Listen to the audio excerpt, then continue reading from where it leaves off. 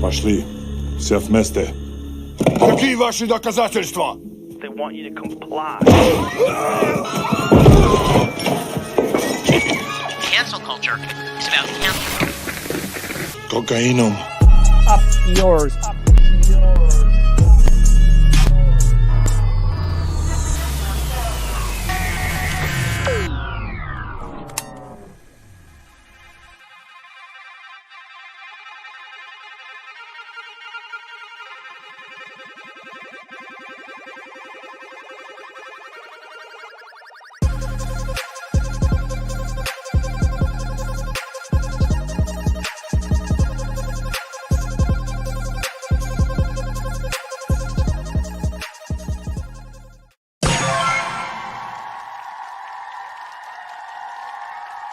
We return you now to your regularly scheduled program.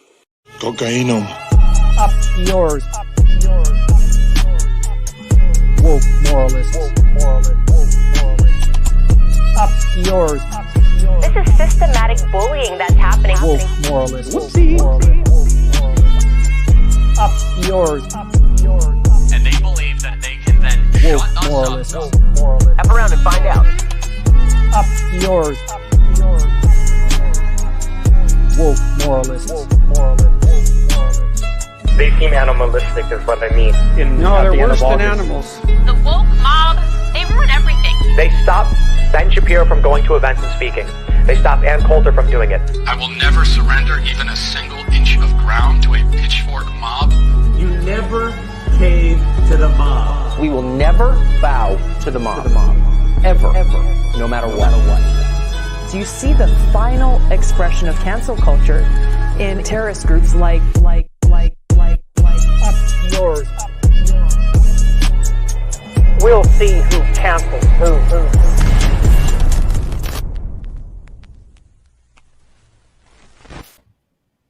Oh my God. Oh my God, Rebecca. What's Welcome. going on? That was so cute. I love that intro. That video is amazing. Yes. Mike, It's amazing job great on that. 'cause Yeah, we'll you and never- Lance, right?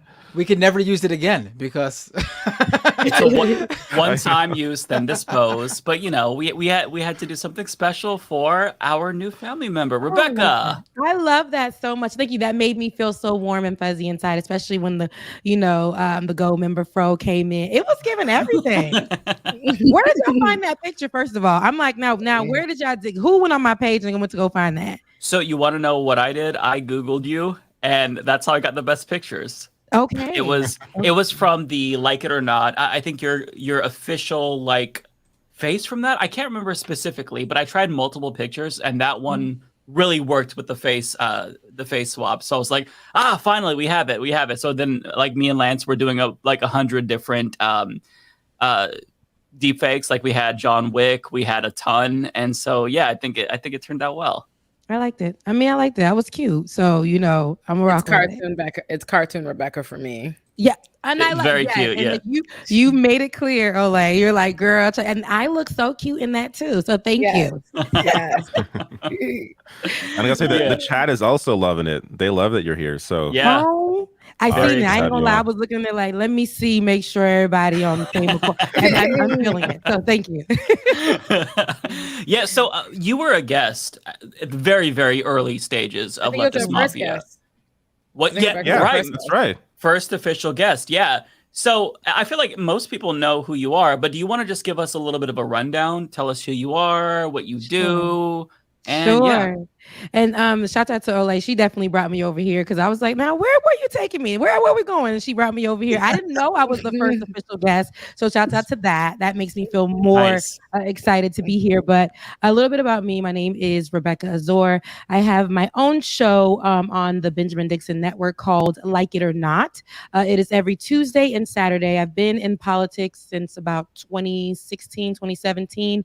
And we did our original 1.0, the first version of Like It or Not, with Benjamin Dixon and I. And I've been working in politics ever since. I've been on different shows. I've worked with different people in the space, and I've been trying to give up, and Ole will not allow it.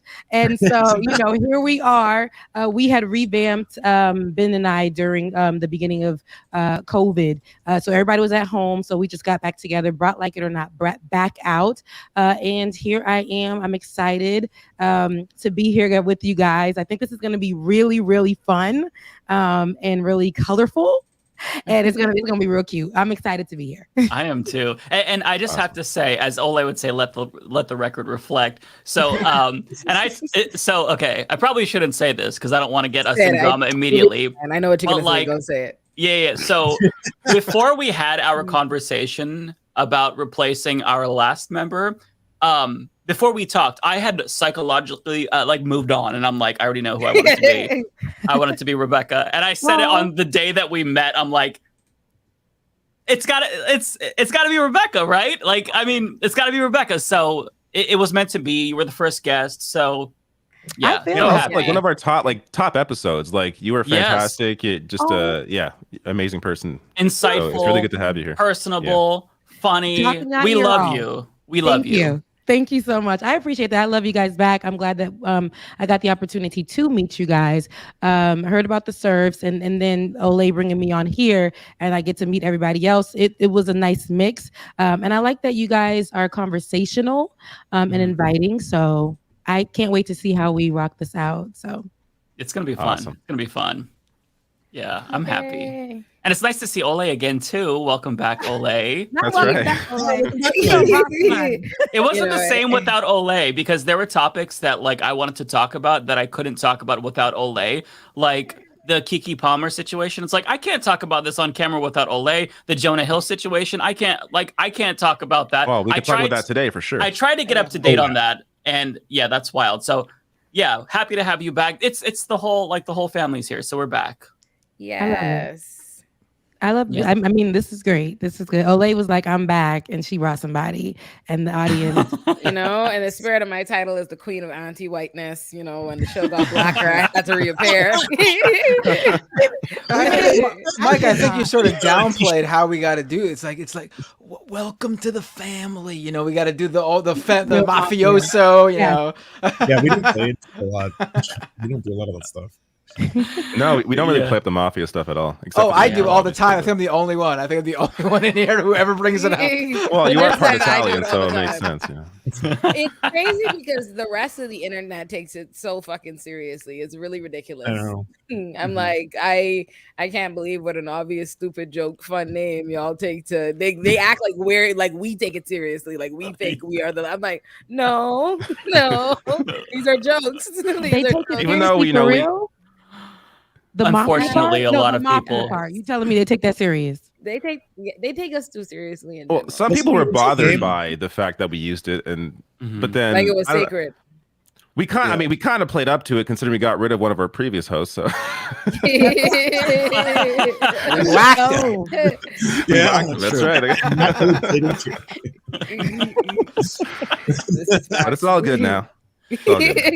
Yes. We are moving forward. What do you guys want to chat about? Did anything happen this week? Yeah, there was a lot that happened this week. I want to start this episode in 2.0 with the defense of myself, because I'm going to get shit tomorrow.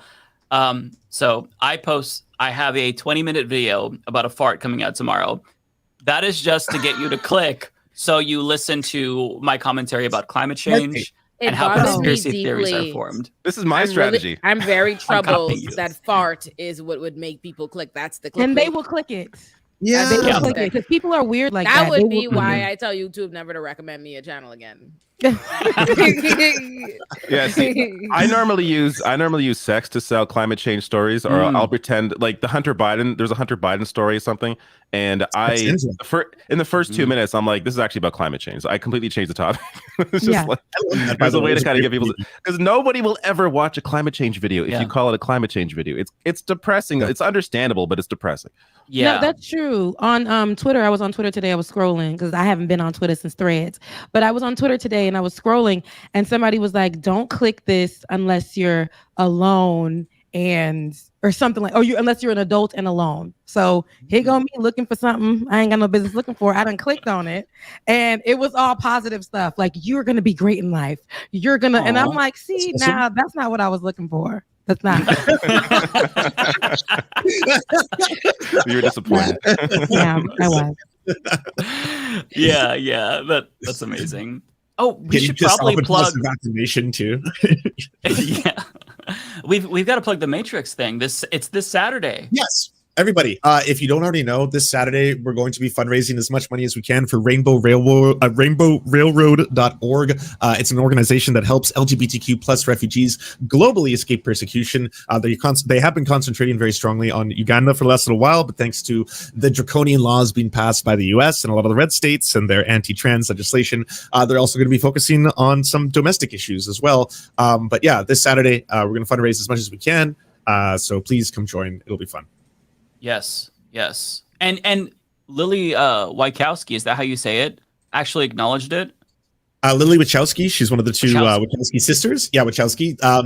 One of the two original writers / directors tweeted out about it and said it looks awesome. So that's obviously, I was like, oh, well, that's amazing. But that's really cool. Nice. Yeah, I will be there. And it'll be my birthday weekend, so that'll hopefully drive up donations. Yeah, I'm gonna use that. I'm going to use that to get donations. Nice. When's your birthday? It's on Tuesday. So middle of the week. Early birthday. Oh, thank you. Thank you. Happy birthday. Yeah, what it's sign technically is that? my birthday weekend. Say that again? What's your sign? I ain't into it for real, but what's your sign? I believe it's say? I think it's Cancer. Oh yeah. I think. Oh yeah, because you're a Cancer too, Olay. No, hell no. I'm Okay. the quintessential Leo girl. Oh, well, I guess it's bad that I'm a Cancer judging by No, Cancer. Hell no. Cancer suits the Hufflepuff in you. Cancer and the Hufflepuff in you are very consistent. That is So it's not necessarily a bad thing per se. No, it's not bad at all. Okay. It's not bad at all. Okay. Unless I you're like to dating them. tell by the way she reacted to it, but it's No, not- I reacted that way not because Cancer. There's anything wrong with Cancer. It's just because Leo is superior to everybody. Okay, that's a lie because Taurus is really superior to everybody. But I like you a lot. Well, like, kind of, we'll ride it. But the Taurus is very. None of it means anything. Shut None up, of it Bender. means You a don't know thing. You don't even. Bender would be that guy. I mean, I would be in Binder's camp, but I do think it's fun, and just to hear like what their personalities are like, supposedly based on this. I think it's fun. So yeah. Geminis are no good, and then we can move on from there. I just wanted to put that out. I just wanted to take that right. I'm just kidding. Now, look, Geminis. No, they that's are right true. with No, me, that is except true. for when you gotta date them and put them in your space, it just gets crazy Someone right there. said, I don't know why Olay don't like Geminis. Okay, I once wrote a series called 5 Terrible, Horrible, No Good, Very Bad, Super Raggedy Men. The first installment, is called Raphael, the Romantic Terrorist. He was a Gemini. So when you say you don't know why I don't like Geminis, I want you to know that I know why. I know I have several whys. So I'm just gonna say Geminis are a lot of people that you got to be prepared to talk to each one. When you want to talk to them, you got to address each person, each demon by name. I'm just kidding. How But I you gotta feel, no, address- definitely. Geminis have the romantic shelf life of avocado. Like they feel very strongly about how they feel about you today. And they will feel very strongly about the entirely different way they feel about you tomorrow. My sister is a Gemini. The last guy I talked to was a Gemini, and complete loving psychopaths. I don't know. They're crazy. That's all I got. It's a lot of work. Is there a form of discrimination we're going to get in trouble for? Are people going to call us like astrologists or something? Because we're like, I'm pretty Gemini slander is universal. Yes, love. It's very much every time the season comes up. Cancers cost me a lot of grief in my early 20s. I'm on behalf of all of us. I apologize. It's okay. I learned from my mistakes. I don't do that anymore. As long as we don't trash Scorpios, it's all good here. Oh, I'm a Scorpio moon. I love Scorpios or when is that? It's like October-ish. November. It's October to November 21st Okay. or 22nd. Yeah, I'm a I love a Scorpio good. moon. My best friend is a triple Scorpio. Well, triple. Triple Yep. Scorpio. So they have She's a Scorpio sun, Scorpio moon, Scorpio rising. This is Sis, where it you gets don't know crazy. your moon and your I don't know the rising. other ones. Maybe it's when I look out the window, right? You don't know what time. Sis, I'm not gonna play with you. That's all I got. Stars, moons, and You don't know what outside. time you're born? At what time on the chart or in my life? I'm gonna fight you, sis. What time you was born? Go ahead 11, for me. 11 a.m. 11 a.m. Okay, I can get your chart for you later. We can discuss this later. All right, I will get this. All right. Anyways, in news. Yeah, what exactly happened this week? Because I feel like these last 2 weeks have been just all of us engulfed in the drama, and I'm so ready to put that Move on. behind and move forward and just start a new life and Start a new life. Start a new way of life. Just kind of bury that. But yeah, what happened this week? I feel like there was a lot, but I'm blanking. Two things come to mind for me. So today, the actors went on strike. I have a great clip from Fran Drescher. I can bring that up in a bit. And the other one is I just saw this randomly. Tim Pool made $5,000 off Twitter. You can make money off Twitter now. Is that what's happening?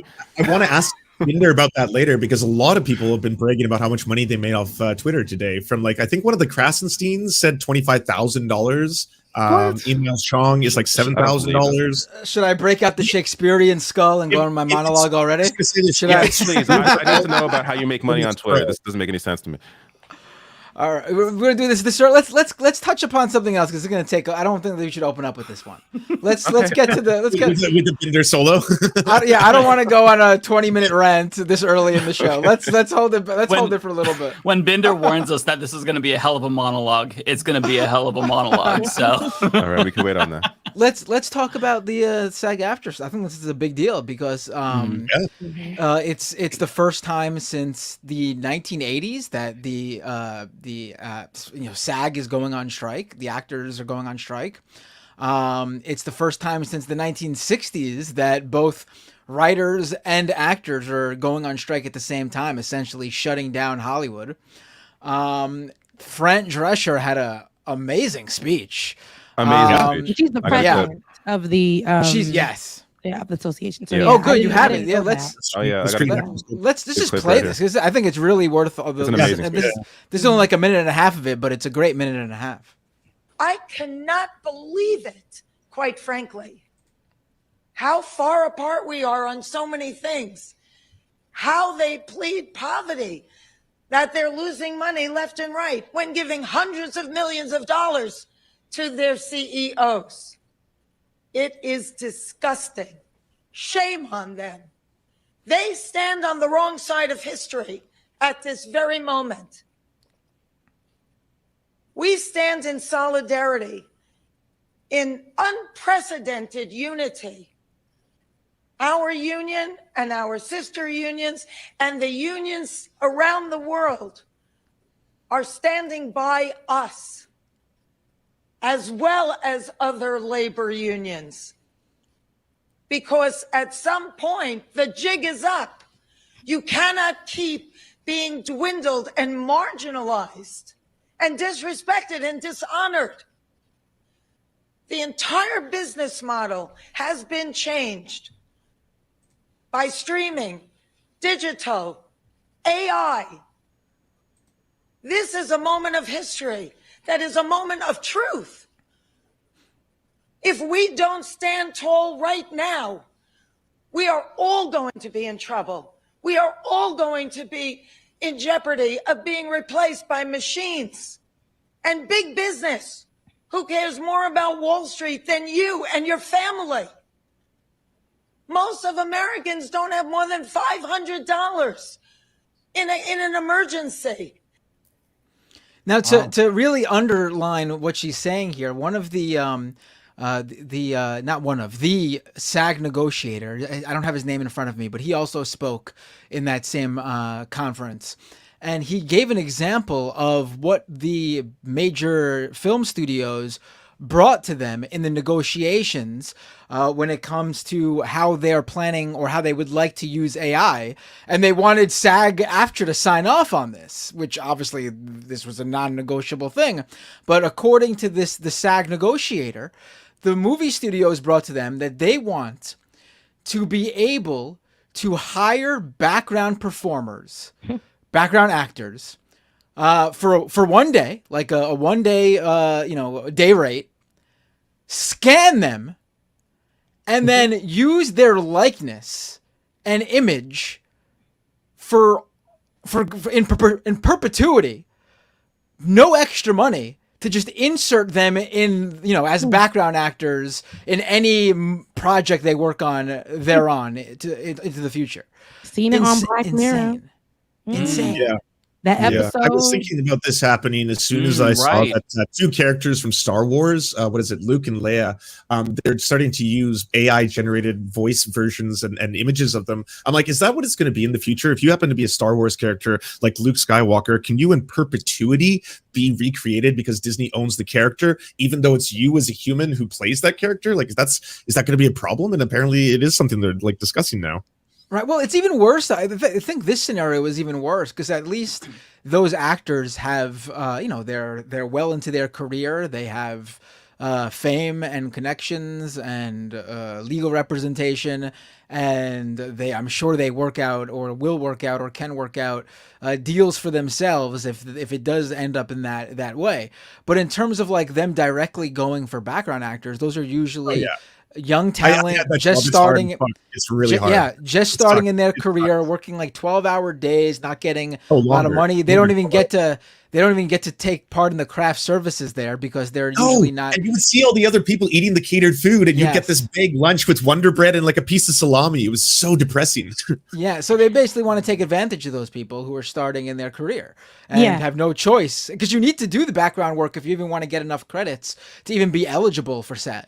It used to be hard work. It used to be like a big deal when you get, when you're credible for SAG. But it's interesting because this whole thing that they're talking about where the money is going and how they're underpaying the actors and how they have to do 6 jobs to really essentially get nothing. They're poor. I have a friend who is out there holding up, some signs, and I was talking to her, and I know the struggle that she's been going through for years. She's in commercials, she's in movies, she's in all of that, and she gets paid nothing. She can't even pay rent. She lives in LA. She started out sleeping on people's couch. She just got off the couch and got into a room to at least be able to rent. She can't afford really a vehicle. She had to get it from a junkyard, and that's a big deal for her. But she's been in huge commercials, huge movies, and she gets paid nothing. But to know about the AI side of it is very interesting. Just when that Black Mirror season came out just recently, hearing about this and seeing it on that, Jonas Awful episode, and they literally was talking about how they were using, what's her name, Selma Hayek, and how she had no control over them using her face in everything in that girl's life. And the girl didn't know, that the young woman didn't know that they had control over her from AI. And they were just like, it's terrible that even the seasoned actors that we know are getting dubbed in this whole thing too when it comes to AI. So it's troublesome to see, but I'm glad that people are out there fighting this right now. It was funny because I saw a lot of people on Twitter talking about it, but Kev on stage and I think Danny B, they were confused. They were like, okay, so now are we all in this together? Because I want to know where I'm supposed to meet at. Nobody gave me a call. Nobody sent me an email. So some of the Black folks are trying to say, okay, so are we going? Where are we meeting? How come I didn't get this email? But it is definitely a thing that's happening, and it's sad. I sent a video to the group chat that y'all should play. It's Brandy Evans and one of the stars of a show called P-Valley, where she shows like her residuals. Because I think why the writers and the actors are really at a disadvantage in terms of public opinion, because I think there aren't a lot of people like really looking into the details, and there's an assumption that comes with Hollywood and entertainment and famous. Like there's just an assumption that people make a lot of money, and so people just are unsympathetic because they just don't have the reality of what these people actually are making, and they're not being paid commensurate to what is being earned by these studios. So I think this video is really helpful to that point. plate. What's up, y'all? So I just walked in the house. I ain't even taken off my bag yet because I was like, are those 3 SAG after checks on my table? Let me open them up. It's my birthday week, my birthday Friday. So I was like, perfect timing. Let me show y'all what they got me, okay? That's the first check. Oh my God. That's the second check. And that's the third check. Oh my God. Jesus. Wow. 1 cent. 1 cent. Unbelievable. Yeah. You don't even have those in Canada anymore. They got rid of the 1 cent. Yeah, they got rid of the cents. We don't know what that That's currency insane. is. Wow. Wow. Do we know, does anyone know the list of demands? Because I saw the ridiculous, like mind-blowing headline about Bob Iger, the Disney CEO, who was saying that all of their demands are unreasonable is the word that I think he used. Right, I When think he it was makes no more 27 Marvel million a movies, no more year. Star Wars movies, no more. Will we survive? There's not enough already. It's just so ridiculous. Yeah, I did not know about this, and this has been really eye-opening for me because you would assume that if you are the writer or the actor for these shows or commercials, that you've made it. Like you're making bank, you can survive. But the fact that they are making, I mean, effectively less than minimum wage. I mean, it's so shocking. So yeah, very dystopian, and the AI element really adds to this whole Black Mirror feeling. You have no control over yourself these days, and then they want to make you feel bad. Like, listen, you are on television, that's good enough. I mean, we've got you. That's kind of like, oh, you've gotten the dream, like you've gotten that gig. And I used to think that was enough too, until my friend started telling me, girl, yeah, you saw me in that MLB commercial, I sure was in it, but I got nothing for it. It's doing nothing for me. Everybody's seeing me all over the world, but I can't eat. I can't, like, I really don't have a place to sleep. And so it's super sad to see that they can take your likeliness though. They can utilize it. They can, and then as Fran, who I didn't know was the president, which is interesting, as she was saying, the CEOs are taking the money and getting paid and doing whatever they want. But the people who are helping to fund the CEOs, helping you guys gain money, get money, they aren't worth anything. Like, that's so sad to see the P-Valley actor getting 1 cent. Don't even get me started on them all being snubbed for Emmys. Yeah, that too. I'm very. All that work. I think our society in general, I think there is I think there's a disconnect of people's understanding between visibility, fame, and money and riches. Because I think there is people think, oh, I see you a lot. If I'm seeing you, so you're famous, so you're rich, with no concept of, even if they don't even know where that money would come from, right? Like when people think, oh, you're Twitter famous, so you must have bread. And it's like, logistically, where's the monetization? Yes, ma'am. You know what I'm saying? So yes, I think there's that disconnect there, and I think that is harming the writers and the actors when it comes to this particular thing. Yeah, I remember when I was a kid, I thought whenever I saw someone on TV or in movies, I was like, oh, they got to be rich. You know, you just automatically think, even the background actor who says, like, excuse me, sir, as he bumps into the main character. Yeah. I would assume, like, oh, that guy's a millionaire. No, most of these people are not even, are like barely making it every year. Like, unless you're the big A-list Hollywood star, you're just, getting by. So which is good to remind people in this industry. Sorry, go ahead. I was going to say, I work professionally in the film industry on both ends. So I started out doing like extra work and being a PA and stuff like that. But I also eventually rose to the ranks of being a professional editor, special effects supervisor, and then did digital distribution. So I saw what it's like to be on the executive producer side.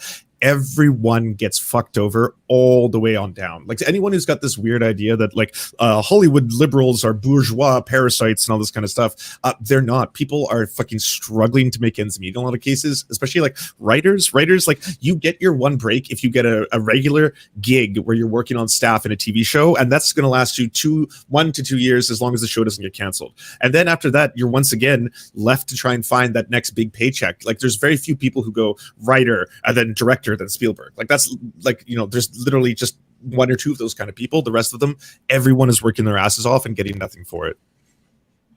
Yeah, I mean, that's another great point to really like hone in on there. Like, this isn't like, you get a job and there's a steady paycheck that you could spend years and years at this job, and if you got laid off. Maybe there is severance pay or something like that. They're just, the project is over. That's it. Move on to the next project, and you got to spend the time to find that project, and also then work it out with your schedule. Oh, you can't take a project that's going to overlap with the final week of the project you're leaving. It's a hard line of work. So I would say, like, I'm happy to see a lot of them out there, or they're standing up. A lot of them, I think it was from the recent award show. They walked out some of the actors walked out. The Oppenheimer premiere, like the premiere of Oppenheimer, all the actors walked off and went right to the picket line. That's so awesome, so metal. Yeah. And I thought that was a message that was heard. So I want to see how this is gonna impact, I guess, the acting world and what it's gonna do.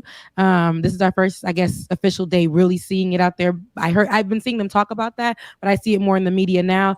The writers, we saw how much that was impacted, and I don't know if anything has changed since, but the people who are willing to take up, the front lines on this, I wonder how that will affect them. And I'm talking about the major actors who are willing to probably take pay cuts, drop some projects coming up or whatever, just to be an ally to the people who are really getting hit the hardest when it comes to this.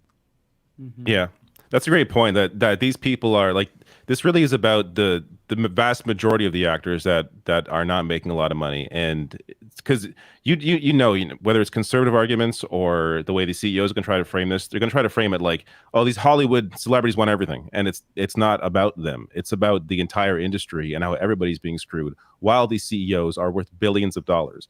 So to be able to recenter that conversation on what this is actually about, I think is very important. And Fran Drescher, in that full speech, I mean, she connects it to the larger labor movement, how CEOs generally are screwing over workers. It's really good to see workers like this that are more prominent because of their status stand up with everyday labor. And I saw a great point too from I think it was Francesca Ramsey on Twitter, where yes, it was. I was actually just about to suggest we have Francesca on and talk about it. Yeah. Do you want to mention it, or do you want me to go ahead? No, you talk. Okay. I just said we should have Francesca. Oh no, I thought you brought up. I'm sorry. I thought you knew what I was going to bring up. Right. So she posted how like sort of a PSA, I guess, for like online influencers and content creators, this is 100% going to happen, and I think it's great that she got ahead of this. The studios are going to use this opportunity to lure in content creators and influencers to be scabs. They're gonna say, "Oh, here's your big chance. We're gonna, let's look at that script or that treatment you've been preparing. Yeah, we're gonna look at your stuff. Don't accept it. Don't be a scab, because A, it's fucked up to do, but B, your career, once this strike is over, will be over as well, because the writers and the actors who are part of the unions will not want to work with you because you were a scab.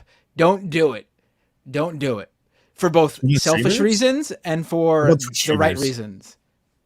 I seen Ashley Ray make a good point about this. Ashley Ray, about that same thing. She said, I'm curious about how many content creators really care about joining SAG after, because I think the punishment is, what they put out is, if you do it, you won't be able to join SAG later at a later date if you go in now to the content creators, right? To discourage them from doing that.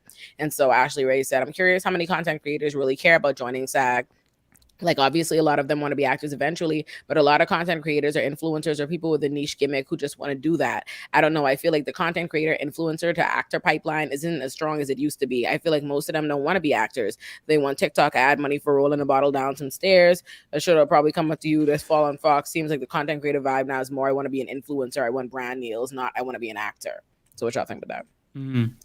There's definitely, obviously the overlap is probably more so with writers, actually. I think you're absolutely right on about, like, there's a lot of people who aspire to be, screenwriters and TV writers in the writer's room, and they put out a lot of web content, funny videos and stuff.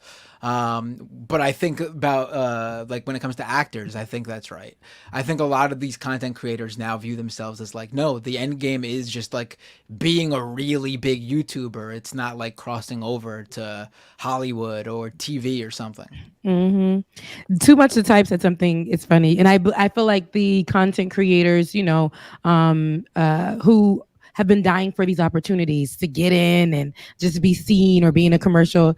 He was like, you'll even get your name in the end credits, like the 4,332nd person, but you'll see your name, and that's kind of what they're okay with as long as they got in. And it does suck because I feel like a lot of these other, like, we see how music has become and we see all of that, and what they'll do is throw these little things in front of these content creators' face, some of them that have been dying not to be doing funny jokes and funny videos online, but to be a singer. And they'll be like, you know what, Capitol Records done tapped on my shoulder, like, let me just hop in. And they're paying them nothing, all that money that they think is such a big deal that they could actually be getting, they're just accepting it just to say, I signed a deal.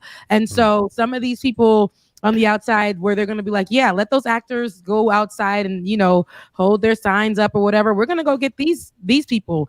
And they are going to take advantage of them like nobody's business. But they're going to say, I'm a part of SAG. And that's it. I'm a part of it. And that's going to be the biggest deal to them. It's sad.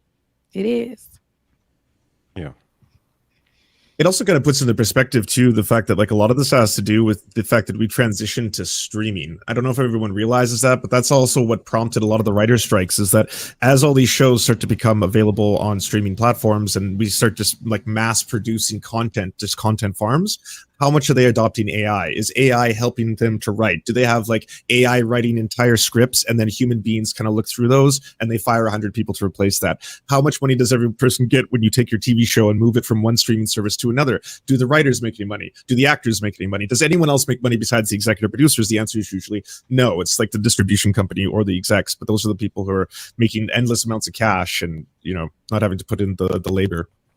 Do you guys use AI at any time? Like, have you? Oh, I play with AI. I think it's hilarious. I've been using it for my videos. I'm against it. Yeah. I'm never, not in any capacity. I'm against it.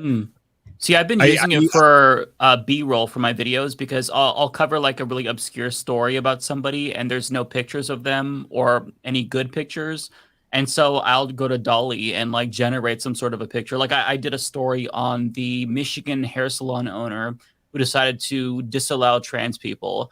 And I couldn't find a good picture of her, or I couldn't find any like generic stock images of just a hair salon person that looked like this lady. So I went on and I typed in angry white lady in hair salon, and we used it for like, the text to make it a little bit more interesting. But that's the only capacity. Like, I'm kind of just playing around with it.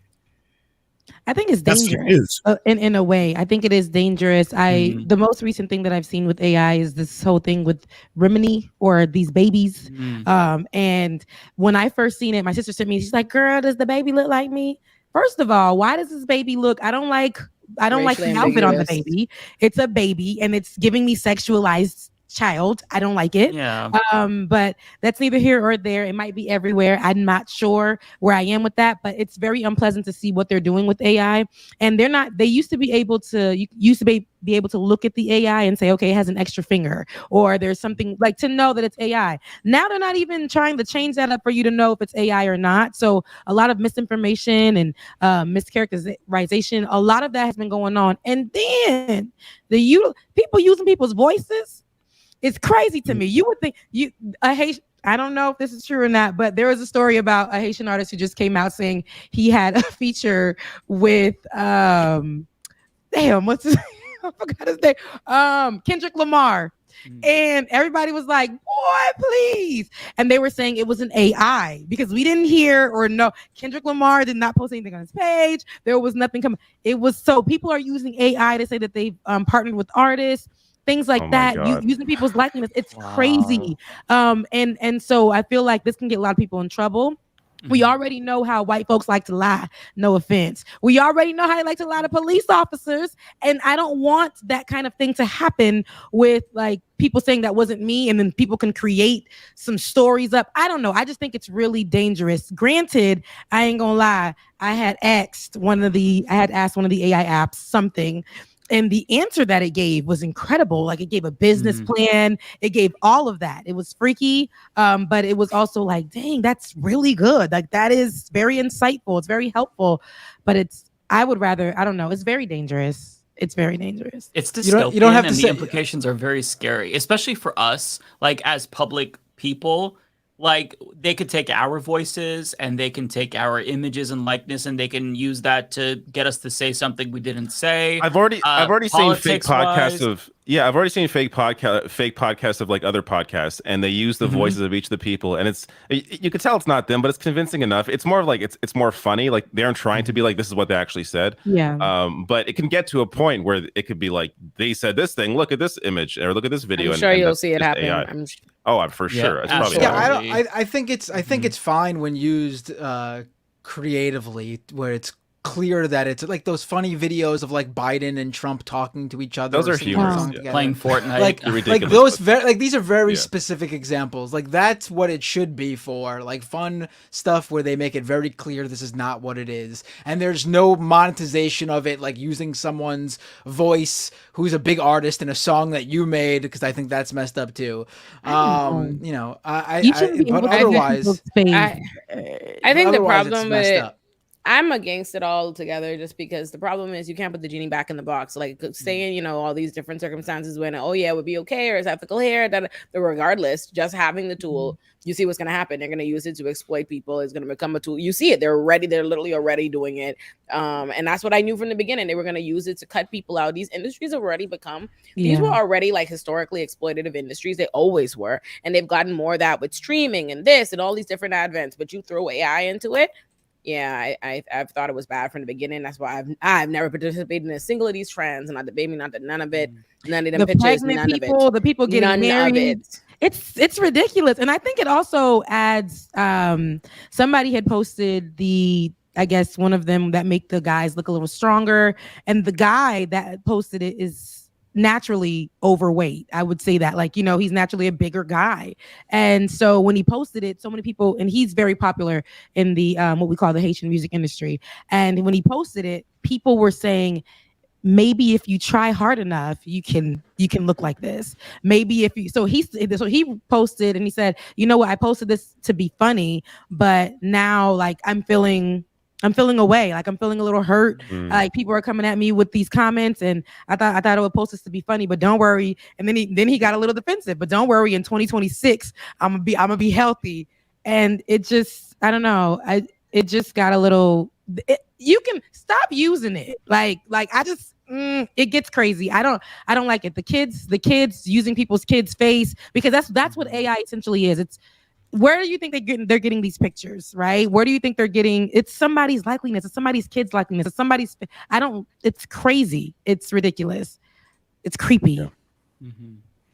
And just to put a pin on the actors thing, which also does include AI, as Lance said earlier.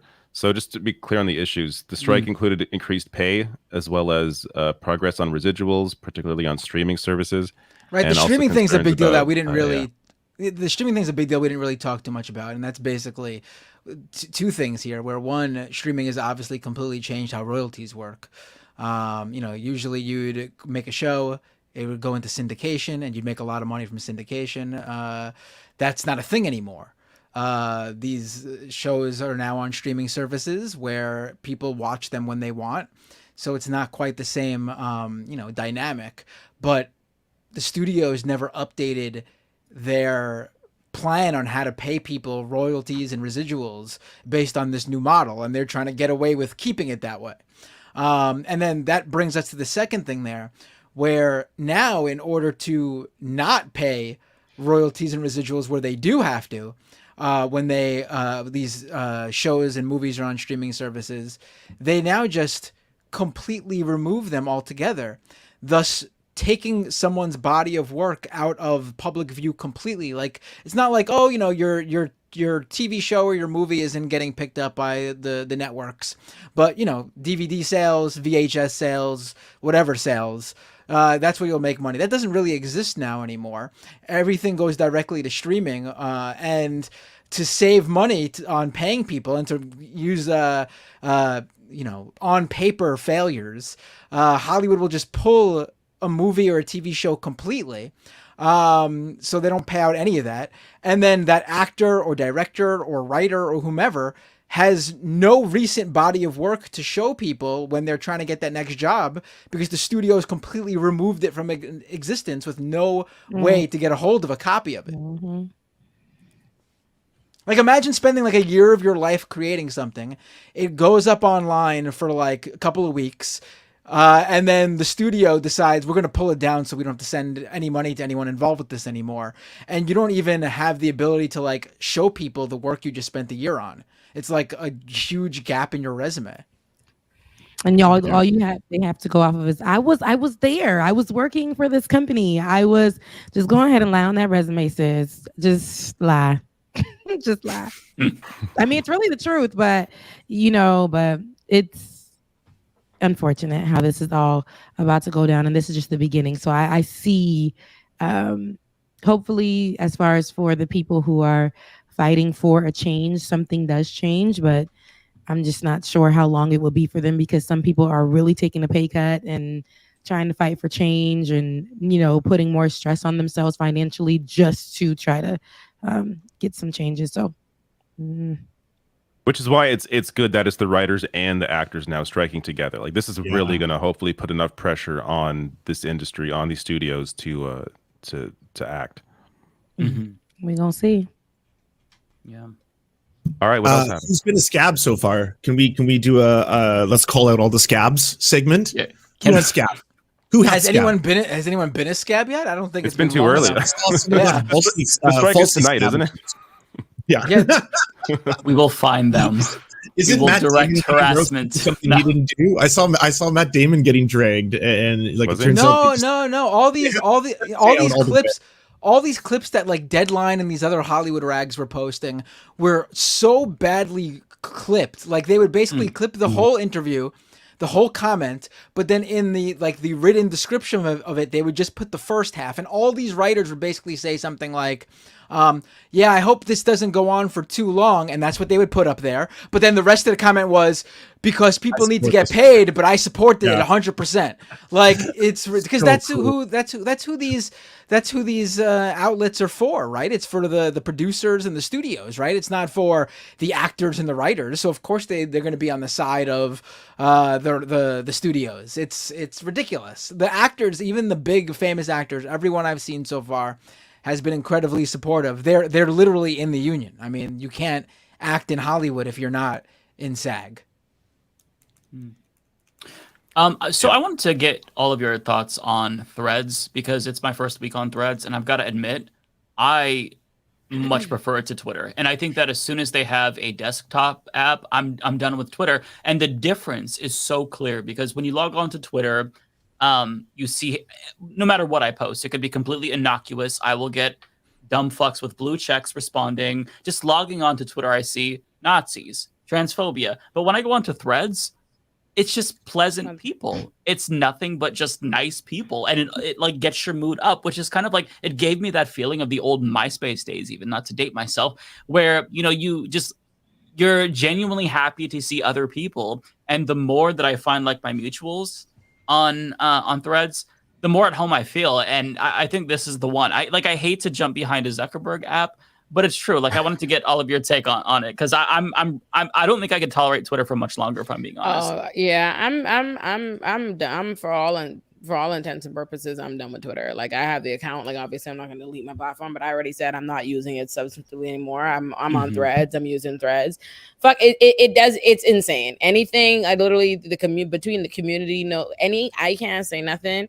And it's immediate, just immediate fucking trolls and this and blah, blah, blah, blah, blah. There's some of them in the chat. That is a thing. So, Twitter, I'm pretty much on Twitter.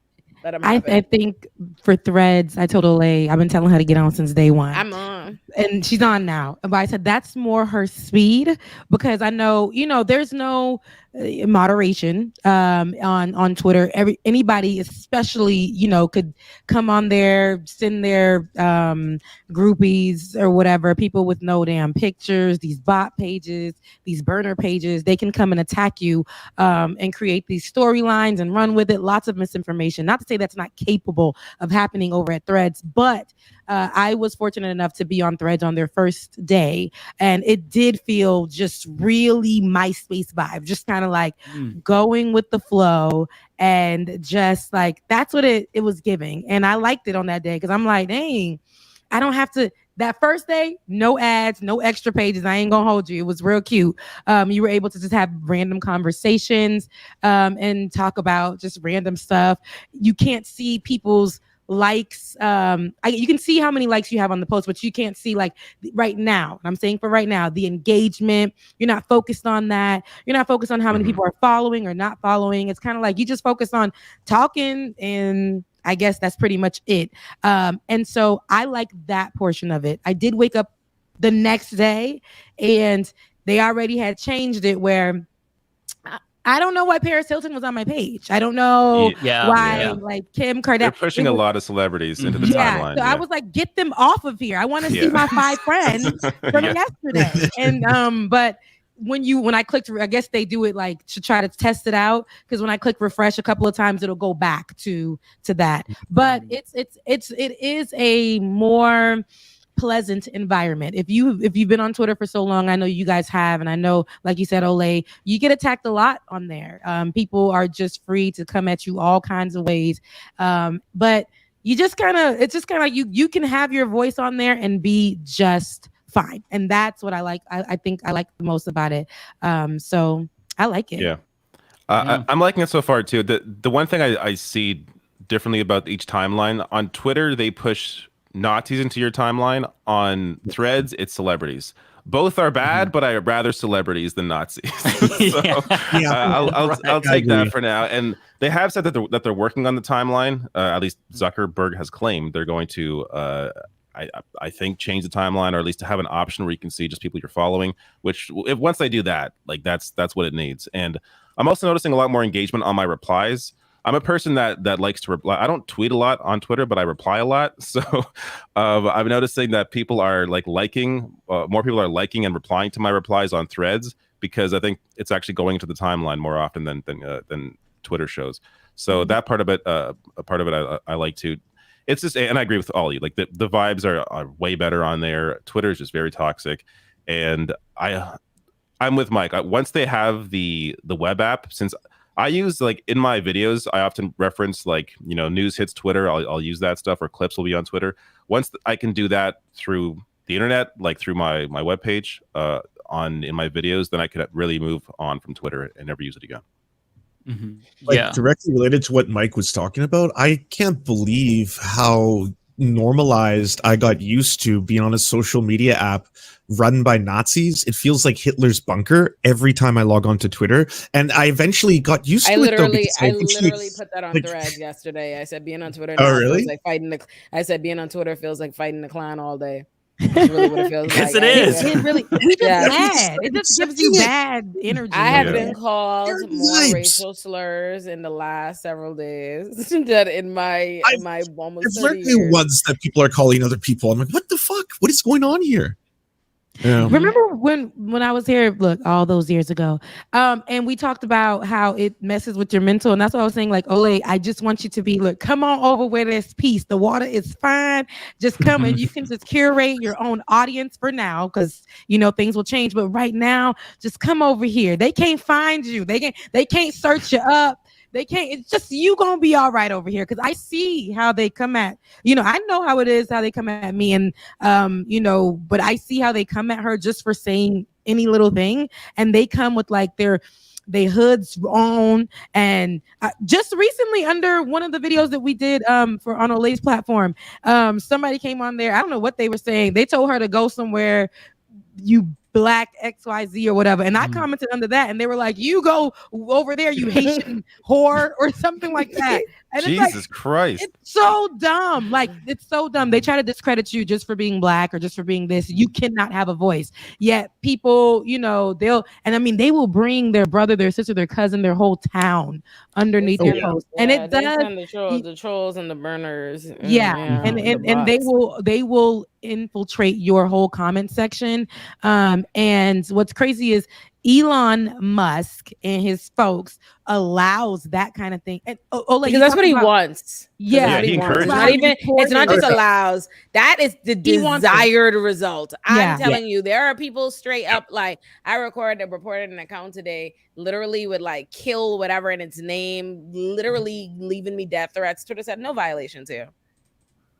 That's just not a sustainable platform because who wants to be in that environment? And like, even when I'm not getting attacked and like, I'll post something innocuous, right? Like I'll do my thank you to my new Patreons and stuff underneath it. Fuck you. You know what I mean? But like, even just seeing stuff like so there was I did this whole video on these Republicans who were part of some flyer with Nick Fuentes. And it was this the whole event got canceled basically. And the announcement that the event got canceled because of Nick Fuentes is just one after another. Blue check Nazi, talking about, this is the Jews did this, just one after another. All those Nazis get floated straight to the top. So you see it so much more. And that's why I think the Twitter activity is decreasing because it's just not a tolerable environment. Like it's not toxic. Just like it's not just the terminally online people. Like I feel like most of us are probably terminally online. At least I certainly am. I think that even like normal users are seeing it because every time you log on, what do you see? You see Matt Walsh. I've never followed Matt Walsh. Like I don't want to see what he says, even for like research purposes for my video. If I have to cover him, I'll seek out the page, but I don't want to see that blasted in my face. But then on Threads, like it like changes your mood where it's like I'm posting pet pictures. Whereas if I did that on Twitter, somebody would attack my pets or some shit. Like, you know what I mean? Like it feels so much better. And I think that you can tell that it is a real threat because that's why Elon Musk is issuing these legal threats, cease and desist. He is calling Zuckerberg a cuck, which is true. We don't like Zuckerberg, but he wouldn't be nervous if it wasn't a threat. And I think that the faster that Threads overtakes Twitter, the better. My one thing is I just have to find all my previous follows on there. But once we're there, once my feed. So if you're I don't know, depending on how you use your Threads, right? It automatically follows everybody that you are following. You can do it like that. So if you were following some like whoever your followers are, as they join Threads, they will automatically transfer over.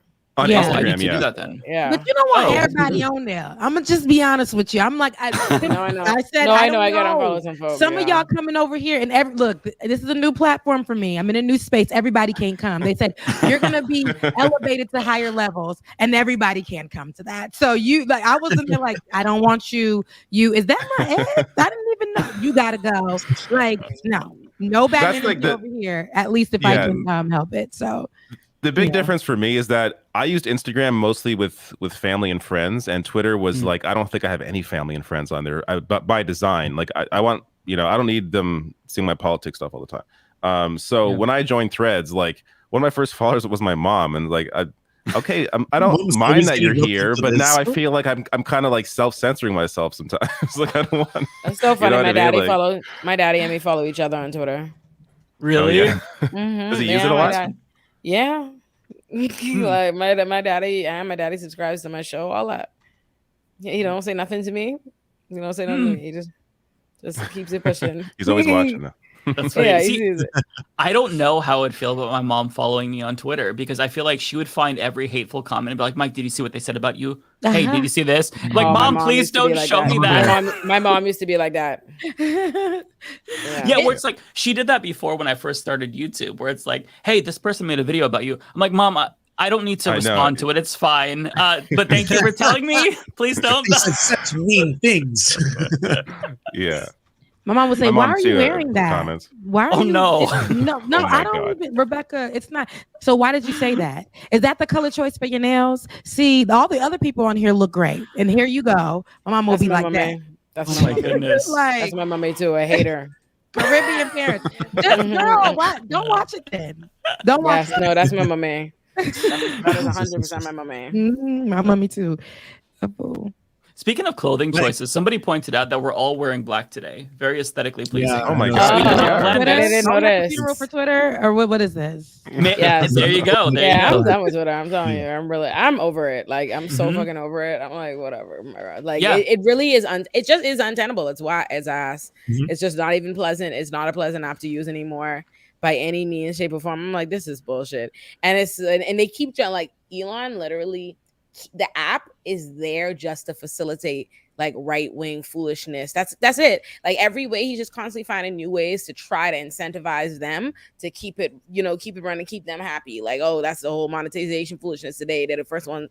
That's all it is. It's foolishness, and they keep like evolving, right? Like first it's the blue check, so they see the blue check blockers. So now I feel like the bot farms are more now, like because I'm telling you, it's like immediate in seconds or whatever. The same thing without the checks, so that you to get around people blocking the blue checks. It's the app is disgusting. It's absolutely disgusting.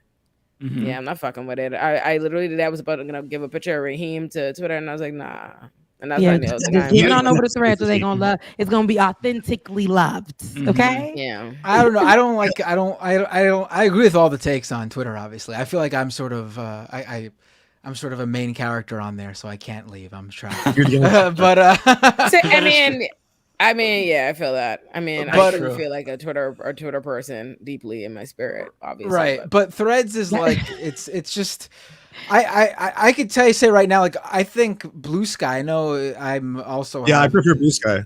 I think that's the better of all of them in terms. I'll be honest. One of the reasons why is because of the invite code. It's got a very the people who popularized it initially and made it really interesting and give it a neat vibe was like a whole bunch of people of color, a whole bunch of queer people, and they've both had like this really awesome growth pattern to see on Blue Sky, making it kind of unique in the social media platforms.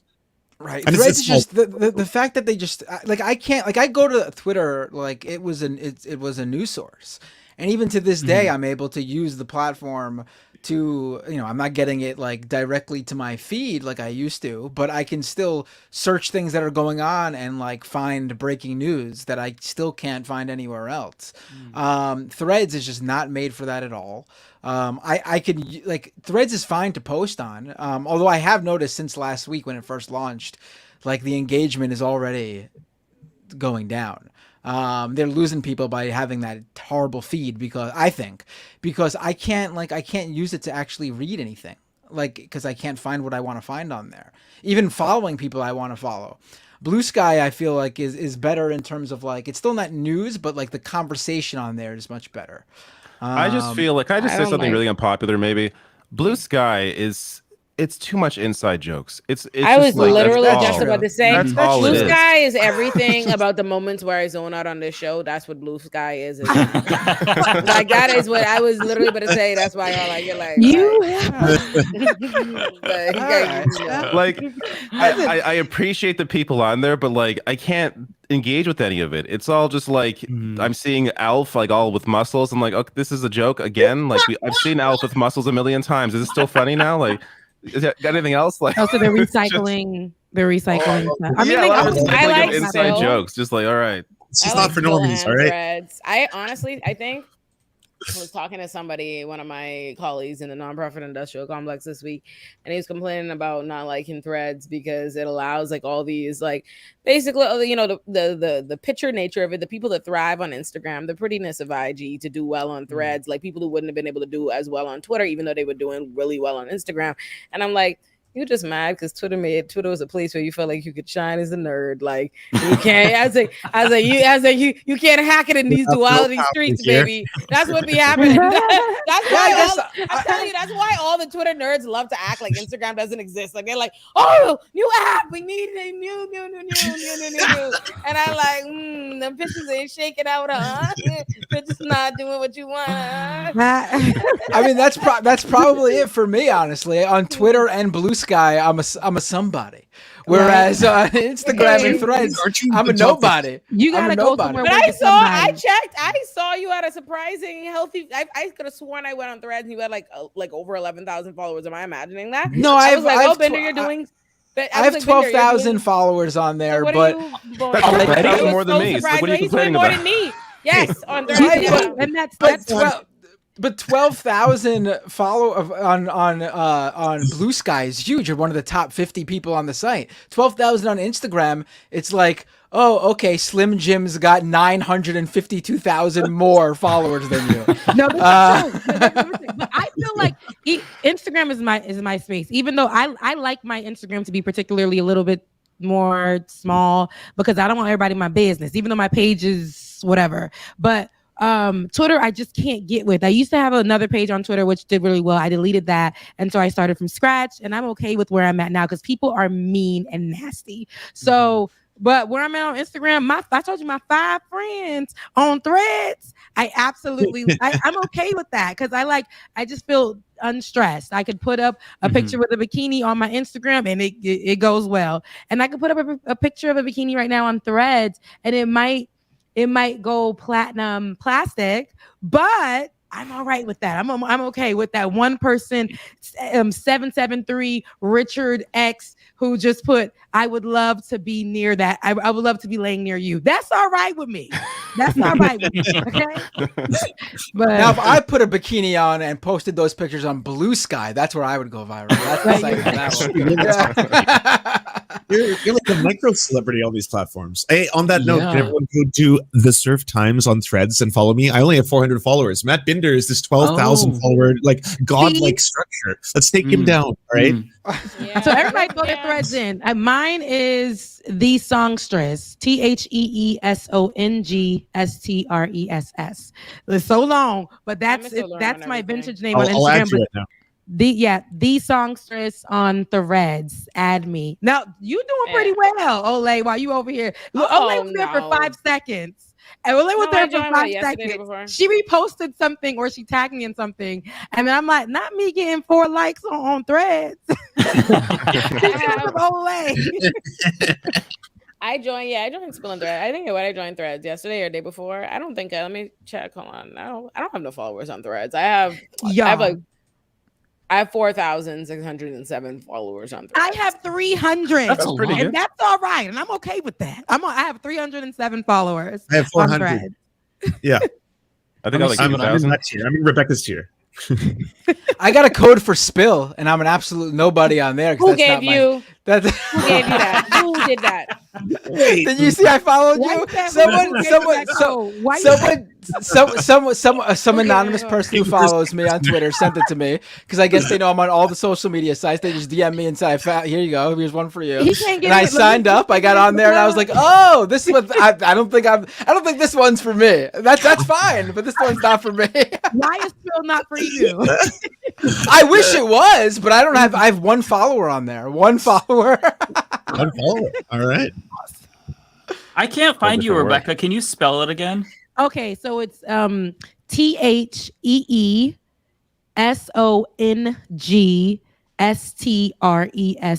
The Songstress. Like Anita Baker, but the Songstress. So yeah. Okay. 322 followers. There you go. 1 more. Mine is Mike.Figueredo, not Humanist Report. So if everybody wants to find me, and I'll spell my last name because it's very vowel-y. Mike.Figueredo. Found you. This is why I'm the same thing on everything. I'm still learning. I'm a Matt Binder. Be sure to follow. I guess I'm gonna follow. I have to bring it up. By the way, did you see the complaints about the Thread logo by like Cat Turd and conservatives? They thought that it looked like it was 666, and they were saying that it was like They see them everywhere. Evangelists are out there. They're gonna do all this Sunday. Just wait for it at them churches, the evangelist churches where they evangelize and say racist things on the pulpit. They're gonna be talking about the damn Threads and how Threads is just so evil, and you must stick to Twitter because God called the people to Twitter. It's gonna be real. That's gonna be Sundays. I'm certain.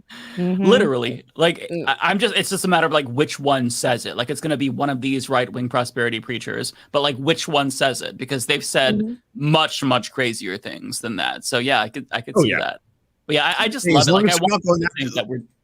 Say that again, Lance. Oh, I said as long as they're not going after the gays, I'm happy. Yeah, go after Threads. Right. Yeah. Well, Please. you know they're gonna tie in the Jews. Threads to are this, gay. 'cause of Threads are gonna be Zuckerberg. so gay. Yeah. They're gonna say Threads is completely gay and against God's plan Oh, but for hell yeah. our lives. I'm Twitter is right where you can say ER real heavy, and I ain't talking about like Cracker Jack. I'm talking about something real black, and you can say it real heavy on Twitter, which is very godly and God ordained. But when you're on Threads, you're too free. It's too free. It's too many kids exposed.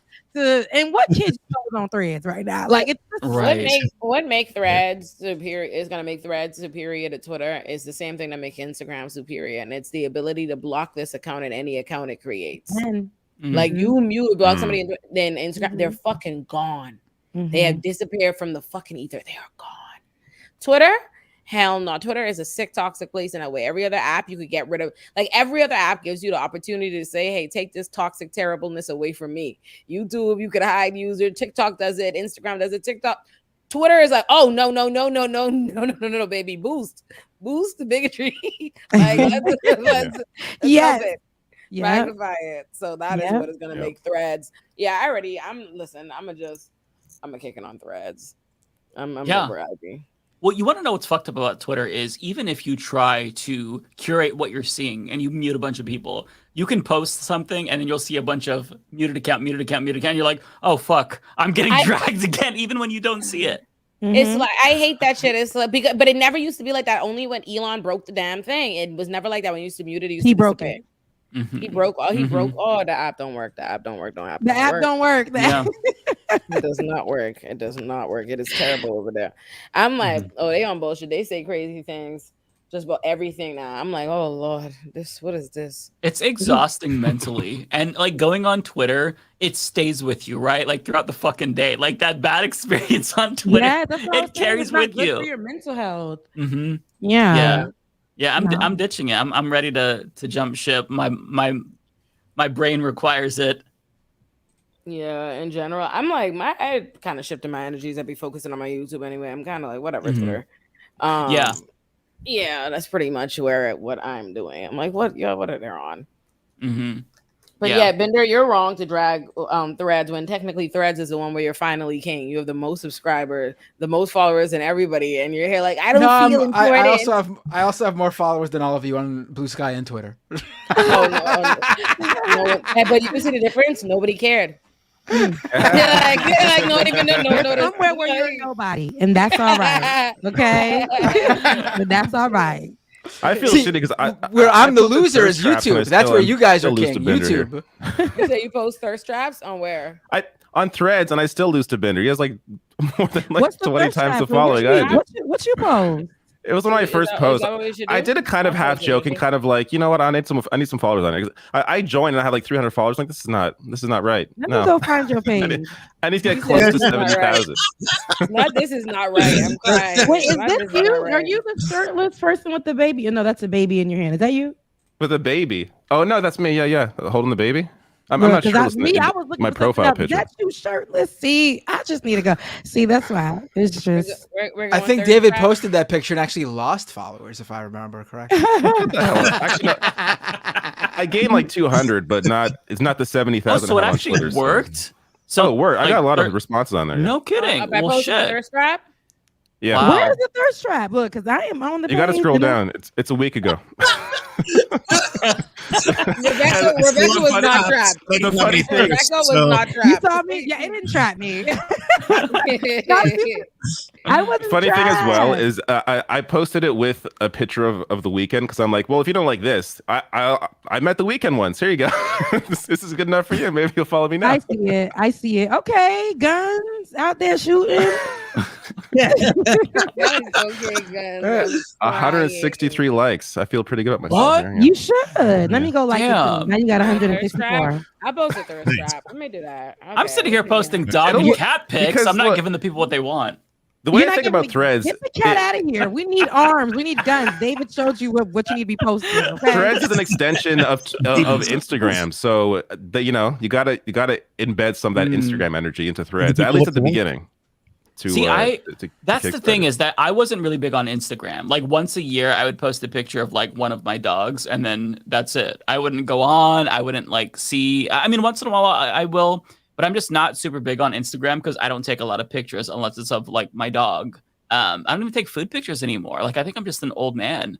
But I'll have to switch it up. I don't know. I stopped using Instagram once. Sorry, go ahead. I'm opposed to I was going to say we don't have a lot of time to talk about the two huge stories we haven't even brought up yet. The one being the Jonah Hill thing that we were going to talk about. The other one being ukulele Colleen Ballinger. Oh my God! A thirst trap in honor of David because David. Let me go look at it. Don't blame me for this.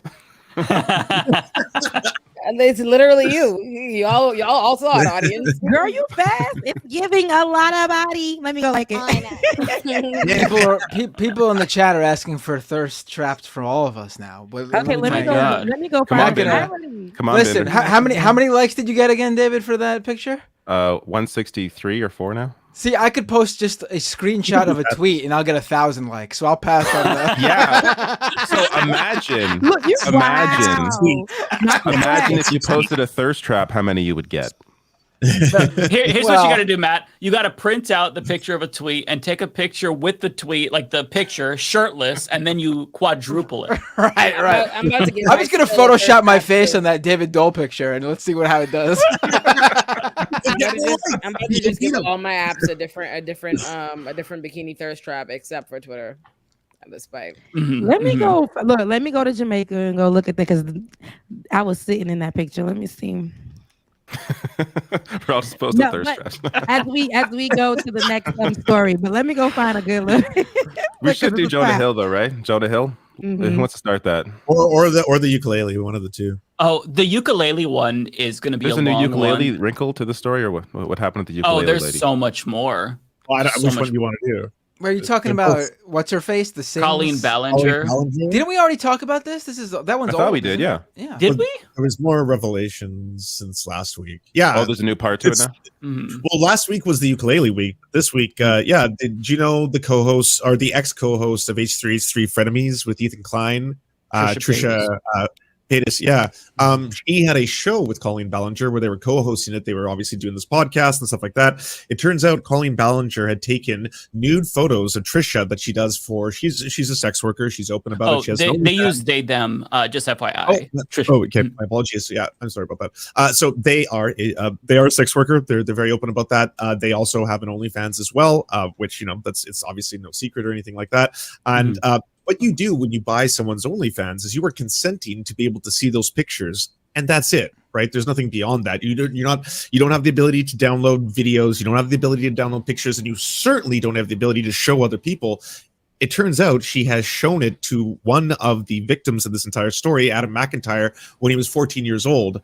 So that, outside of being absolutely disgusting, is a federal crime for if it's true. Yeah. Imagine sharing that with a minor. That's what I would like to not imagine that, actually, so I won't be imagining. You know what I mean, right? Well, and then on top of that, it turned out to not be what it looked like, but anyone who talked about this was getting copyright claimed because apparently she had uploaded. That's what I was about to bring up. Yeah, so she uploaded the whole 10-minute song apparently to CD Baby, which put it on Apple Music, and then all these videos were getting claimed. It turns out they're claiming, I don't know how true this is, and if you want to believe them, but they're claiming that they did not. And I did check on CD Baby, you can just upload it as any name. So it's not wrong to it makes sense what you're saying. Troll could have done it as a prank. Right. So a troll may have done it. So a troll could have done that to gin up outrage because it is obviously a bad look if she's because it looks like there was speculation that maybe she did this song apology so that way she can upload it and then get all these videos taken down that respond and talk shit about her. Interesting. But her people, they're saying no, actually it's just somebody had did this. We don't know who uploaded it. Which now her people also just recently said that she didn't do blackface because it was technically green makeup and she was doing this like a Wicked sketch. I mean, you are impersonating Beyonce. There's no way you can't see that clip. But if you haven't watched it already without being that looks like a minstrel show. There's no two ways about this, right? If you watch the clip, that defense falls flat on its face. It is gaslighting. You can see very clearly she's doing it, right? And it's not the only. There were other reports as well that like people on her TV show claimed that she made really terrible statements. Like she said something like she didn't want Asian people in. She made racial slurs. Just all around, just a What's really funny is how shitty they didn't person. care about any of that. They didn't care about any of that shit until now. No, There you seasons go. of a Netflix show. She's a Disney cartoon character. She's in a Disney cartoon. Like she is the right. peak of corporate branding. Everyone loves her. Her like, and think of this. Think if the person like. For years, she had a tour where on this tour, there were teenagers in the audience. And one of the sketches that she would do in every single fucking location she went to, she would put fast food down her pants and get one of the teenagers to come on stage and go and grab fast food out of her pants and eat it. And that was a sketch that she kept doing over and over and over again. And this, by the way, like, again, the same crowds that talk all day about like, the queers are groomers, LGBTQ plus people are pedophiles and groomers. This was what a cishet person was doing on tour, and this was acceptable. Like this was totally normal. She's again Netflix, Disney, you name it. This is totally normal, right? Like this is completely fine to do. It's just good old American entertainment, to say the least. Like, and this for years. Like one of the people who came forward, Adam McIntyre, this is not new. He revealed that he had been like groomed by her. She had sent him lingerie. She'd asked for like, pictures of his ass and stuff like that when he was 14 years old, by the way. And she gave him control of her Twitter account. Like, I'm sure all of you know, like the psychic damage that being on Twitter can have just for you as an adult. Imagine being a kid where your hero, your absolute superhero, a god to you, gave you their social media account with millions of followers. And was like, yeah, go do my social media for free. What the unpaid. hell? Mm-hmm. Yeah, if you want it's a very long story, and there's a really good video by Swoop, and it's like 2 hours, 2.5 hours, and she just posted a part 2. So I haven't watched part 2, but yeah, really, really comprehensive, and Swoop does a great job at breaking down like she doesn't just tell the story, like she goes into like the abuse and how like this affects you and the feelings that you get. Right, it's really, really good. I'd highly recommend that. Yeah, shout out to Swoop. I found Swoop when she covered one of the panelists, former panelists on this show before. And we were maybe in a Swoop video for a few seconds, but she's great though. Really, she does. What are you talking about? Swoop is a YouTuber who did a documentary on the entire history of Colleen Ballinger and. Okay. No, it's okay. I was making it. Yeah. It's okay. Yeah, just a former guest that we had on. Yeah. Swoop is really good though. I am a stan of Swoop. Ever since the video that was very close to home for us. What video? What are you talking about, Mike? I don't know what you're talking about here. What is talking about a Kasparian drama, not the other. No, I'm just kidding. No, exactly. Shut the fuck up, God, please, no. Names that we will not. I can't not step. I'm Mr. Magooing us again into drama. Shut the fuck up. We ain't going Are we back. doing a Jonah Hill or no? Okay, wait. Can I put on this one last point, just if you don't know this? I looked at it today on YouTube Kids. All of Miranda Singh's videos are still up there. So if this entire disgusting rap sheet of stuff I just told all of you, if it is not getting you outraged or disgusted, and again, this is the corporate branding someone like this has and the protection someone like this has. She is using her platform to potentially groom fans and has been doing it for a long time. You got to take that stuff down, or at least for the time being, unlist it or something. Don't leave it on YouTube Kids for now. Her tour has been canceled, by the way. That's one other update I forgot to mention. Yeah. Remember what they did to poor Pee Wee Herman, poor Paul Rubens. I mean, we talked about this on your show. Really, just unbelievable what the bar was back in the day, and people who got their names ruined, who did not deserve it, in my opinion. And now we just let people like, what's her name, Colleen Ballinger, run rampant, doing things bazillion times worse with no repercussions. It's amazing. Because they don't care. Because they don't actually care about children or any of this stuff. Like, come on. Like, no one gives less of a fuck than Republicans. They don't care if children eat. They don't care if children are homeless. They don't care if children are anything. The only time they care about children is when somebody else they openly fucking hate provides them an opportunity to scapegoat some kids. Yeah. That's all it is. No, they're gonna. The only time they care about kids is when allegedly drag queens are involved, and that's when they give a damn. Not when they're getting shot down, not for any other reason. Not when they're being sexualized. Not when they're in any form of danger online. It's not that serious, but this is America. There's also a really disgusting double standard where, like, a lot of people, Greg Gutfeld, Tucker Carlson, they are completely fine with grooming or pedophilia if it is an older woman doing it to a young boy.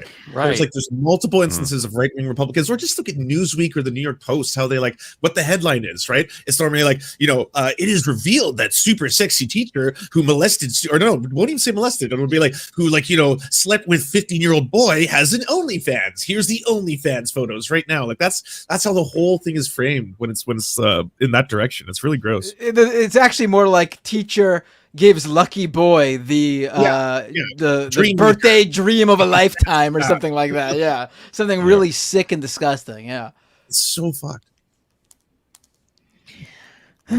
So Jonah Hill. How about him? David don't really want to talk about Jonah Hill. Were you a big Superbad fan, David? You look like the type. No, I personally. I don't care either way. I know Olay had some thoughts on Jonah Hill, so I wanted to make sure that we addressed it. I did a little bit, but my hair too tight. I've had my hair up too tight. I have a marginal headache. Jonah Hill. We can do it next week. Then I don't care. That's a real thing. It's very much a real thing. His girlfriend came out, tried to expose him through a series of text messages, and tried to make him out to be. Not tried to. Did he is hold on. Sis. So wait, hold on. So where we at with it? Where we at with it? I would love to know. That man is a demon. He's a demon. Here's my thing. If I did not know him, those text messages would have done nothing for me. To be honest, they wouldn't. They wouldn't have done anything for me if I did not know who he was. Can't hang out with other people though, just because they're of the opposite gender. That's the thing. Listen, I can't let this confirmed for me. No. I was literally, I swear I was just so busy with other things this week. I was like, all right, we're gonna do a girls room Olay and Friends edition to talk about this. I was thinking, and then I was tired. I was like, let me see if I'm gonna do it. But you just showed me that I need to take you to the pulpit. Don't say anymore. Don't say anymore, sis. I got who I need to repent. I get it. I don't know. I didn't. No, sis. No, I see that Haitian upbringing got you in a chokehold. I can get you. I'm going to say you, sis. No, I'm just gonna say when I read it, what she was trying to say, I thought it was gonna be something that was ridiculous. For me, he said what he wanted, sis. You could just go. I thought Jesus Christ. I want to hear you two talk about this. This sounds interesting. This is a good discussion. I'm so here for this conversation.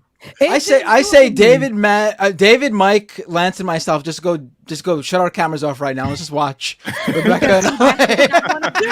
I want to see two black women going up, but it's all right. We can agree to disagree. For me, that particular story, it was just okay, sis, I'm sorry you went through that. It's not gonna age well, and they're not gonna age well by next week when we film. I'm gonna take you to the choir. Don't worry, I got it. I need to go to the pulpit, and we should talk about this. I don't know because you have time to film tomorrow. Hey Christ, I'm about to sin again. I will start it off like that. Do you have time to film tomorrow? You want? Yeah, let me see. Depending, you want to do the early? It would have to be. No, you know what? Midday. It would have to be midday. Midday, but noon. Yeah, we can do noon. Okay, let's do noon. All right, go on. I got this. Okay, you're wrong. Because and I'm coming fresh off the heels of Keke Palmer, which I'm like, baby, this is Keke Palmer. I'm all on it. I'm like, listen, sir, you have a seat. This is Keke Palmer. Why are you coming online? Why are you doing these things? You need to, And then I'm like, I don't know. We're friends. To me, we can talk about it. Hey, listen. We could talk about it on tomorrow at 12. I'm curious reason why, because you don't think there's anything wrong in the first message that he sent, or do you think it wasn't right for her to make all that stuff public because Stop getting my sis canceled. She gonna listen. She don't know it. To me, she can have an opinion. Oh, y'all on Black Twitter, sis. Look me in the eye. You know what's safe. I'm trying to save you. They don't know what they're talking about. Do you want the black woman on Twitter to get a hold of where you're at? Did we have a plan B in mind if Rebecca didn't work out? Everybody, just making sure. I got 5 friends. I might look. Are you telling? Listen, I just didn't see it for her, and not to say that she's not, but it was almost like I thought I was going to see abuse on there, like major abuse or whatever the case may be. The man found the woman is a surfer. He hit up. That's her job. He hit her up. He hit her up. The first thing he sent her is the picture surfing. The man said, "Quit your fucking job. I don't want to see you in no fucking. I don't want to see you in the water." Those are not boundaries. They're not boundaries. A man decides he's going to control your life. I don't want to see you with no men. I don't want to see you with your job. I don't want to know those kinds of pictures. I don't want you doing that. You must be paying the therapist to talk shit. That man is abusive. That is control. There's a difference between boundaries and control. Now, granted, we may be Caribbean women, so we feel worse. Don't do it to me. No, because I know. No, it's the Caribbean upbringing and it's the dating Africans. I see what's up. I see what's happening, sis. It's got you in a chokehold, but I'm here to shake you. It's a little bit, but is still control. That is okay. I need us to understand about emotional abuse and control, because we have to stop saying that when we be like, "Oh, you could have just gone." That's not how it works. That's literally why it's abuse. I know it's not. From experience, I understand that's not how it works, but I just feel like just the way it was worded, like she was, for me, it was giving that he did something way worse. Like I really thought, and I'm not saying that emotional abuse is not, it could definitely sometimes be equal, but I want you to right now picture a man meet you. Imagine a man right now. No, because the minute I say it, it's gonna sound fucking crazy. Imagine a man right now find you on the Like It or Not show. That's how he meets you. Oh, girl, he send you that. Oh, you so smart. You so articulate. You want that? I like that. Then he's like, my boundaries. You can't be talking to Ben and Bubba. We're so talking to all these men. No. You need to pull it out. No, you can't be there. Yeah. So he stated what his boundaries were, and for me, I'm gonna be those like, are not boundaries, sis. That is a man intentionally trying to control boundaries. I can agree with that to some shape or form, but it's just how the story came out. It's almost like she wanted to go off the heels of what was happening with Keke Palmer and Oh Boy, and it just wasn't given that energy. That's because we think that because we are black. That white girl didn't even know. I don't know what the fuck was happening to Keke. That white woman was not ordering her steps and her affairs with Jonah Hill based on Keke Palmer and her unnamed man. That is not what happened. For our cultural zeitgeist, we think that because we were tapped into both Keke and Jonah. That lady right there did not think she was nobody's Keke. That ain't what happened. You know what's funny? To back up Ole, I don't even know what Keke Palmer drama you're talking about. I have no idea. Really? There you have it.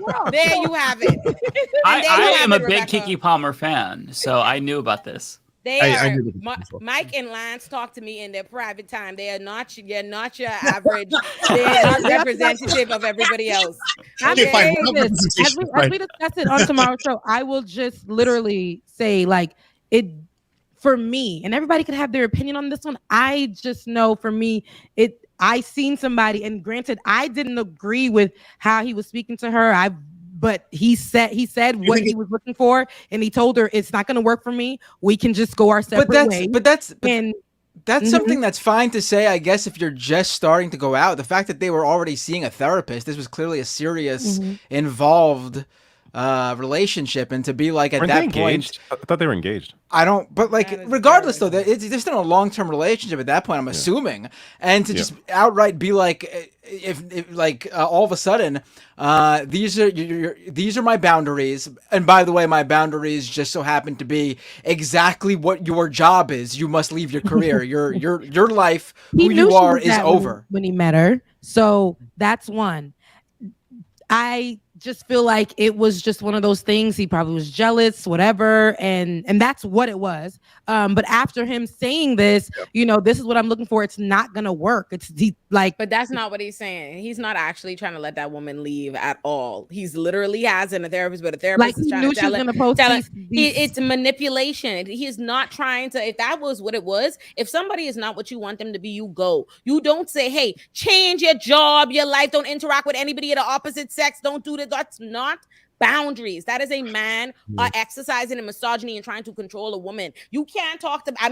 My boundaries are don't talk to men. My boundaries are don't do your job. My boundaries are don't post no photos. My boundaries are don't. He said boundaries. there is a woman who's all of those that criteria. Exactly, and he doesn't want to be with them. You know why? Because you know what misogyny is. You know what abuse is. What is control? They want a woman that they could take and break her down. They see a woman doing something else. The control, the aspect of it is, I found you doing this thing, and now I need to stop you doing from it. Of course, we know there's a ton of pick-me's, and they never want to pick me. They want the woman that is everything that they say they don't want, so they can make her subservient and prove, I am man, hear me roar. That's what it is. That's everything that he's saying in every one of those. No, these ain't no damn boundaries. That is a man weaponizing some words he learned in therapy. And you know how you know he's weaponizing it? Because the therapist didn't fucking agree with him, because he's in the fucking text trying to blame, trying to suggest the woman is calling the therapist, the therapist is in on it. I didn't know the fact that he was. I didn't read that deep This into it. therapist part is new for me. I would say, and listen to me. I would say this is just my initial feelings off of, and mind you, I got my story from the shade room. Going on there, take you to the pulpit tomorrow. No, listen, and yeah, we can, because you can bring me. Like I said, I don't know how we gonna. I don't know, but I just felt like just the way I'm like, dang, what did Jonah do? I'm not really too much of the biggest fan of Jonah Hill. On that level, it's not for me to be like, oh my god, like how people went up for Chris Brown after he did what he did. It ain't nothing like that. I just, for me in my household, I just read it and I was like, I don't know. I wasn't getting the. Is it? Do you think because you heard the term abuse and then you maybe thought abuse would be more extreme? Like there would be some physical abuse. That is also another problem. And emotionally, you can definitely. I'm telling you, I've been through emotional abuse. I understand. I don't want to discredit that she didn't feel that way because they went to therapy. Clearly, there was something going on there.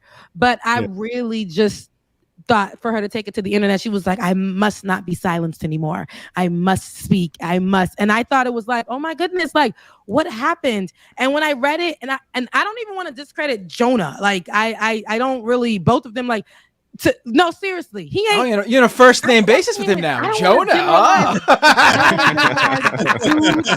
But I'm like, it just, I don't know. For me, it didn't. It didn't do. I think that was the issue for a lot of people, that it seems like she just came out of the blue and posted these. But we also don't know what happened. Like not everything is publicized. Like we don't know what happened personally in her life. Something could have come up with him again in her own personal life that sparked this. We just don't know. It's only that what came up in her life is the man is abusive. Like no, but it's been some time though. It's been some time though. She's demonstrating a particular thing, right? She's demonstrating a particular.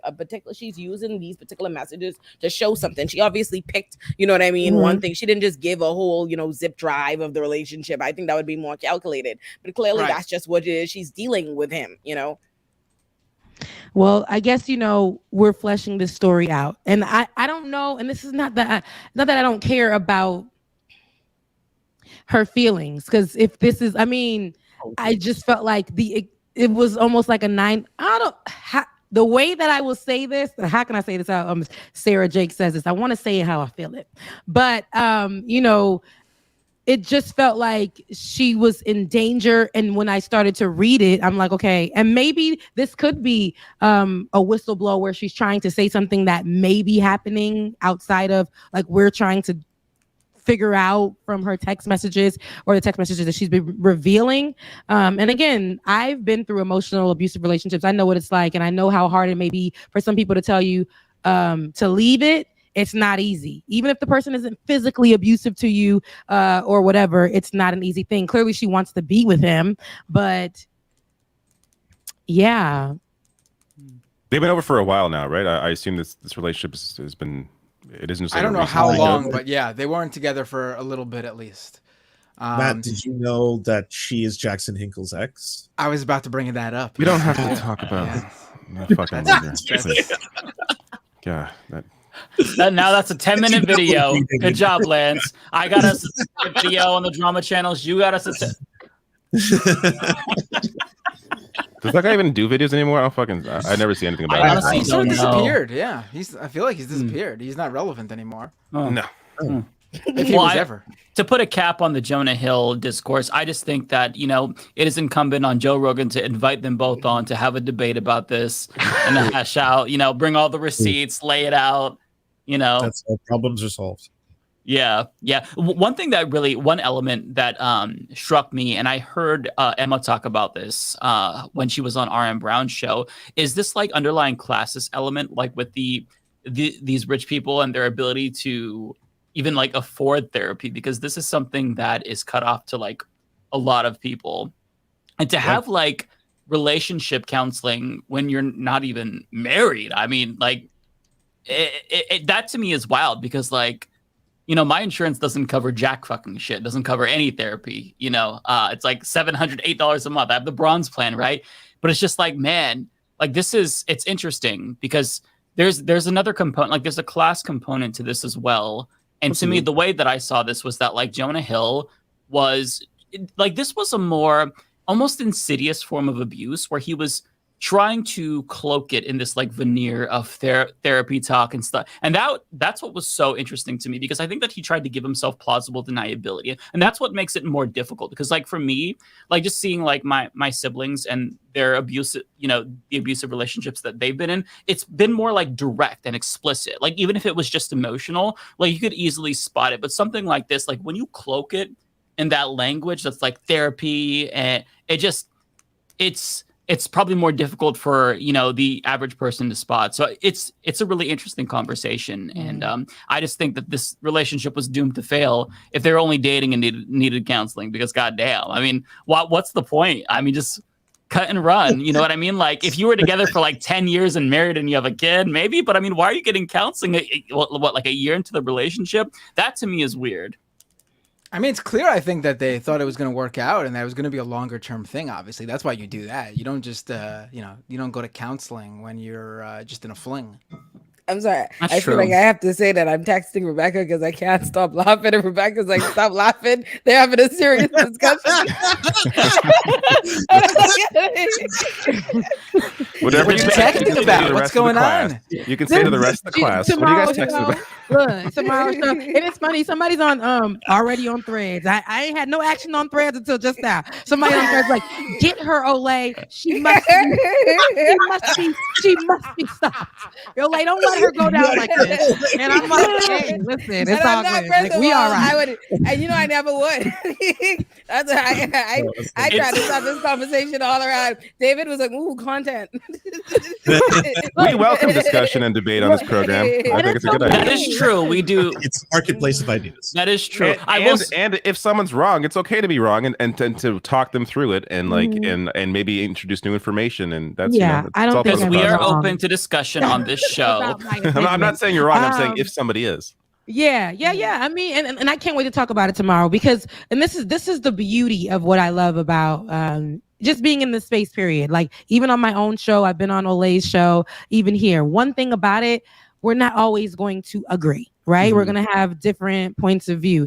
And I don't care how strong it is. I don't care how whatever, but we're just, and it's okay to not agree. And this is what people don't get. They'll come onto your page and be like, you were wrong when you said this. And I just didn't like it. And I'm gonna make sure I like that voice. Everyone, and they're gonna hate you. They're gonna unfollow you, make a fake page just to come on and cuss you out. And now it's okay. I'm not always gonna say things that you like. I'm not always, and that's okay. And we're gonna talk about it tomorrow at 12.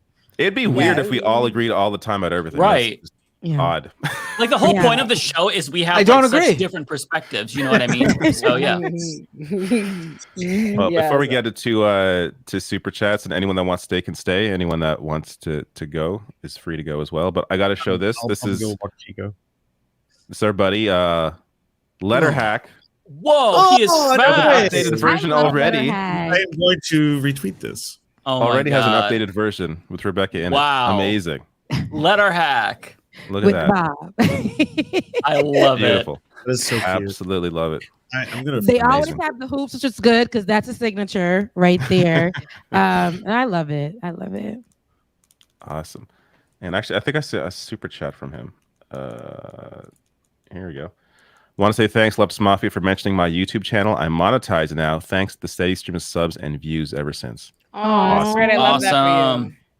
We love Letterhack. Hey, love you, Letterhack. Very cool. And, Letterhack is family. Been supporting since day one when I was a baby in politics, and that was a long time ago. And just been following and supporting since. So he's seen my come up and has been supporting every step of the way. He's drawn me, and it's always been good. He always makes me feel like a celebrity. And when I go on his show when he's doing lives, and I tend to catch it, he'll immediately say there's a celebrity in the room. That's right, baby. Let him know. I love it. I love it. Yeah, I feel like have we all been on his podcast where he draws us and recommends a comic? I know Ole was recently. I was. David was. Yeah, I was. I guess I'm the last one. I haven't been on yet. You and There you Len. go. Okay. He definitely, one thing about him is he'll find everyone in the space. I didn't know half of y'all one time, and he did like this whole like collage and tagged everyone, and we were able to do a like mass following of each other, because there's a lot of us in the space that we don't know who have conversations or platforms, and I was able to see who else was also having the same conversations or had a platform, and was able to follow from just him being that bridging of the gap. So I love that. Mm-hmm. Yep. I know he also brought up in a different super chat. I don't know who got it. We're not gonna like dive into it. I don't think anybody wants to, but I pinned it to the top. So Adrienne Vixen, she's one of my mods. She's also a former TYT mod. So I pinned her letter and all of their resignation letters. So John Ross, another mod, from me, wanted me to just plug that. We're not going to talk about, because I feel like we're moving on from that discourse, but go check it out. It's a really great letter, and I'd also recommend. I know that they did an interview with the letter hack, I want to say last week. So you can check that out as well. So I just wanted to plug that really quick, just to make sure that we're giving them their spotlight. But before we get into super chats, let me be sure to hang on. Let me make sure. So you can also send super chats to Ole, Rebecca, and Lance with the information on the screen. And just like super chats, they will read them out. If they're still There's here, a really cool feature that we have. Yeah. I didn't. So I knew that this was a feature because I did this during Dystopian Times, but I forgot. I'm like, wait a second. Rather than just like having you each reiterate what your cash apps are, let's just throw this up each time. So yeah, you can also send super chats to Rebecca, Ole, and Lance now. Awesome. At the bottom of the screen, as it scrolls, like you'll see it come up. So please, sorry, Lance. Send it there. I said, please send all the super chats to Rebecca and allow me, because I have to go walk Chico, so I won't be able to stay in. No problem. Okay, well, we will see you on Saturday, Lance. Bye, Lance. Oh, yeah. One last plug. This Saturday, everybody, starting at 5 p.m. Pacific Standard Times, we're going to do the entirety of The Matrix, the first movie, to raise money for Rainbow Railroad. They're a international organization that helped LGBTQ plus refugees escape, tyrannical governments like that of red states in the United States. So if you want to swing on by and have some fun, some laughs, and also do a great thing for a really, really good cause, please, this Saturday, come join us. It'll be great. And big shout out to the rest of the Leftist Mafia, who's been very, very nice in helping promote everything and joining us. So I'm excited. Yay. Awesome. Take care, Lance. Bye, Lance. All right. I will say, just since Rebecca's new here, don't feel pressure to stay the whole time. Like, I often leave early. Last week went to almost 5 hours, guys. Like, I don't know how. For what? Yes. What? This show? It was like 3 hours of super chats. It was insane. It was completely insane. I left like 2 hours into it because I'm like, guys, I got to read the rest of mine and tap out. Like, why? I think it was because of the situation that we found ourselves in. Yeah, it was a TYT that we're talking about, so there was more eyeballs last week. Mr. Bender got paid off of it, and I was like getting like I just got called racial slurs. No, Ole, no, tonight. Listen, tonight we're back. Ole is back seen a lot of love on the show. She is here, and look, she done brought her friend. I've seen thousands of racial slurs. That's what I've seen. We'll be the today in the all from last week to now. But here's what I'll say. Here's what I'll say. Go ahead. Send me or send Ole the super chats that you're going to send me to welcome her back and to just send her love after the hell of that. Yes. Let's I agree. flood Send the chat Mike with love. super chats to Ole. Definitely do that. No, if anyone's being a hole in the chats, we got to do something about that. Any mods for either of our channels, if someone's going, certainly racial slurs out of there, just gone. You know, That I'm stuff should be fine muted with. I'm immediately. fine Like, it with. shouldn't even be I'm fine with allowed in disagreement, the chat. debate, or whatever. But if we're just gonna attack people like that, this show is getting bigger. So there's going to be a lot less tolerance, I think, for that, because there's going to be a lot more people in here, and we can't let that stuff go, overboard. It shouldn't be happening, period. But it definitely can't be happening when it's going to spiral out of control. So let's nip that in the bud. No more of that whatsoever. Look, she's looking like a little girl. That's right. Listen, I'm so over In other it. words, I'm so over don't it. fuck with us, motherfuckers. Okay. No, I'm saying, absolutely. It's no tolerance. Seriously, now. though, yeah. On a serious note, there has been enough of this fucking bullshit, and I'm tired of Olay being targeted. And if I see racial slur or not, like if there's just targeting on she's she looks tired or some shit, just fucking stop it. Stop it, honestly. Thank you. We're I over this appreciate bullshit. that, I'm fucking done with it. And mods in my chat, and I'm sure your guys' chats as well. If you see this shit, just ban them. We're done with this shit. It's enough. Yep. Thank you. I really appreciate that, y'all. That's right. Look, Yes, we have your back. Yeah. Period. Yeah. You already know. Yeah. I'm standing 10 toes down. Don't even try it.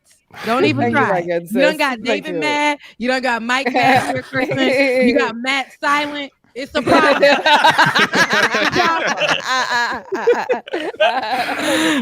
If you If come Matt for can't even crack a Olay, joke, you know it's serious. you come for all of us. Yeah. Look, don't try it. Okay. No, seriously. You already know. Like I couldn't even comment. I was ready to go back, listen, but I couldn't get in there. Couldn't get in there. So but no, they're gonna be mean, they're gonna be rude, it's all of that. But I don't like when, and this is what I'm saying, don't bring that Twitter environment over to the YouTube space. Like literally, it's gonna be people who say nasty things. And the mods sometimes can't catch them, but sometimes it's like actual people coming on here to be nasty specifically. You're not going to get an opportunity to sit there any longer. Like you shouldn't get past 5 minutes. Get the hell on. Yeah. You shouldn't, get out of the comment section. You're hate watching, and that's fine. Thank you for the view, but now you got to go. Yeah. Also, yeah, if you're just angry in the chat, just I'm right here. Why aren't you just target me? I'm so much easier to make fun of. Come on, look at me. when there's more melanin in that skin, baby, it's just something about it that just angers people, and it's like I know. Yeah, that's definitely why it happens. I'm saying just direct it my way. I prefer if you gotta let it out, make fun of me somehow. Come on, look at me. Yeah, it's been, needless to say, it's been an eventful week with a lot of us kind of in the spotlight and stuff, especially Olay. More so, even though we're equally in the spotlight, Olay gets all the heat. Not going to tolerate that, period. So just putting that out there, you're going to be gone. Not even going to. So, yeah. Thank you. Fuck with And us. we had to say this after Lance left because he's supportive of. No, I'm just joking.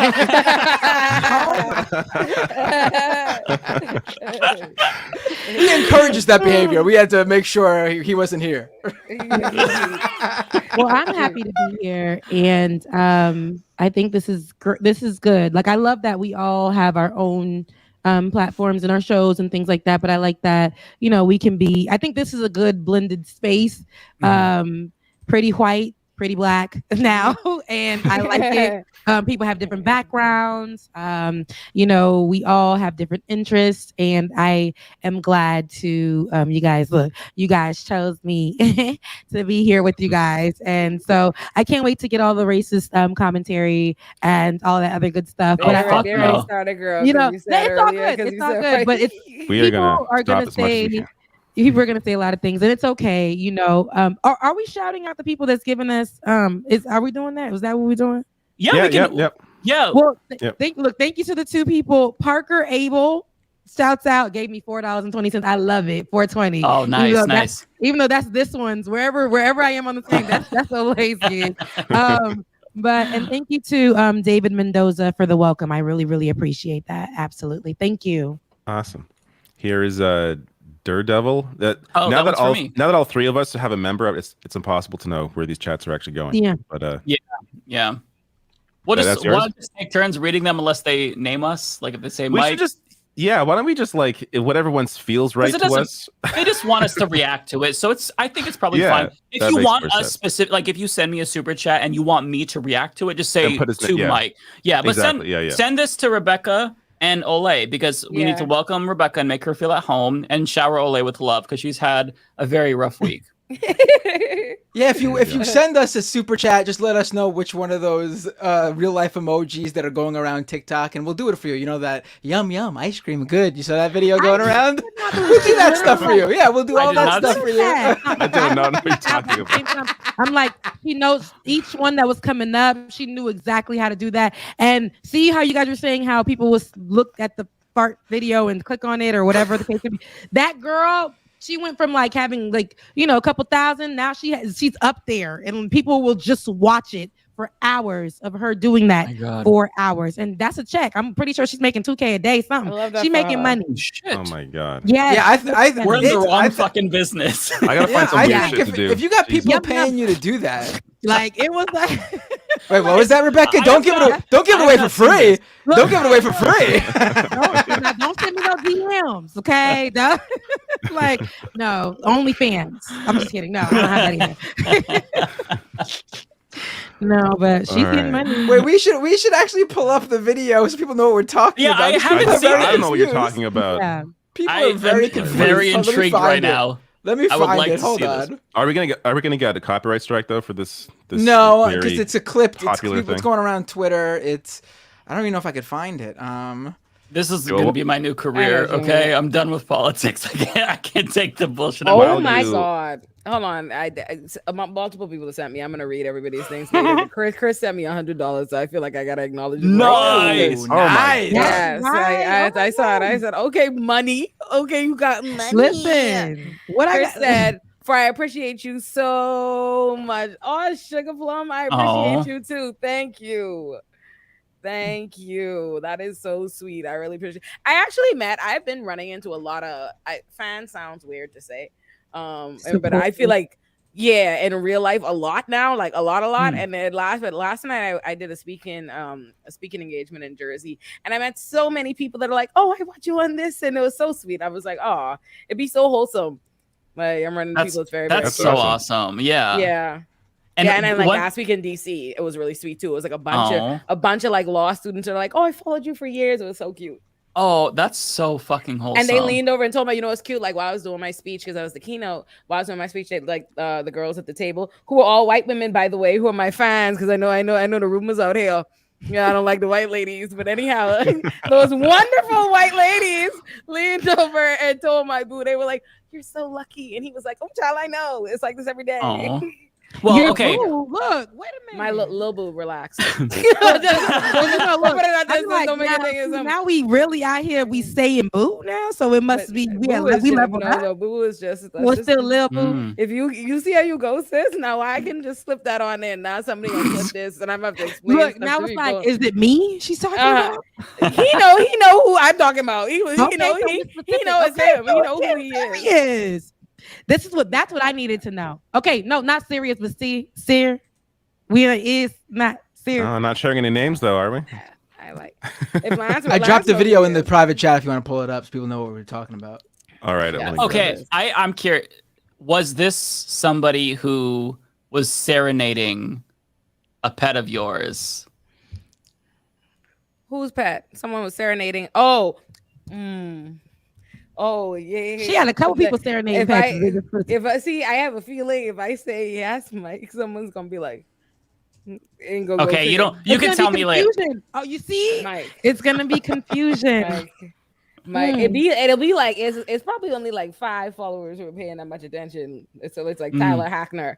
It's only Tyler he'll know. Like I always see Tyler's plugged in. Yeah, Tyler's I really want to know. Tyler Hackner is. He's a fan. I randomly discover, like literally yesterday, Rebecca mentioned. No, was it yesterday? We was on the phone for like an hour and a half this morning. That was today, right? It was today. Today. Rebecca mentioned some random people. I like nobody. I clicked on them. Tyler and I was like, there is nobody on the internet that says they are leftist that has any kind of video thing, and Tyler ain't in the motherfucking chat. Tyler gonna know what everybody said about every fucking thing. If you want to know a live play of what everyone had to say, go ask Tyler. No, and Tyler actually is like, he's a baby. And what's funny is like, it's been following for a long time. When I say baby, like, I think he just turned like 21 or something. I know Tyler's life mixed, you know. I know Tyler's life. And Tyler, I can post something and not even hit post yet. I can tweet something or whatever and not even hit post yet. Tyler already liked it before. Tyler liked it when it was a thought in my head. Tyler about as fast as my assistant.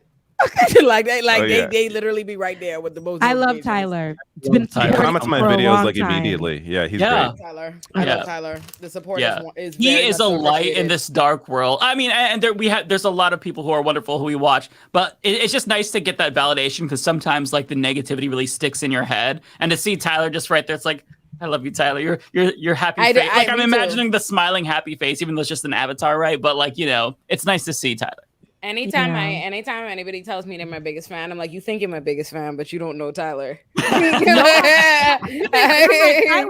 Tyler, you can't be for everybody, baby. I thought it was just you and me. But Tyler, thank you for spreading your love. When I realized that Tyler wasn't just mine, I was like, listen, Tyler was mine first. I'm not gonna hold you. Tyler's cheating on us. Tyler was mine first. He was a little teenager. How does he find the time? Literally, me just like, how could he cheat on me? I don't know how he's always here. How could he even be anywhere What else? if Tyler is multiple people? It's just him. What if Tyler is an entire system? Tyler's everywhere now. We love Tyler. Me responding to just now is going, it's just him, reminding me at this time. The story isn't going to sound like it's going to be funny, but it is really funny, right? Like my Grammy's viewing, right? Like when she died. So at her viewing, my mother and my sister are, you'll need to understand, the most dramatic people on earth. If y'all think I'm dramatic, you'll need to understand I'm the very stale, dry person in my family. So my mommy is like walking up to the view in the casket like this. Oh Lord, that's what they do. Oh, that's how my little sister. So my little sister's like dramatic, like giving her dramatic monologue to my grandmother's corpse, and she's like, Grammy,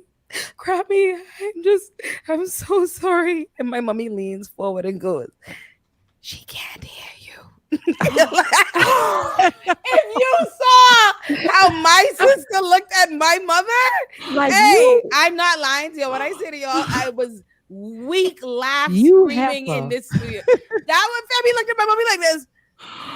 You raggedy. My mom was like, oh, I'm sorry. I ain't even like, where were you raised? What happened to you, miss?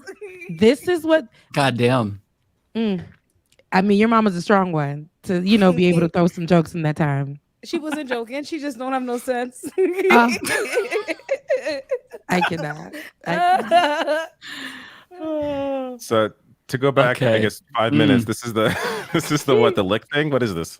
I guess we'll see. Yeah. She's popping popcorn. I think. Coconut so good. Coconut so good. Balloon. What the fuck? Grab. Coconut so good. Grab. Balloon. Grab. Ice cream so good. Ooh. Oh, take you, VC. You got me feeling like a queen, huh? Take you, Shelby. Fire. Ooh, gang. Ice cream so good. Fire. Take you, Lily. Slay, huh? Meow. Now I don't know why like it's not showing on the screen. I don't know TikTok that well, but she's getting she's getting the emojis. Like people are tipping her for her to act out this stuff. Yeah, she's supposed to be like the non-playable character. There's little sexual things she does. Like to some of the stuff, like I don't feel like you gotta hold something cylinder shaped in your hand. Like I don't feel like it's so I feel like that's what people are picking up on. Which is fine. I mean, it don't matter. She's getting a check, baby. Listen, to do nothing, which is something because that's a skill. She's literally looking at each one as they come up and she's hitting them each. Yes. And I think that's a great skill. Wow. Wow. Yeah, that's why I paying her for it, child. It is entertaining, I've got to say. I'm not sure this is where I want to watch this though. She's popping a single popcorn kernel with a flat iron. It's great. yeah, How with could a you flat not? That's what she's doing. Yeah. God, amazing. Oh, thank you, Chris. I love you. Love you, love you, love you, love you, love you. Balloon. Yeah. Ice cream so good. Oh, thank you, user. I love you. Love you, love you, love you, love you, love you. I hear a little accent she has. I wonder where she's from. Cake. Fire. Yeah, she was strong accent. Okay, that's. I like. I gotta say, like, I thought it was. I thought it was obviously weird at first, but the more I see it, the more like I don't know, endearing and charming it is. I don't know. I can't explain it. He's really good at delivering those lines. You know, we're gonna put a little outfit on, make sure the girls are sitting up nice. So when I just do a little bounce, you get a little stuff. Like I'm gonna get some coins right now from that, and I'm gonna make sure I hit. It's a skill. She's hitting each emoji, and then when she pops the. I don't know. I can't even know how she does it. That was pretty good. Yeah, those are good pops. She's good. It's almost like she's playing Guitar Hero with the emojis, right? Yeah. Or like Dance Dance Revolution in a way. Like that's. Yeah. I'm intrigued. Me The internet too. is really I'm weird. not gonna hold you. I was definitely intrigued, and that's usually not my type of content. But I was just like, I played it like 3 times when I did it. So. You know, it's sort of what I do though. Every time I get like a $50 super chat, and I'm like, "Whoa!" It's true. It's the same sort of thing every time. Fire! More. I feel like it's baby content for adults, and I'm okay with liking it. You A know, little it bit, does. yeah. You know.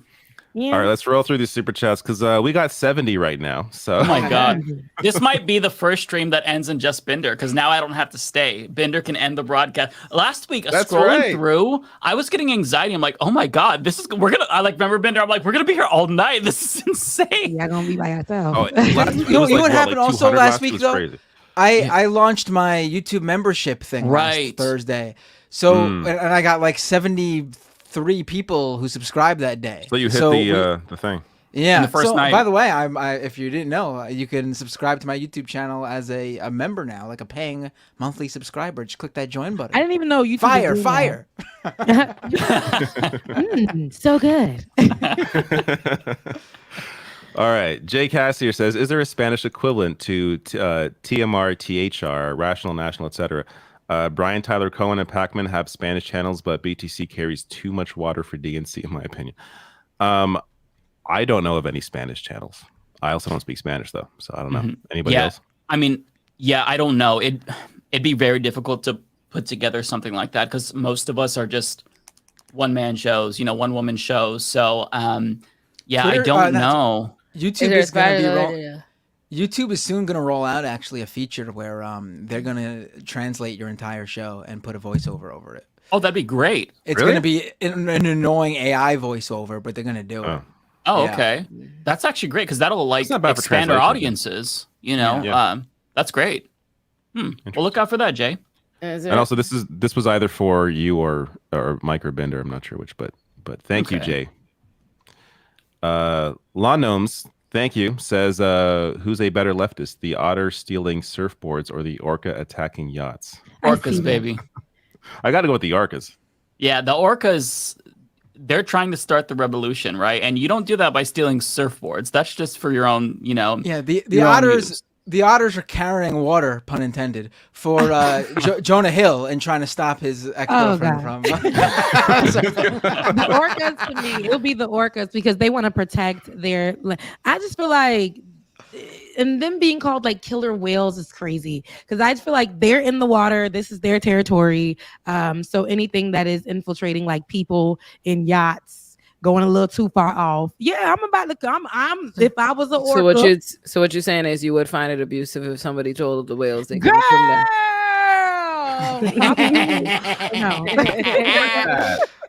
Psycho Farm. Psycho Farm. This is for one of you guys. Says it would probably be beneficial for Biden to be doing coke, and the Republican freak out about it being in the White House is dumb. I don't think most people care. Yeah, you know what? That's not a bad argument. Yeah. I think that if Biden did coke or anything, it would help. In fact, I think he should at least be.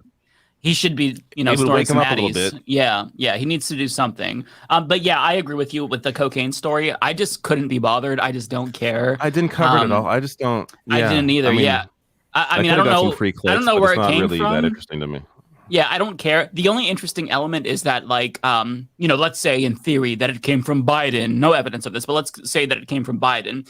It'd be ironic given that this is the guy who is the author of the crime bill and he jailed so many people for using drugs. So there's that hypocrisy. There's no way Joe element to Biden's it. doing coke. It's not happening. You know what I'm thinking could be happening is maybe they're like, sprinkling some here, just to make him coherent before to try speeches. to No, wake I'm him just up. kidding. Yeah. No, I don't know. But it's just, I just don't care. Like the right wing is very clearly trying to gin up outrage, but I feel like most people don't give a shit about They were this. still talking about it a week later. I saw like Fox News, what's it called, banners, and they were like mentioning it. Like, what? How is this still a conversation? I don't get it. It's insane to me. This is for one of you two guys. Says hideous lemon. Hideous lemon. I don't lemon. know Rebecca, but I demand to know: is she a landlord? No. What? Are you a landlord, insider. Rebecca? Oh, don't have to I answer need the to be question. inside of it if I'm mentioned in it. Am I a landlord? What does this mean? What does this mean? So basically, we last did not one was. know that a landlord had infiltrated the show and was a panelist. And had we known that, maybe we would not have included them on the panel. I said this specifically, so it's kind of like an inside joke about we had a landlord in the midst. Okay. So they're vetting you basically. Okay, no, I ain't. Look, I'm not a landlord. Wait, Rebecca, you didn't know this? You're on his show. Benjamin Dixon actually owns a large portfolio of properties, and he's not just. I'm like, oh, you talking about bid? You talking about bid? Oh no. Well, speaking of the show, listen, you guys, for everybody who's following me here and who loves what you're seeing, definitely my show is on Tuesdays when I'm there on time. On Tuesdays at 9:30 and on Saturday mornings. Ben is usually there on Saturdays, but on Tuesdays you can find Bubba and I, and we just have a really good time. We call it this is what I like to say, because I do have, outside of that, I work a corporate job. So we say I used to go every day, but I no longer can go every day because it's no longer that time in COVID where we were able to just work from home and, finagle our way and be like, yeah, F that job. Now it's like, I got to go to that job. So, we minimize the days. And so it's Tuesdays and Saturdays. If you guys want to catch us over there on the Benjamin Dixon page, on the Benjamin Dixon network, it is Like It or Not. On Tuesdays, it's at 9:30. And on Saturdays, we get together around 10 a.m. So to have a little one Saturday morning conversation about whatever's trended during the week. I got to mention during subscribe. COVID, I discovered the show and I watched it every morning. Like it was like kind of like the wake up show. I woke up and I watched you and Ben. Yeah, it was fantastic. great. I really enjoyed it. Thank you. Yeah, we were, because great we were show. able to be home and I was able to actually be more hands-on, produce that way. But with everything, all good things sometimes come to an end. And so me and Bubba have put up like a campaign about free us, because I want to be able to focus solely on doing this type of content often. And I know other people who can literally wake up and do minimal and be able to be fed and do what they need to do off there. But I ain't one of those people. I have to work. I got to make sure I'm able to keep up a certain lifestyle and to be able to take care of my family and all those things. So that's something that I got to do, and pay for therapy, baby, because therapy is expensive. Okay. Yes. It is. And the drugs are is. too. So That's bad. yeah. Relatable. I have a splitting headache. Mike Thompson says, "Is it just me or does Matt sound dirty whenever he says the word money?" Thank you for the show, everyone. Let's hear it, Matt. Say money. Money. That sounds You dirty. say it like that. I could see it. No, money. I don't know. Do I sound money? I guess maybe. You sound normal. Maybe I just don't know. sound dirty all Maybe. the time. Maybe that's what it is. Maybe it's Yeah, get maybe an they're R looking- off. Like They're you're viewing viewing you in a particular way. I think so. Oh, it's for me. Venetia David Yeah. with a 20. That's pounds, right? Pound. 20 pounds. Yeah. Super sticker. Thank you so much. What's the super I love sticker? Let me Venetia. check. Oh, it's the pair saying you are amazing. Thank you so much, Venetia. I know Venetia too. She's nice. Venetia is amazing. She's another Yeah, one of I've like seen it these before. viewers that is just like whenever I see her face, it's like, You remember. yeah. Love Venetia. This is for one of you guys. This is also for me. Kruherk says this Ain't is that forgetting. What was that? I was responding. I had already read it in my mind, and I was I did not answering read your this, but sentiment. it's like, okay, for the first sentence and then the second sentence. I didn't even read it yet. Oh, this Look, is for getting more melanin on the show. Said, make it make sense. You know, I'm giving the money to Binder. Make it make sense. Ibushi next week. Yeah, send the money to send that money to Binder feels Ole super and awkward. Rebecca. Yeah, why you got to put me on the spot like that? Why do you got to make me feel this way? Why do you? This is for getting more melanin on the show. It's giving weird because it's like this is for getting more melanin on the show. Yet I'm gonna give the money to Binder. Make it make sense. Like Cash App's right there. Cash App. Yes. Harry, you call him Binder is the funniest thing ever because that's what I used to think his name was too. Is it not Binder? Is it Binder? It's Binder. Yeah. It's funny because Binder is definitely my God, a word. I'm so embarrassed because I would have Bindered you to death. I really would have. I shouldn't have said nothing. I should have let that happen. Because you would have, and then you would have been laughing every time I said it. You ain't no good. No good. If it makes you feel any better, Rebecca, like me and Matt, like we knew each other for years. Then like the second or third time I was on his show, I said Binder. And I knew it was Binder. He's like, "Come on!" Like I don't know if you remember. Oh, well, because if you know, then that's a problem. But if like, you don't I'm know, sorry. that's fine. I'm so sorry. People fuck up my name all the time. So I feel like I always knew it was Binder. I don't know why. So you didn't know either, man? Like all of y'all just sitting up here, just I guess first name basis.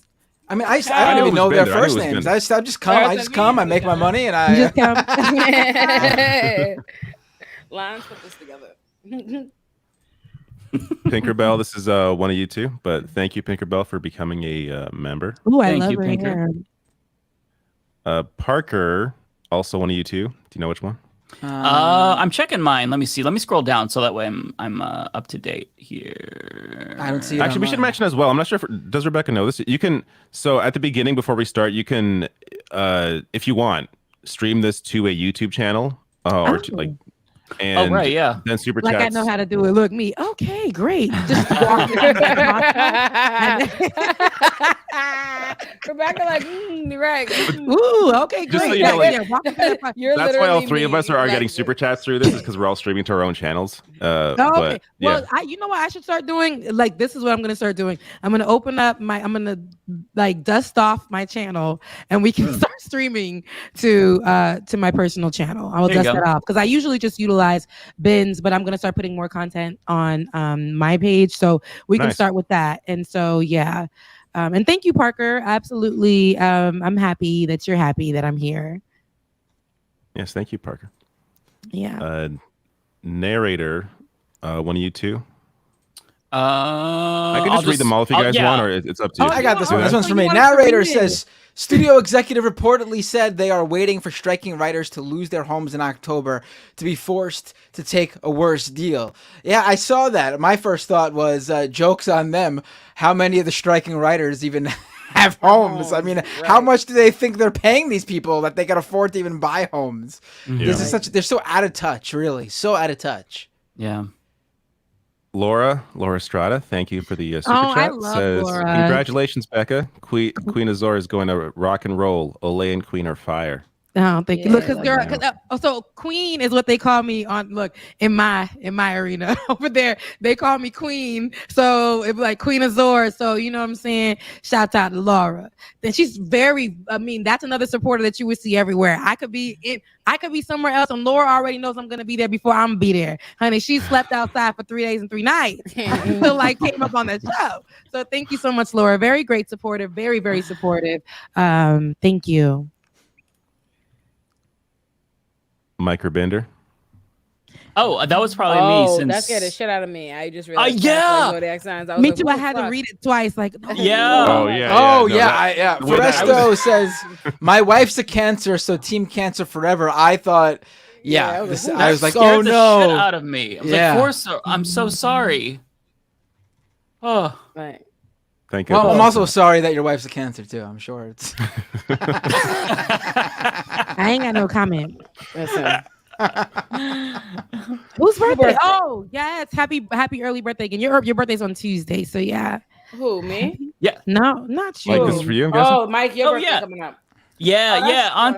Auntie K, thank you so much. Really appreciate. Thank you. Where's my Olay is getting so comfortable. It's crazy. I've been tired. I am exhausted. I have been doing speaking engagements and showing everything every second. You have, yeah. I'm so tired. I'm so fucking tired. It's unreal. Yeah. I can just read this. Or who's this is for one of you guys? Gemini. Okay, Aquemini greater than Gemini. Aries is greater than them all. And this is again by narrator. You know what? Taurus is greater than them all, but we'll accept it. Yeah. Just your run of the mill. We'll just take turns reading them so we don't have to like. Yeah, sure. It's hard to see because they're not in order on my side. Well, see, I can see mine. Like mine are here on my YouTube channel. Like I can see which ones are for me. I just that's what I do too. I check cross check them with the. We'll do elimination then. If Bender or me don't see it, then Mike is going to be yours. Okay, that works for me. Yeah, Raheem. Oh. Yes. Oh, sorry, I love him. So, no ideas for F Mary Kill today. Just love y'all. Even Matt. Well, thank you so much. Oh, that's sweet. Look, here's my baby. Oh wow, that's a very nice looking plan. I got 5 more over here. This is just my first child. She was a struggle child. She only had 1 leaf, and I just loved on her. Her name is Lola. I loved on her, and she produced this I've had her for 3 years. I didn't let go. Okay, I did not. I could have threw her in the trash with my exes, but I said no. And my exes. Yeah, so this is Lola. Raheem, look, Raheem is is Olay's baby. Lola is my first, and I got bigger plans back here, but this is Lola. Good for you. Listen, I am very impressed because I've had family bring over like plants. Like this one, you can't kill it. It's impossible. I promise you. I've killed those plants. I've killed every fucking. So you're not a good plant parent? No, and see, I have it's a bonsai pussy willow tree that I got from a farmer's market, and it has been hanging on to dear life for a year now, and it's still alive and it's doing okay now. But there's been a lot of brushes with death, and I'm trying so hard. Like I'm trying to do my research, but I don't have a green thumb. So. Oh yeah, and I have learned it's been a lot of trial and error, but these plants have held on with me. And again, it was a very trying time. I had just moved into this apartment, the beginning of COVID. I didn't have nothing, so I got the plants. Okay. Those were what I was able to attach to. I wasn't going to do right with an animal. So the plants were really what helped me. So I became a plant person during the pandemic too. I have like 40, 50 plants. I love plants. You really? Wow. Yeah, I have a million plants in my room. I have fake ones everywhere. Like, not Raheem rubbing his head on the mic. You want to talk? You have something to say? Oh. Katie Dammit says, I need that Leftist Mafia shirt ASAP. I want one too. That's not a bad idea. We got to figure that out. Who got it? Yeah, we need to figure something out. I don't have any yet. We need to get something. Meow Nyan with a $13.99 Canadian super chat. Since SAG is going on strike, are pro wrestlers unionized yet? I just remember hearing about how Hulk Hogan ratted out Jesse Ventura to Vince McMahon for trying to start one. Yes, they're not unionized yet. There is no current effort for that. It's always amazed me that SAG hasn't got on the ball with that, because I think they would need to lead the charge. The wrestlers can't. There's just not that. There's just not that safety net for them if they get fired from the WWE or AEW. And yes, that story is true. Jesse Ventura back in the day was actually the closest we have ever had to getting a wrestlers union. This was like in the 80s, I think. And Hulk Hogan found out about it when he was approached to like help support it. He ratted Ventura out to Vince McMahon, and McMahon fired Jesse Ventura. So yeah. That's the Hulkster for you, brother. Interesting. Here's Kowalski for one of you two. Me, yep. Kowalski with a $10 super chat. We've all heard of the Trump burger. I am introducing the Biden bratwurst. 16 ounces and 11 inches long, basically the same size as Hunter Biden's bratwurst. Enjoy that mental image, conservatives. Yes, the Trump burger place in Texas, right? Yeah. Oh, by the way, I just want to say real quick to Kowalski, Tara, my mod, had sent me a little note saying, Mike, you're not following Kowalski on Twitter. And I tried to find you because I thought I already was, and I cannot find you. So I don't know what your handle is, but I will follow you on Twitter, Threads, all of them. I just need to know your handle. I'm actually gonna open a Joe Biden ramen joint, and I'm gonna call it Joe Ramenette Biden. Quite a dad joke for a dad. That's fantastic. That is a dad joke. This one is from me. There you go. All right, so from Hideous Lemon with 10 pounds. Thank you. Would love to see Adam Conover or $27 on the podcast. That'd be great. Also, I'm excited to go to my first Pride event this September. I'm in a marginal area between progressive and bigot, so it's a big deal. That's really cool. Nice. Very cool.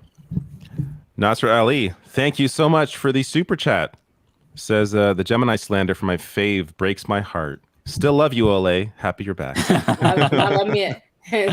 Clearly, you deserved it. You didn't pay me this money. Like, maybe.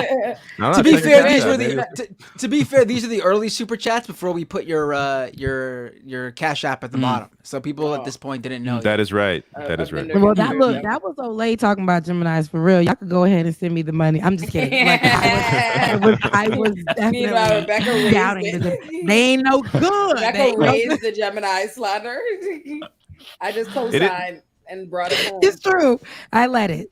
I definitely led that. It is worth mentioning as well that I think Cash App is just American. This person doesn't appear to have American money. Oh, so that may I didn't know limit the that. ability for some people. Yeah, we don't have that in Canada. Maybe I'm not sure. Oh, okay. You don't have Cash App in Canada? No. What do you got? How do you send PayPal? money there? PayPal, I guess. PayPal? Yeah, pretty much. That's all I know of. PayPal? PayPal. PayPal. Raheem is such a sweetie. Pay your pal. Yeah, hilarious. PayPal? Vendor and your dad. You see him looking at me for attention. Super dad jokes this week. He loves this because he's not allowed on his couch. The only reason he's sitting here is because there's a blanket underneath him. So he knows I'm letting him get it off because it's a blanket he's on top of. But he's savoring this. He knows he's not allowed up here. He's like, all right, love him. Let me cuddle up on you. This is for Mike or Bender. Let me see. Oh, it's from me. Parker, the super chat. Want to say in regards to the online hate on Ole, anyone who thinks anti-white racism is even 1% of a serious issue in society today is so delusional. It's Thank you, that whole they know thing it's is so not. It's a made-up ridiculous. thing. Well, it's a made-up brain. hang on. Okay. Do you know how difficult it is to go through your life and not know what seasonings are until you're 20 years old? To not be able to tolerate any level of spice. I mean, last week I went to a Subway, and at the end when they were asking for, the condiments, I said mayonnaise. And then do you want to know what they asked me? You want extra? Because I'm white? Now, of course, I did want extra. Like this is what you're minimizing. Okay, I love mayonnaise. Me and my little boo was fighting this week because he don't like nothing razzle dazzle on his sandwich. I'm like, on any of his food. I'm like, you want to eat buttered noodles? So you made him a sandwich? No, sis. No, I bought that man a sandwich. I would not make him. Okay, well, I was just trying to see what we were talking about because they're specific. So you put mayonnaise. You said, "Hey, do you want mayonnaise on your sandwich?" I could see this from like the kitchen and chilling. No, Netflix. He stopped on the way here to get us food, and then the sandwich he bought, they put mayonnaise on it, and he doesn't like mayonnaise, so he was upset. He wasn't upset. The sandwich looked gross to him. So I bought him something else. That was how the conversation happened. But I did not the sandwich. I was like, okay, you're upset. I'm gonna order you. Look, because I'm gonna call him Lil Boo. I don't know. Lil Boo. Okay, Lil Boo. That's to you. Listen, Lil Boo, you've been mentioned a few times, and she don't really do that. So it might be a thing here. No, don't tell nobody that. It might be. Well, we telling everybody. No, but can the people in the comment section, can the viewers keep a secret? If you can, listen, Lil Boo. We're gonna see if Lil Boo graduates on the next episode of Leftist Mafia. We'll bring him on. Be like, what are your intentions with Olay, young man? I got a couple of questions that need answers, Lil Boo. What does Raheem think? Okay, how's he taking? Jealous. Jealous cat. Have an attitude as soon as you see him. Ray Russell. Who's this for? That's mine. Yeah, Ray Russell. Thank you. $20 super chat. Really appreciate that. Today in my YouTube recommendations was a video from 1 year ago of Jankadana absolutely praising Olaymi for standing up for trans rights on the Hill. You know what's funny? That was in my feed as well. Really? Yeah, I saw someone tweeted it at me. I think that I do recall the if video. somebody like watches recommending something, things. if more people, it'll kind of juice it in the algorithm. So yeah, very ironic, right? Yeah. Wow. Irony. One of you two. I could just read Welcome it. to the Mafia. Welcome to Mafia. It's not Mike me. Thompson. I can't see it. It's got to be Mike. I think it is. Mike, Thank it's you, Mike. super easy to follow. Just follow along on the feed. The thing. Go it's on right- you could go in the live. If you're on the live stream control view. room, if you're in the in the control room live view- control room. Yes. Yeah. Are you new? And then go to the chat and press the drop down menu and change it from all and top to fan funding, and you will strictly see super chats, super stickers, and memberships in the Okay, order hang they on. come in. Hang on, give me 1 second. I'm slow, so you have to. This man has 400,000 YouTube subscribers, right? Or you can go under viewer activity. That's another tab there. So either viewer activity I or just under, see top under the chat. chat. I don't You have have to be in the live stream view. You know the control room view. The control room view. Not the video page. The one that's in the back end of your system. Your dash. Where it shows YouTube concurrent dashboard. viewers. It shows likes, it shows everything. Yeah, I see the concurrent viewers and stuff. Chat I don't revenue, see everything's there. So I feel like Mike's going, viewer yeah, activity. and he's watching like the Homer different Simpson page. bird touch the keystrokes. Do you see the viewer activity tab? That's under where the video's showing. There's also that viewer option. activity. Okay. It should be in there as well. Sometimes that's blank though. Oh, okay. Oh, I'm and pretty it's sure in we went order. through this last week with you. Yes. Did we go through it last week? You did, but it didn't click for me. Like I didn't get it. Okay, welcome to the here you Mafia. Okay. There we go. Oh, We've been on this seriously, one I'm for like 10 minutes. I'm like, After the how are 4 you words, figuring right, this yeah, out those 4 so words. fucking fast? Like it's not like I can't figure out. It's all out of order for me. Let's go to the next Okay. one. This Now one's you for all me. know. The narrator of the $10 super chat. The barriers to production in the entertainment industry are lessening. Naturally, studios are losing power and more content is being produced. No, that's for sure. But still, let me read all your super chats because you got a few in a row here. Narrator with another $10 super chat. The studios are still profitable, but they cannot be as profitable as 20 years ago because the industry has changed unless they further exploit labor. There should be one more there, David. It's down a few. Hold up. Oh. What the hell? I just lost my place now. And just to exploit. There's 2 in between, but I'll get back to those. Let's finish. Okay, narrator again with the $10 super chat. There's a tech to loosely read thoughts with an MRI, and a tech called Pros approximate. Oh, this is not even related. All right, let me address the studio thing really quick, and then, yeah, I mean, absolutely. They're obviously they've got less power over the flow of content because content could be posted by anyone on the internet. But I mean, they still have the funding, they still have the distribution, they still hold a lot of power. You ask any content creator if they would, at least from what I understand, from how this all works, like you spend just one season on a TV show or do one moderately successful movie, or you go on a reality TV show for a season, and you could easily whatever you were previously doing as a content creator, it'll be like tenfold that once you have that extra, fan base in or whatever from whatever you did previously on that sort of mainstream show or film. So I mean, they still have a lot of power. If this is not for you, then it's for Mike. I'll read it. It's not for me. Struken says, looks like New Zealand. Says, hey, Leftist Mafia, thanks so much for getting the amazing Rebecca. Keep fighting the fight, guys. You guys are amazing. Love from a fellow Leo Ole. Love from New Zealand. Thank you. I Thank appreciate you. that. That one was for me. I can see now. God, this is I like love. Thank you for the love. Lebowski, this is for me, says, it'd be cool if you got Fantano on the Leftist Mafia. I would get you a ton of exposure to people that don't know you exist. I wonder if he would come on. Anthony Fantano, like the one that does the music? Mm-hmm. Yeah. Oh, he follows me. Mm-hmm. Yeah, he follows me too on Twitter. Yeah. Yeah, he follows me on Instagram. So actually, we should mention So we have this idea. So we'll still have a guest, of course. I think the idea now, at least we're floating this idea, is to have a guest on for like 30 minutes because if they're on the entire time, 7 people, it's Oh, a trust little me, I know chaotic. how I can get. So it's also a good way to kind of focus on like that guest like issue or whatever their whole thing is. So I could see Fantano doing 30 minutes. Maybe I think he would. Him. I think he would. Yeah, that'd be awesome. Yeah, we're trying to be more structured. I know he's a people, busy guy, but you know, we'll work it out. Yep.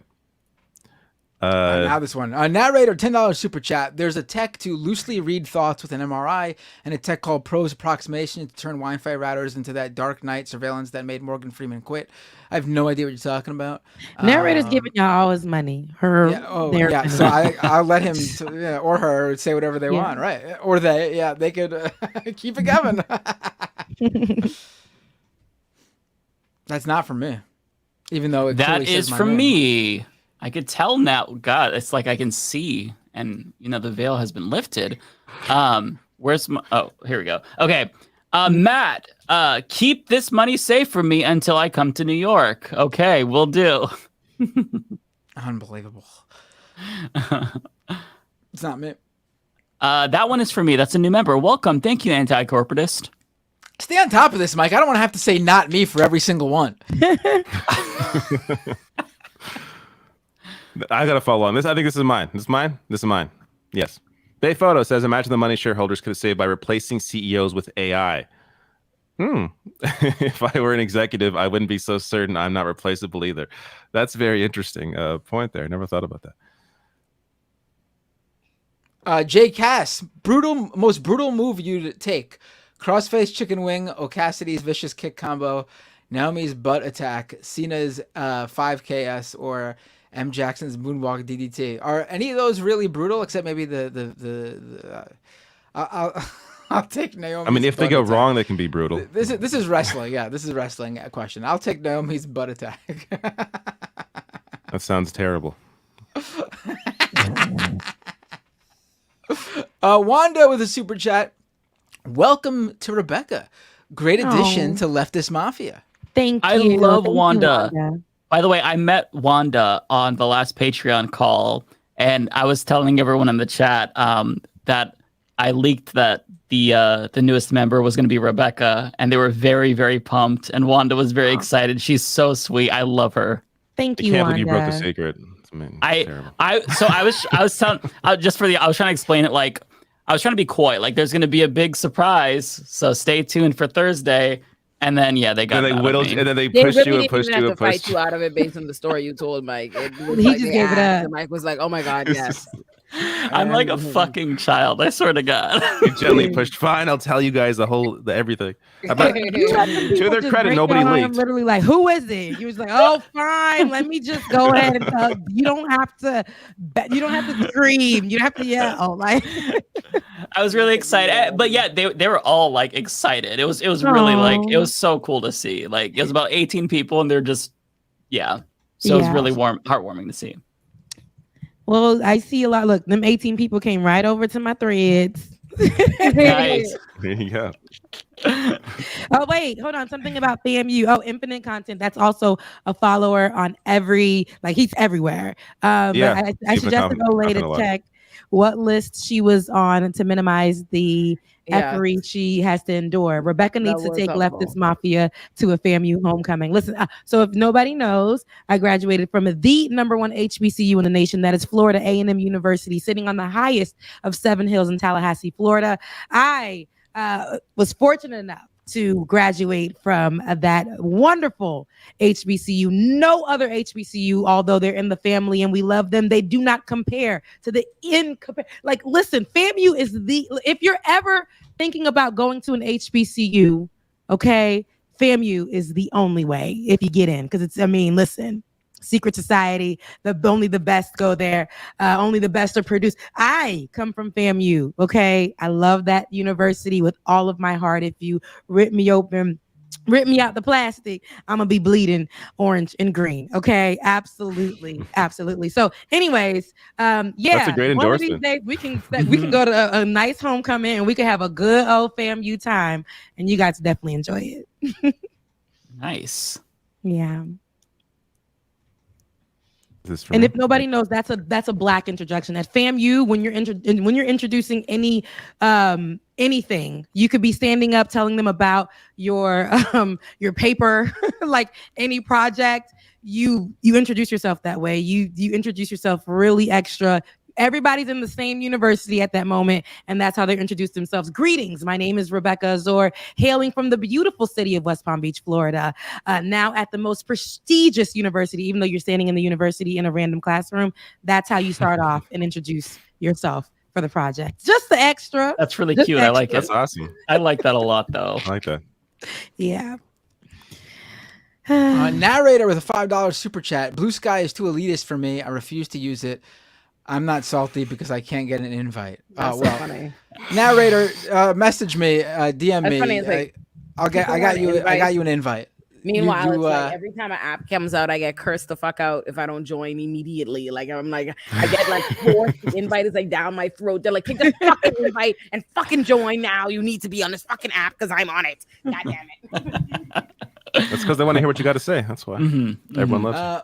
Blex actually with a super chat. If Threads wants to be all celebrity and corporate posters and Blue Sky gets all the good shit posters, this is a win in my book.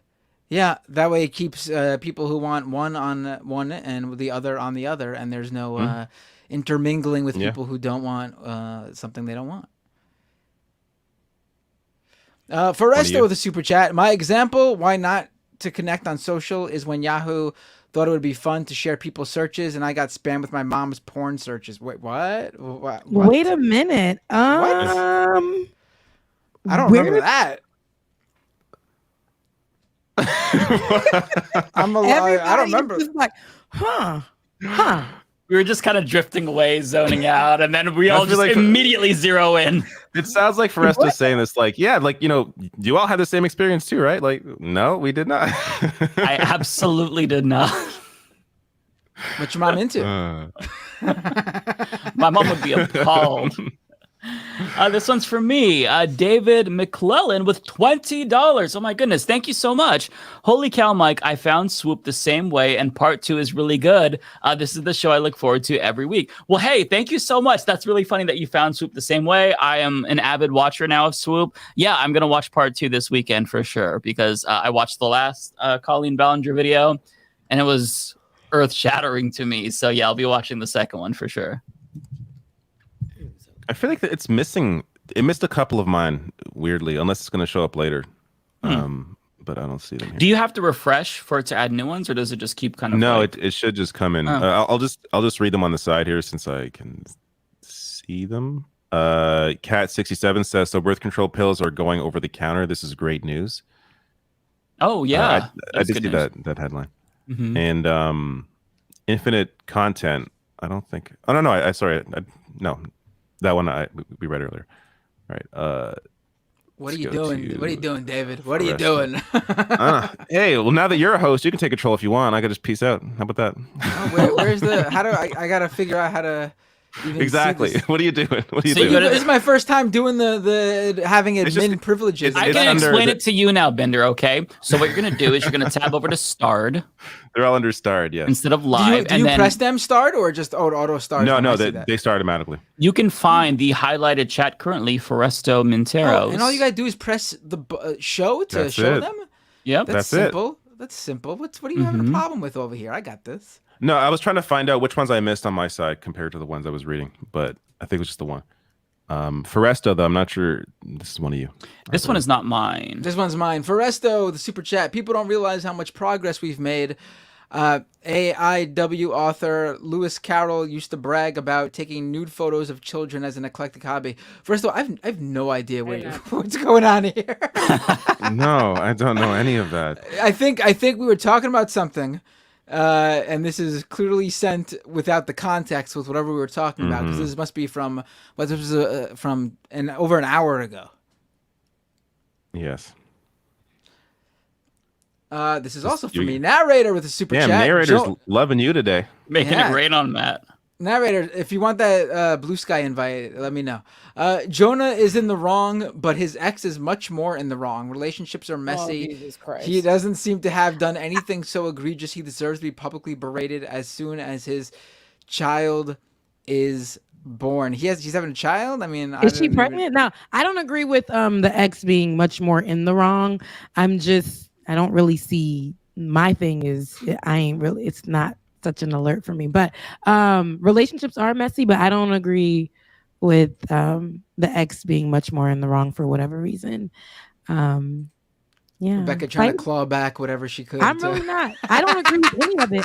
I guess I'm saying I don't. It didn't hit me like I guess how everybody else was feeling on it. I wasn't.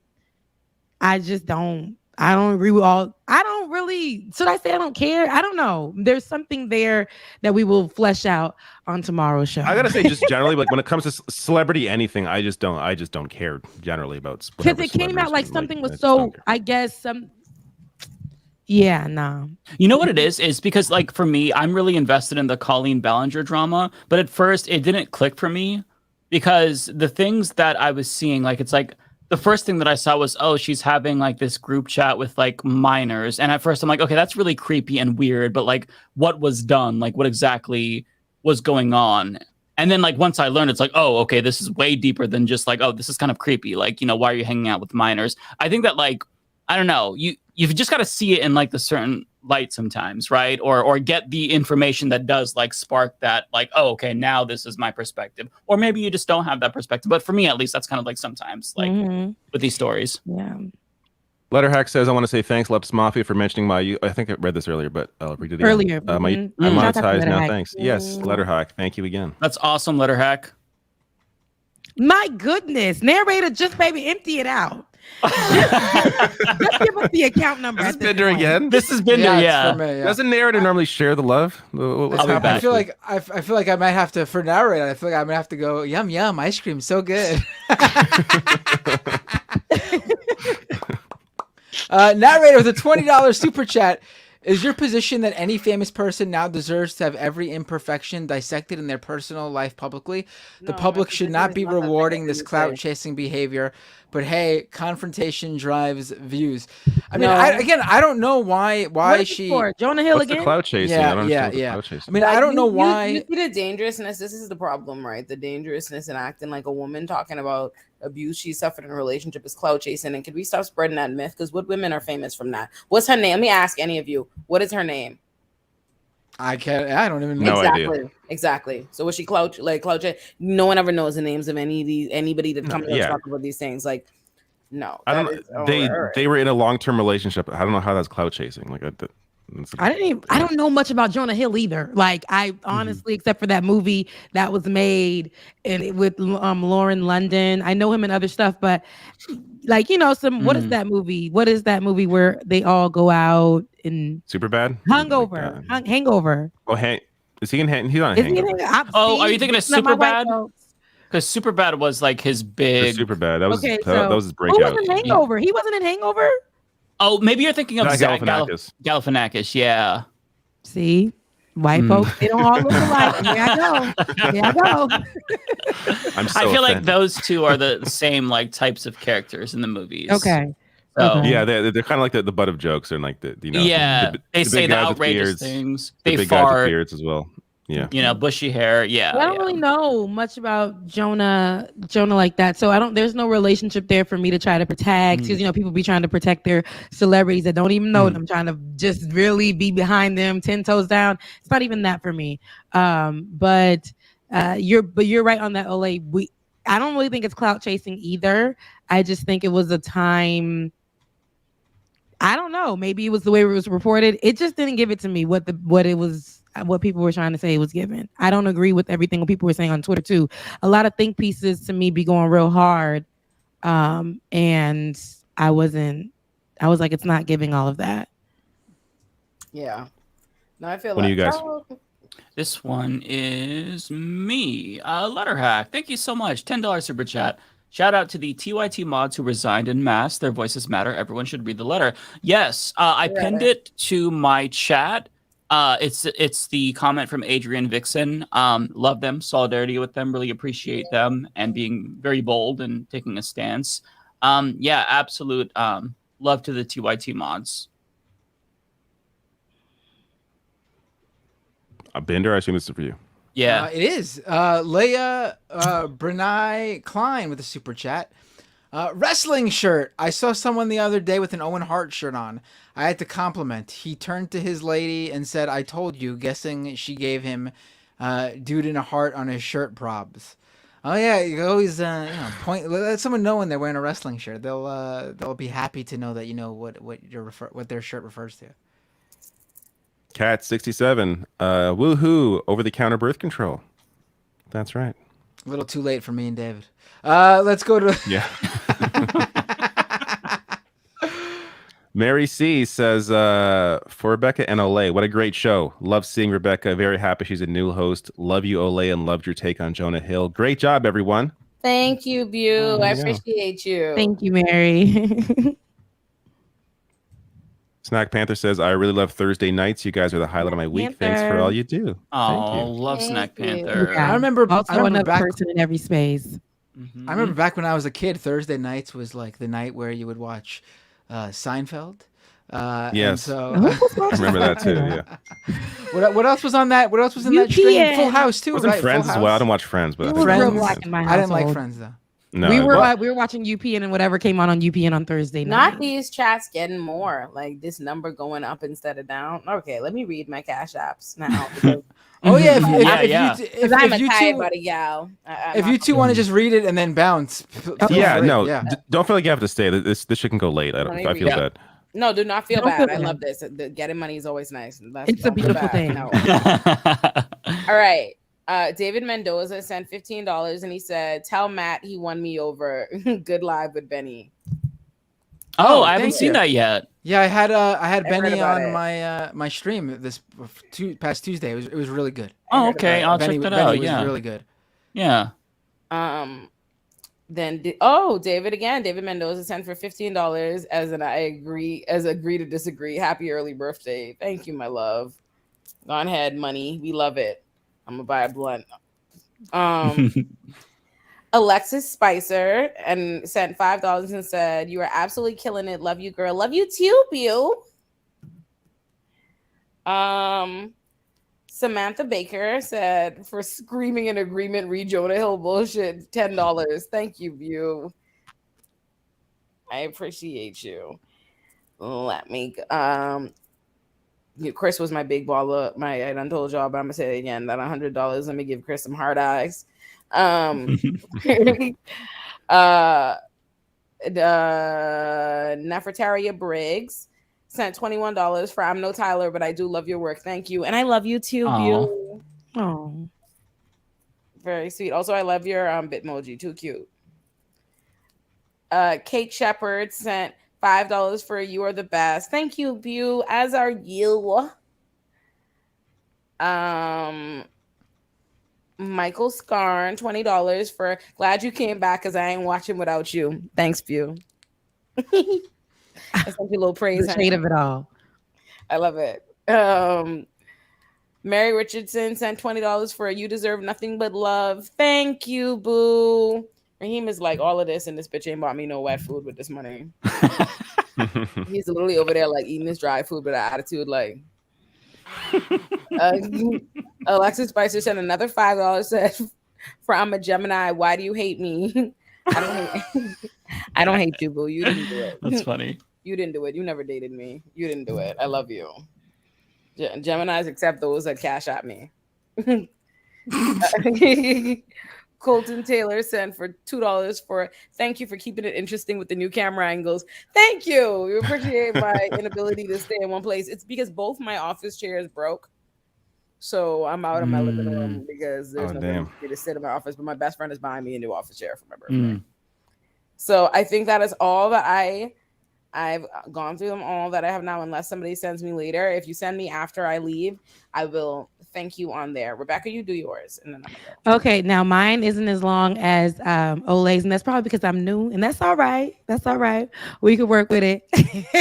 But let me go to my text. All right, so I already shouted out Parker Abel. Thank you so much. David Mendoza, Matthew Strackman, $10 for the "Welcome to the Mafia" perfect perfect addition. Thank you so much.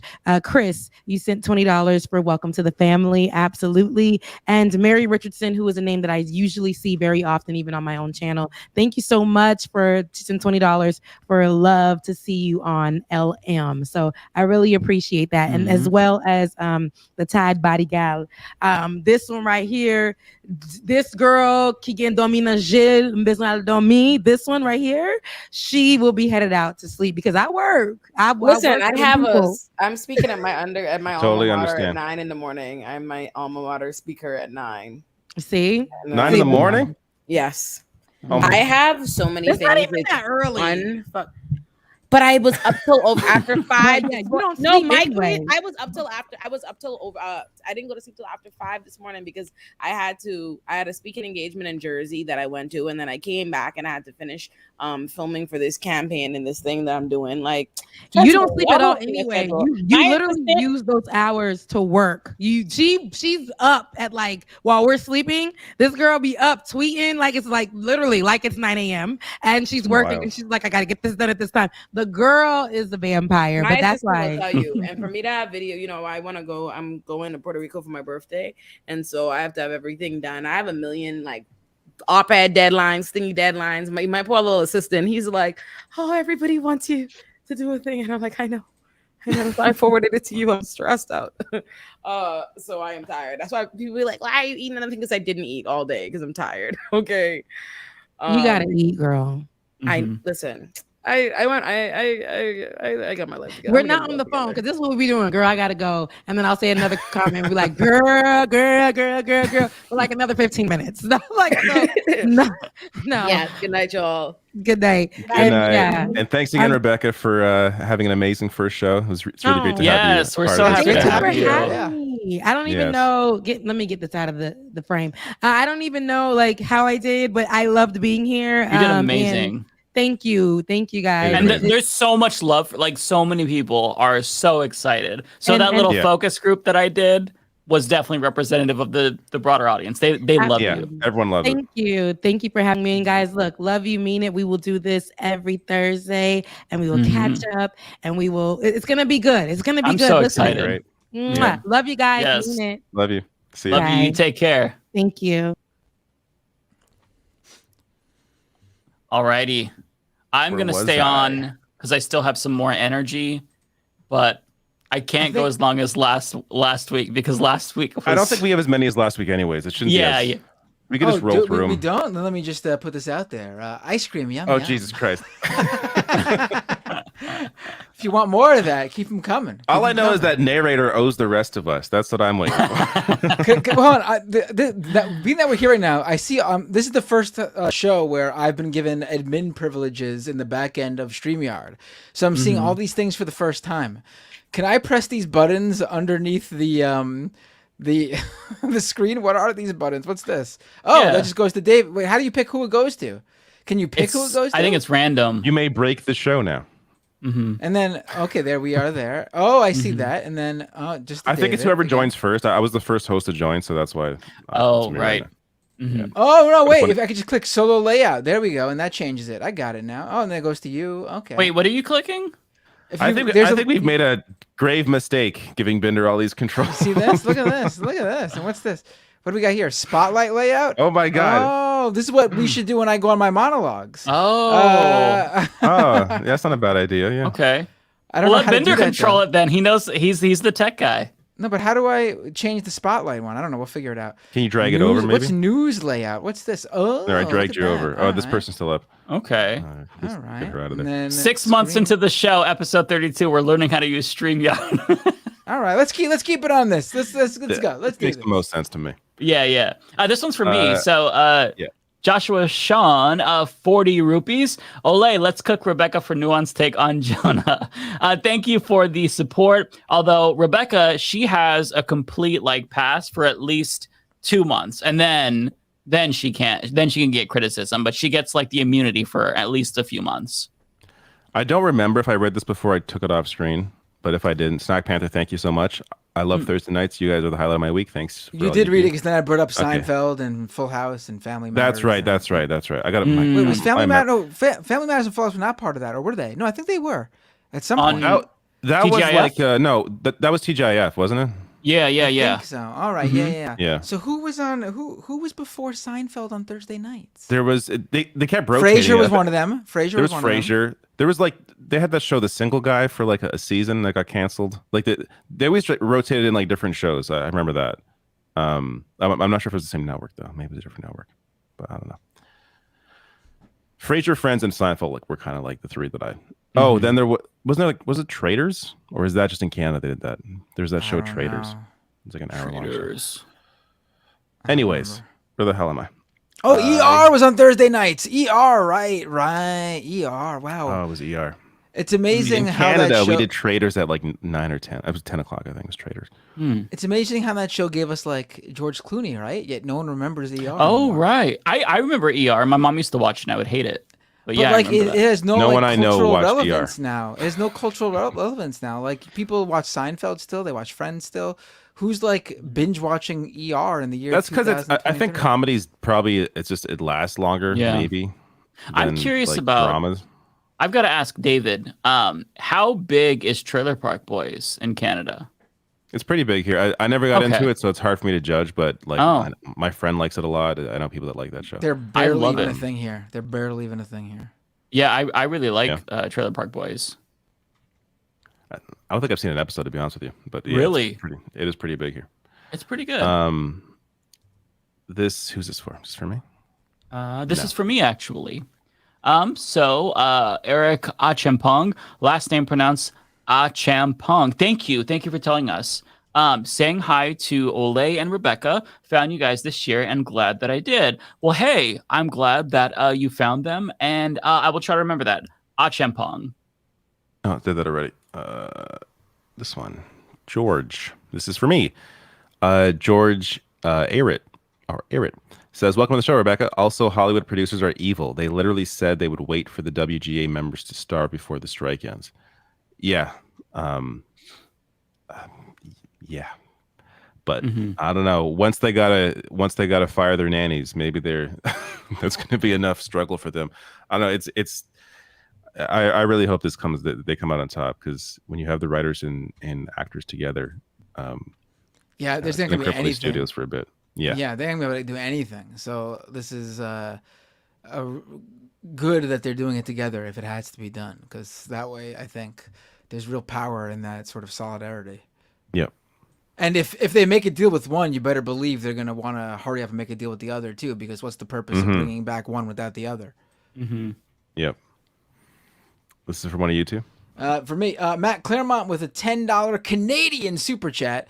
Ole is fire. Seriously inspirational. Matt, please give this to Mike for Ole. That meme will never get old. This one is for me. Welcome. Thank you so much, G.A. Jackson 6988. I got to say, a lot of super chats today. No complaints, but no new members today. Just I got my 1 week spike, and that's it. You got that one boost. Well, you're good. You got narrator to keep you going. You're fine. Yeah. Still Alive says, "Are you guys for or against someone going to friends, relatives, or strangers for advice about the relationship? Or should they stick to only talking with parents' partner through problems?" Parents' partner. I'm not sure what parents' partner means. Maybe they meant like a comma or something, or no. Oh, I don't... their parents and their maybe there's a comma there. Am I for or against friends, relatives, or strangers? For me, it's like whatever works for you. That doesn't seem like it's out of bounds in any way. I think it depends on the individual. Listen, if you have a conservative uncle, definitely go to them for all your relationship advice. Yeah. Do you guys have any opinion? For me personally, I'm always about just like talking to my partner if there's any issues, because I think that transparency and honesty is the best policy. But sometimes it's to get that like depending on the partner, it can be hard. Yeah, depending on the partner, it can be hard to talk to them. It's totally dependent on the specific person in your relationship to them. That's it could true. be anyone. You don't even need to. They could be not a relative or whatever. If you feel comfortable talking with someone in your life, and you feel like they'll have some advice for you, then that's that. You can't really speak without knowing the specific individual. Yeah, it's not wrong to talk to people though. So Derek Ross with a super chat. Love this show and the new host. You all rock. Thank you so much, Derek. Not me. Not me. Oh no, that is me. That's me. You are really bad at this. Even with it sitting right in front of you on the screen, you're really bad at this. He's learning. He's learning. Let's give him some time. I know. Give me some time, okay? Not all of us are tech journalists, Matt, who know how to use the computer.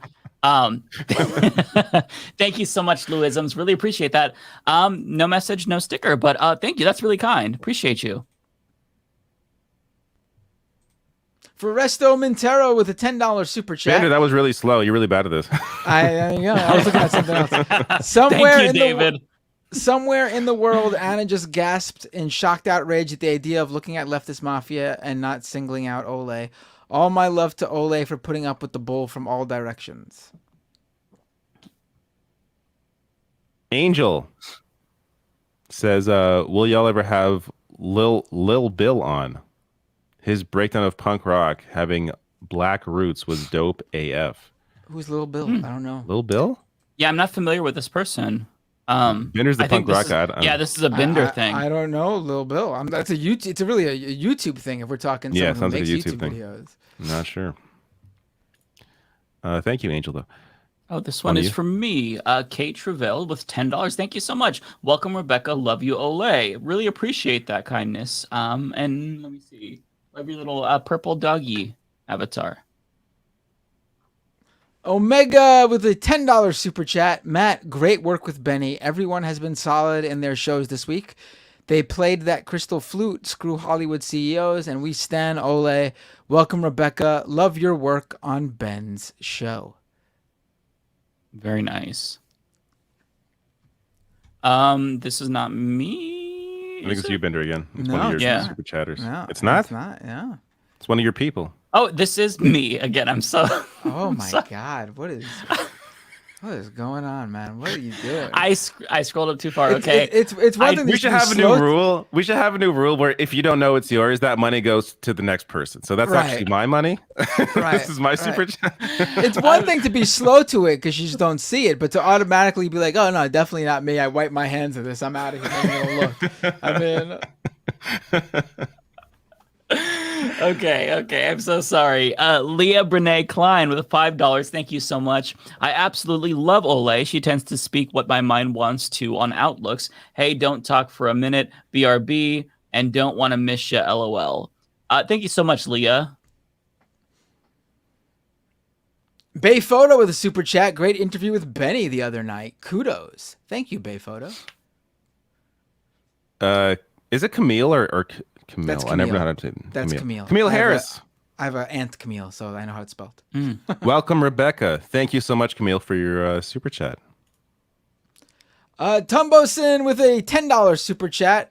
Wonder if you heard the recent commotion in the UFC where a white South African dismissed the previous 3 African champs, saying he will be the first real African champ because he still trains in Africa.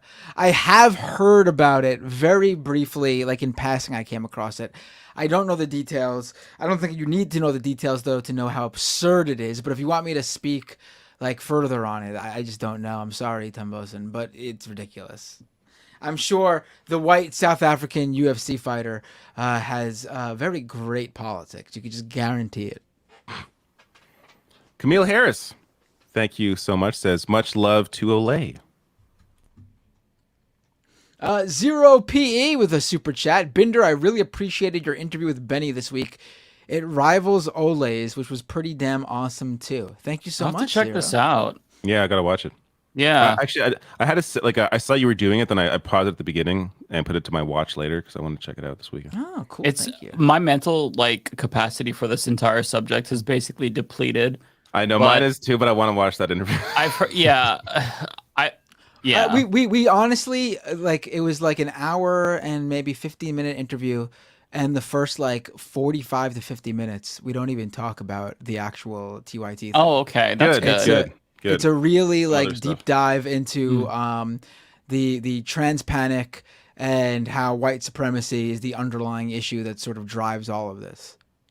Nice. I really want to hear from her, just like in general, and not just on the subject. Like when we bring her on, like I want that to be like a non, TYT. Like I want to just let her shine because she's very talented. I used to love watching her videos at Rebel HQ, so she has really great insights. So.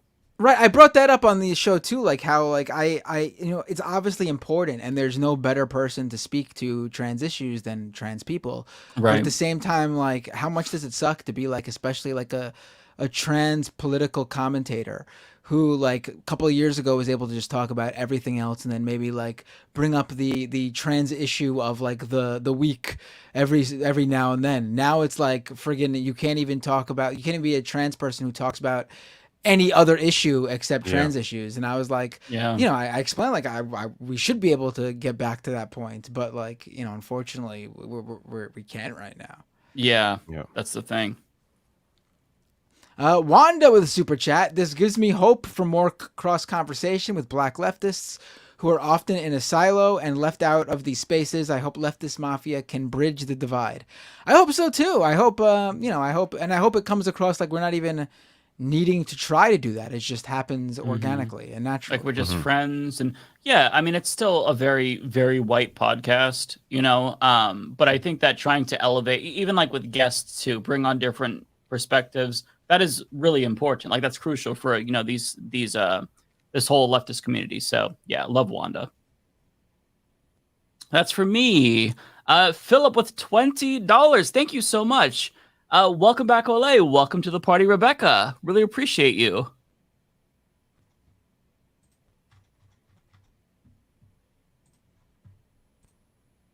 Oh, that's for me. I'm sorry, I didn't see it. Drag him, David. That's my money now. But listen, I didn't say. Oh, this is somebody else's. Someone else. Step up to the plate. Aztec Priest with the super chat. As a straight cisgender male, this show just got a lot better. But seriously, I remember when Rebecca was new on clickbaity, and now she's here. Robbie Barclay with a super chat. Binder, shout out for an A+ talk with Benny this week. Thank you so much, Robbie. And oh my God, I think I just got the hiccups. This will be fun. Let's keep going. Hiccups? How'd you get that just now? I don't know. It just happened. Yeah. I have the River with a super chat. Never used Cash App, so I don't know if I can send money from Canada. But hi, Rebecca. I hope to see you guest on the Leftist Mafia more, and I'm very grateful that you became a host. Oh, very cool. Oh, hope to see her. Yeah, now she's a host. So you got what you asked for. Chargoon with a $5 super chat. No comment, nothing. Just wanted to give me the $5. I appreciate that. Leah Brene Klein says, Thursdays used to be my day off work. Y'all make the stress of the day melt away. Almost like I never worked register customer service and trained a new employee that wouldn't get off their phone. Okay, I'm thinking about being a new employee somewhere and being on my phone would be weird. Be awkward. Yeah, that would not fly in most places and be very rude to the person who's trying to train you. Yeah. That one is for me, Matt Claremont. Mama, Glaub. Appreciate that, Matt. Shami Sengupta with a £5, I should say. Free to disagree unless you have a bonus hole. Okay. Ronnie Pearson, super sticker with it's like a face that looks to the side and goes. Very cool super sticker. I like seeing you both like act out the super stickers. That makes me happy. Ice cream, yum yum. Yum yum. Ice cream, yum yum. Victor Hart says, welcome back, Ole. Glad to have you here, Rebecca. As a whole, the show is something I look forward to every week. Thank you all for the hard work you put in. I appreciate all of your commentary. Thank you so much, Victor Hart, for your message and your generous super chat as well. Such a nice comment. This one's for me, Aaron Dolan. This is for you guys to split however you choose. Super glad to see Rebecca join. She seems like a good counter to Matt's energy. Thoughts on what another Bernie-esque figure would look like to unite the left? Much love. You're looking at him right here. The future Bernie is right here on Leftist Mafia. Just give me a couple decades and I will. I feel like that's a little bit more Trumpian than Bernie. Yeah, I always do that. When I'm trying to do Trump, I end up doing Bernie. When I try to do Bernie, I end up doing Trump. It's the Queens in me. I can't help it. See, I don't know. I think that it's going to be a figure that comes out of nowhere, and it probably isn't going to happen for a while. Because, I mean, who knows? Well, honestly, I don't want to say that. Who knows? It's hard to say, but I would like to see that type of figure because when there is leadership and somebody to look for, or look to for inspiration, I think that really does help. So, yeah, I hope that happens. Yeah, and in terms of like Rebecca, I feel like Rebecca is kind of in. There's two camps on Leftist Mafia, right? So there is the enforcers. That's Matt, Ole, David, and then there's like the chill, like how would you say, like me, Lance, and Rebecca. Like you're the enforcers, right? Like you kind of like you're leading the battle, and we're kind of like more chill. We're going with the flow. I don't know how to describe it, but like in terms of energy wise, but I do see that like Rebecca kind of being more like a Lance, Mike energy. Oh, I referred to myself in third person. That's cringe. More like a me and Lance type energy. So, but I don't know. It's hard to say, right? It's a good balance for sure. Yeah, I really do feel like it is a good balance. Pluvius with a super chat. Joe Biden. All right, Donald, I'm sick of this Sleepy Joe malarkey. After I read my lines, you'll have to listen to me on 0.75 times speed, Jack. Typical 82 with the super chat. Gang, ice cream, so good. Yes.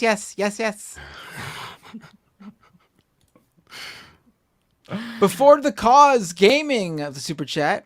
I still haven't gotten any Soros money. Regardless, I can spare a few bucks for the cause. Thank you so much.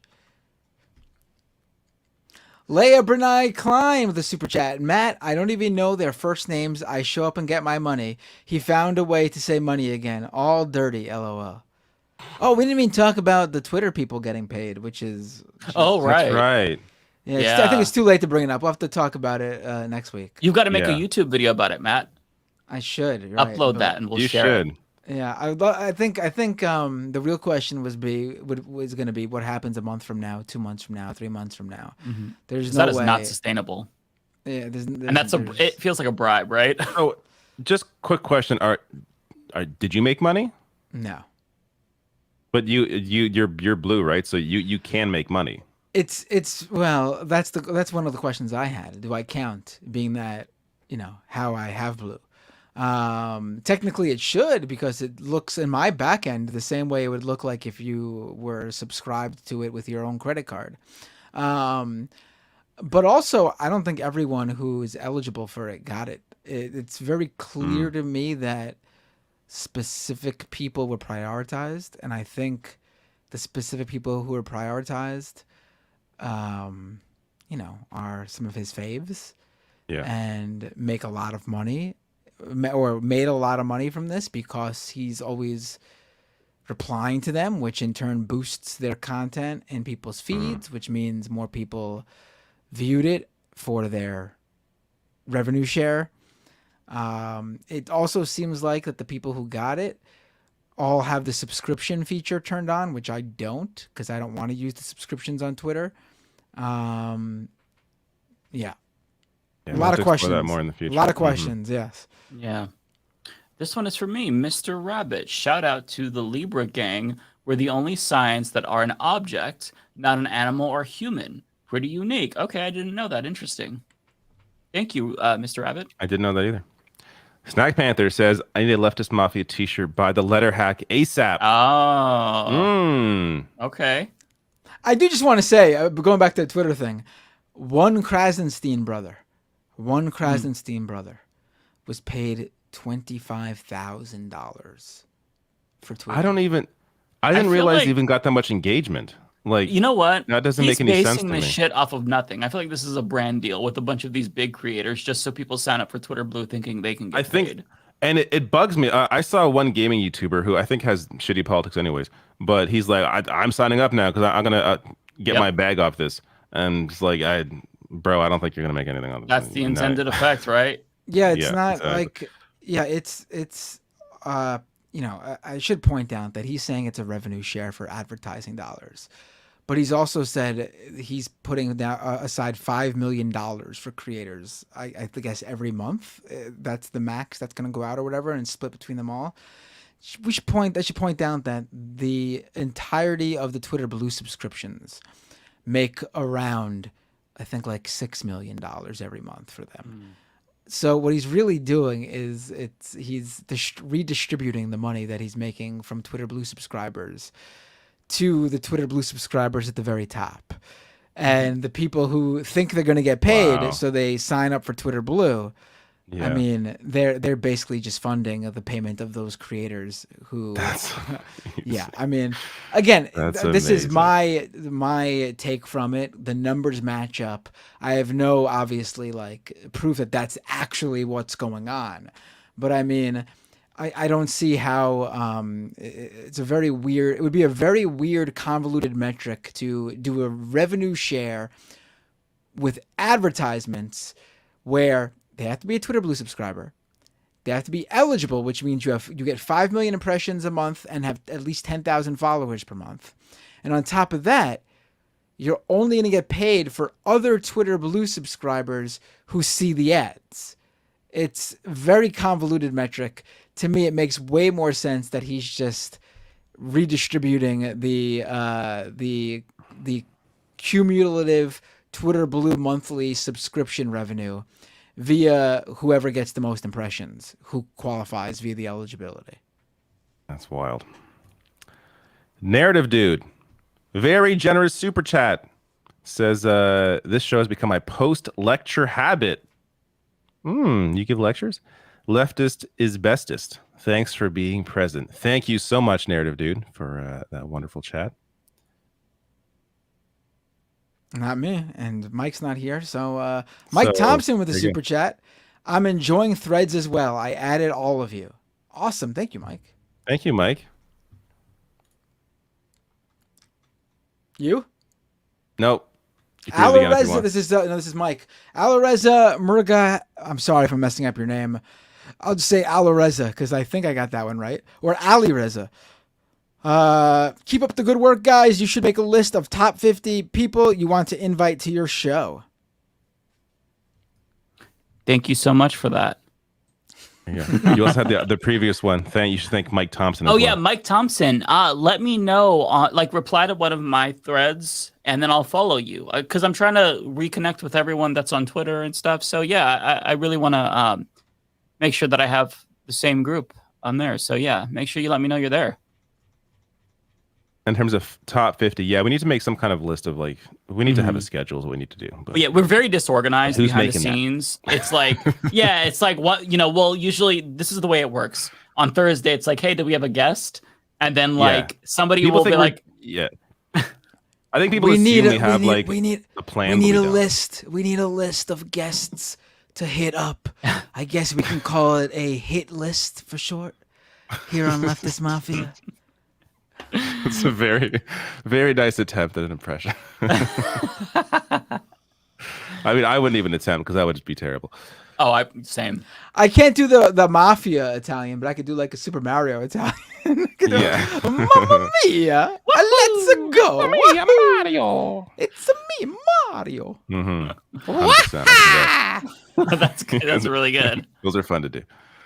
I could do a link too, as I think I've done on this show before. A link. Yeah, do it again. I can't do link. Hit, yeah, something like that. I can do Yoshi pretty well. Okay, you ready? You do Yoshi? I can do Yoshi. Yeah. You cannot do a Yoshi. Oh, that's pretty good. I thought you were gonna try to do the. I think you were gonna try to do the like a weird sound. Yeah. Yeah. It's like it's like a weird. He does some weird sounds. Yeah, I can't really do it. Just a. That was really good. I think I could do a Luigi too. Let me try. Mario. Yeah, okay. That's really fucking good. That's Luigi's Mansion. Yeah. Let me. Wario. Wario. That's pretty good. Waluigi, number one. That was more Borat. Okay. So I can't do Waluigi. That was close though. That Waluigi was ever since he first appeared in Mario Tennis on N64. He's been my guy. That's the guy I choose. Waluigi. Whenever he's available, I'm Waluigi. Foresto. Who's this for? Not me. Me. Foresto, random, but someone here should start a leftist sketch comedy show. I feel like it's a severely underserved genre of content. Oh no, I can see that. That'd be fun. Yeah, but I feel like you would need to do that though. And I know people over the pandemic did improv and stuff like that over Zoom. I just don't. I personally can't watch that. It doesn't work for me. You would need to be in the same room as people. You have to actually interact with them. Unless unless it was like a Zoom themed sketch. But like I can't. I couldn't watch those. They were too awkward for me. A Zoom one would be cringeworthy as fuck. Yeah, but that's what improv people and sketch people were doing during the pandemic. I mean, they did what they could during that time. Yeah. Eric Hicks, thank you for the super chat. Says, hey, did anybody see Trump at Dairy Queen? He didn't know what a blizzard was. I didn't Seriously? see that. I guess I did not see this, but I'm very intrigued. Interesting. That's me, Ron6751. Sorry, that was my the $5 super chat. No, that was good. That was good. Are any of you guys following the writer's strike? If so, what do you think is going to happen? We kind of talked about this a little bit earlier, but yeah. I hope good things happen. I mean, it's hard to predict, really. It's kind of the problem. Yeah, that's the thing. Who knows? But I'm crossing my fingers for them. Matt Claremont says, can't use Cash App, stupid Canada. Abolish all colonial settler states. Thank you, Matt, for the super chat. We are nearing the ends. Thank you, Kate. This one is for me. Celeste, 199. Thank you so much. Per Olea's back, she was missed for sure. Absolutely, and it's always nice to see you, Celeste. Colt Dog with a super chat. Hell yeah, Rebecca shouting out Tallahassee. Rusty Viola with a super chat. Are we breaking 5 hours this time? We were so close last week. Not happening this time. No way. No way. I would not be on if that would happen. Yeah. You hear that, folks? If you just want more Mike and Matt content, just the two of us. Got to make it to 5 hours. Just keep those super chats rolling in, and we will... Eagle left with a super chat. This is Usama. Matt, please read your DMs on Discord or email. I feel horrible that you had to send me a super chat to get this through to me. Check in next week with another super chat to see if I read your DM. No, I'm joking. Yeah, I'll check it out. I'm sorry, Usama. I'm sorry. That's Kowalski. Oh, Kowalski. Okay, so this is Kowalski's handle. Kowalski, I followed you on Twitter, on Blue Sky, on Threads. So I made up for my failure there. So I'm sorry that I was not already following you, but I am I righted that wrong. So thank you for letting me know. AMK4956. I was looking for Kowalski and Prairie Fire, but I was finding nothing. I'm like, what the fuck is Kowalski's handle? Kowalski doesn't even follow me. I don't know. You know what? I'm a good guy. I will follow you first. You don't even post on Twitter. I guess there's no point doing that. On Threads, I'll follow you. Or wherever else you are. That's for me. Metal Rooster, welcome. Thank you so much. Foresto with a super chat. My Lewis Carroll super chat was about Ukulele Lady. I don't even know what you're referring to now. I think that was about like nude something, and it was disturbing. I think I remember. Right. Oh, okay. Yeah. I think I remember. I hope I remember. Andrew. Andrew, yeah, it's for me. $7 Canadian super chat. Oh, I just made this point before. I didn't even see your super chat, but right on. Absolutely. What I'm about to read is 100% what I think. Hey, Matt, the blue check ads are a Ponzi. It's only blue check views that get you paid. That's just a redistribution of blue check money. Left is best. I mean, he's clearly trying to spur more Twitter Blue subscriptions with this. Will it work? I don't know. I mean, I feel like if you're already a fairly large content creator on Twitter, you either have made your decision to either subscribe to Twitter Blue or not, and this isn't going to change your mind. And if this does win you over, then I hate to tell you this, but you're not likely to be one of the people who make a lot of money from Twitter Blue ads, because the people who are making a lot of money, and there are people who made a shit ton of money. There's this meme account, internet memes, that I think the most I saw was from this person. $100,000 they got. Shut up. Christ. Yeah. Fuck me. That's But insane. they got a million followers. They just constantly post memes like every 30 minutes or something, or hour or something. Their stuff gets tons of engagement. It's the odds are you are not going to get in that realm of advertising revenue. Yeah. Lizzie, for one of you. Oh, that is for me, Lizzie Bennett with $10. Thank you so much. Congrats, Becca. Hope to see more of you on the Mafia. I have little interest in the Jonah Hill story, to be honest, but I'm left speechless with NYU hosting a whites-only anti-racism event. Yeah, that's. I mean, you would feel like maybe the perspective of people of color might be important for that. Is it like an educational? I don't need any more context. It could be. It's weird, regardless. Like rejecting racism to anything. But. Yeah, I would like to know more. It could be like one of those, like a white fragility type of situation where it's a white person trying to talk to white people about racism, so that way they'll be more open to it. I'm not honestly sure, but it sounds. I would, if I were going to learn about anti-racism, I probably would not want to go to an event that's says no people of color or something, but I don't know what the particulars are. This actually, I don't know about the NYU thing, but this came up when I went on Tim Pool's show last year. There was a school that was doing an anti-racist thing, like an event, like a company that deals with this sort of stuff, and they for one of the classes they split up the groups into the white students and then the students of color, people of color who are students. And I mean, I don't know the details between what exactly what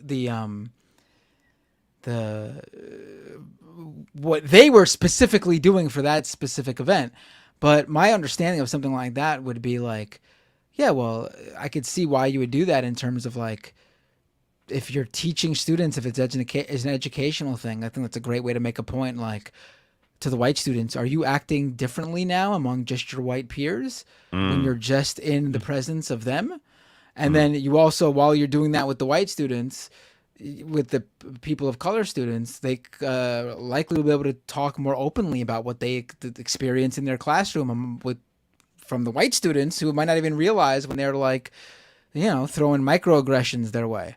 That they wouldn't say in front of their fellow white classmates. I'm like there definitely are curriculums where I could see this comes into play. So again, I'd have to see the exact thing, but I don't think it's ridiculous on its face. That makes sense. Metal Rooster.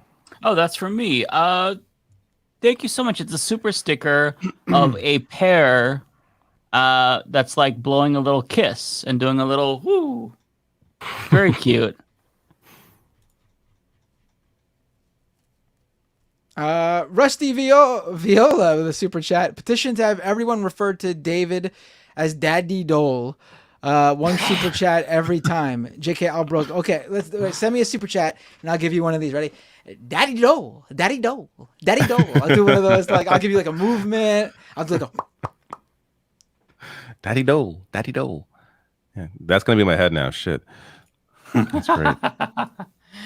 This one is for me, Meng Tang with $20. Thank you so much. That is a very generous super chat. Want to send a soupy chat to Rebecca. Welcome, sis. My girl Ole. I legit just screen recorded the chat about Rebecca's boy Jonah to my sis on our side. Solid job, ladies. Can't wait for tomorrow. Yeah, that's going to be interesting because I wasn't following the Jonah stuff from the start, so I'm interested in learning more. I'm still on the Colleen Ballinger kick. That shit is wild to me. I have a hard time caring about either. It's just like I don't know. I feel like I'm hitting my limit some weeks on like news. Like I get in these moods where it's just like I don't give a fuck about anything. I kind of feel that, yeah. Like, unless there has like a larger societal impact in some way. Like I get the itch to like the impact like specifically with this person and what they did, but I'm more interested in like I don't know larger societal like things as opposed to individuals, celebrities, and like their going ons. Right. Well, you Not know that how I anything found against the it, but just I'm not into it. I think it's fine to talk about on like a panel segment on this show, but yeah, you're not going to see me like diving into the Jonah Hill discourse on like Yeah. social I'm not into media that and stuff. stuff. Yeah, yeah. Yeah, I got interested in the Colleen Ballinger stuff because I like to listen to podcasts when I'm playing video games. And so that one had just popped up, the video from Swoop, and it was like 2.5 hours. So I listened to the whole thing as I'm just like playing Zelda, exploring the depths, and it was like, holy fucking shit, this is wild. And so that's how I kind of got like roped into it. But typically I don't know about drama. So it's actually a little bit out of the ordinary for me. But now it's like, okay, I'm gonna watch more Swoop videos because everything that she's put out so far has been very interesting. And the way she presents it is very very good, very informed, and like it humanizes the people who she's talking about. I also listen to podcasts while I game off. Though it depends on the game, but Zelda for sure because you could explore and like listen to stuff. But I'm always listening now to just like either gaming podcasts or hockey podcasts while I'm playing a video game. That's smart, though. I feel like I overdose on politics. I need like my break. Yeah, you guys watch and listen to so much stuff. I can't. I just can't. I'm not someone who, in fact, I prefer just like nothing, like silence. Really? Oh, I see. I have to have something on in the background. No, otherwise I feel like it's probably crazy. better. I feel like it's probably better mentally for me to do that, but I also know there are certain shows I want to listen to. So the best time to do them is when I'm playing a game or with like a time when I can listen to it. Yeah, but I am trying to not listen to as much political content, just because it does really rot my brain. So I try to find like more like stupid shit, like funnier podcasts, like H3, or like the drama stuff that doesn't involve any of us. Like the Colleen shit. It's like there's so much distance there, so it's like okay, I can not be affected by this, personally, but still be, I still have feelings about it. Oh, I just YouTube search Leftist Mafia, order the content from latest, starting with the latest, and then I just make a playlist of all the people who put up video takes on us, and I just listen to it back to back over and over and over again. That's very good for your mental health. What's funny is like I was like kind of disengaged from all this Anna stuff, and then my girlfriend was like super into it, and she's like, "Oh, did you hear about this? Hear about that?" I'm like, I don't fucking. It's like I've heard enough. But it was actually initially like me and her were super both into politics stuff, and now she's kind of disengaged. Like she stopped using Twitter. She's just like now the only time she'll pay attention is drama, and which I think a lot of people at some point they're done with like I feel like especially after once COVID hit and the Bernie campaign ended in 2020, like I feel like a lot of people at that point were just like, all right, I'm done. Just like completely checked out. It's sad, but I understand it. Yeah. Here's Robbie. Oh, Robbie Barclay became a YouTube member at youtube.com/MattBinder. The one and only new YouTube membership I received on this episode. Thank you so much, Robbie. You are the star on this channel tonight. Robbie. Ice cream, yum yum. There you go, Robbie.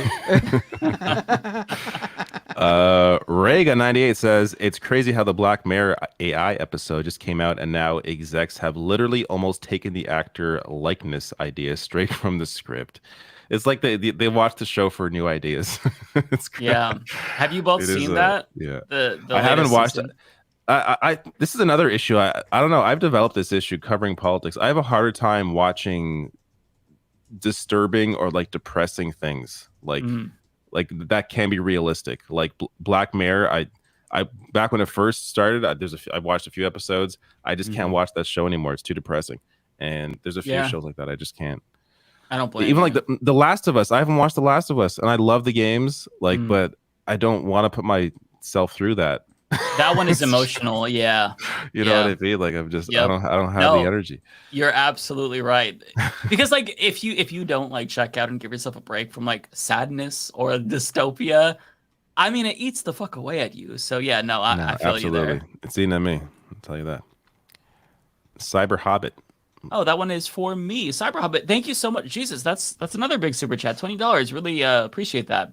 Just want to say thank you for keeping the show going. Hopefully years to come. Love you guys. Yeah, hopefully for sure. Hopefully it gets bigger too. And yeah, Thank you.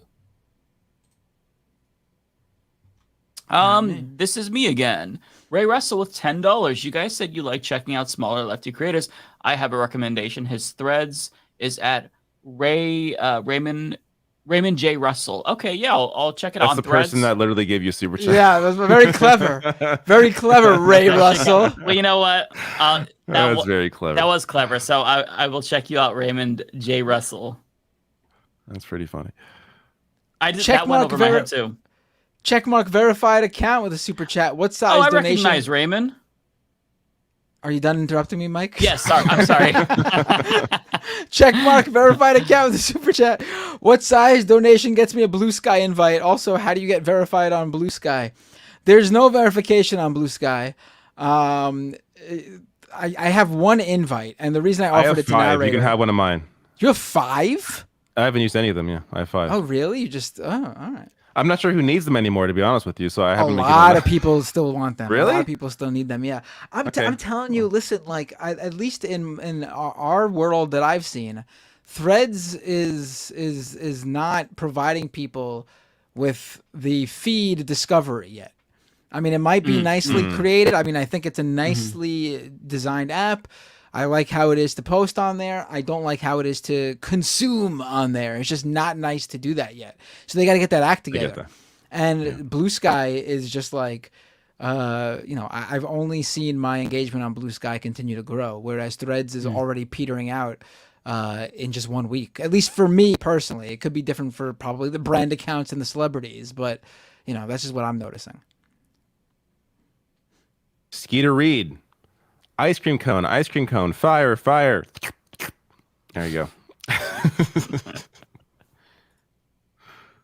This one is for me, Jerry Sakamura with $4.99. Thank you so much.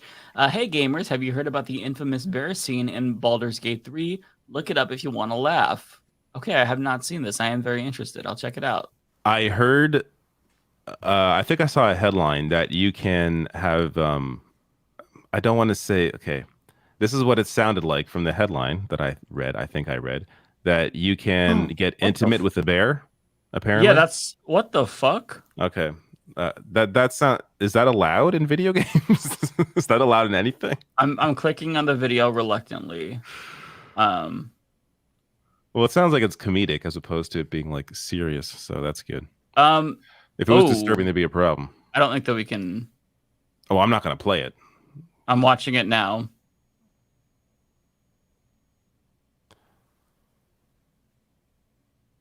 Who's this for? Matthew Crisp? Not me.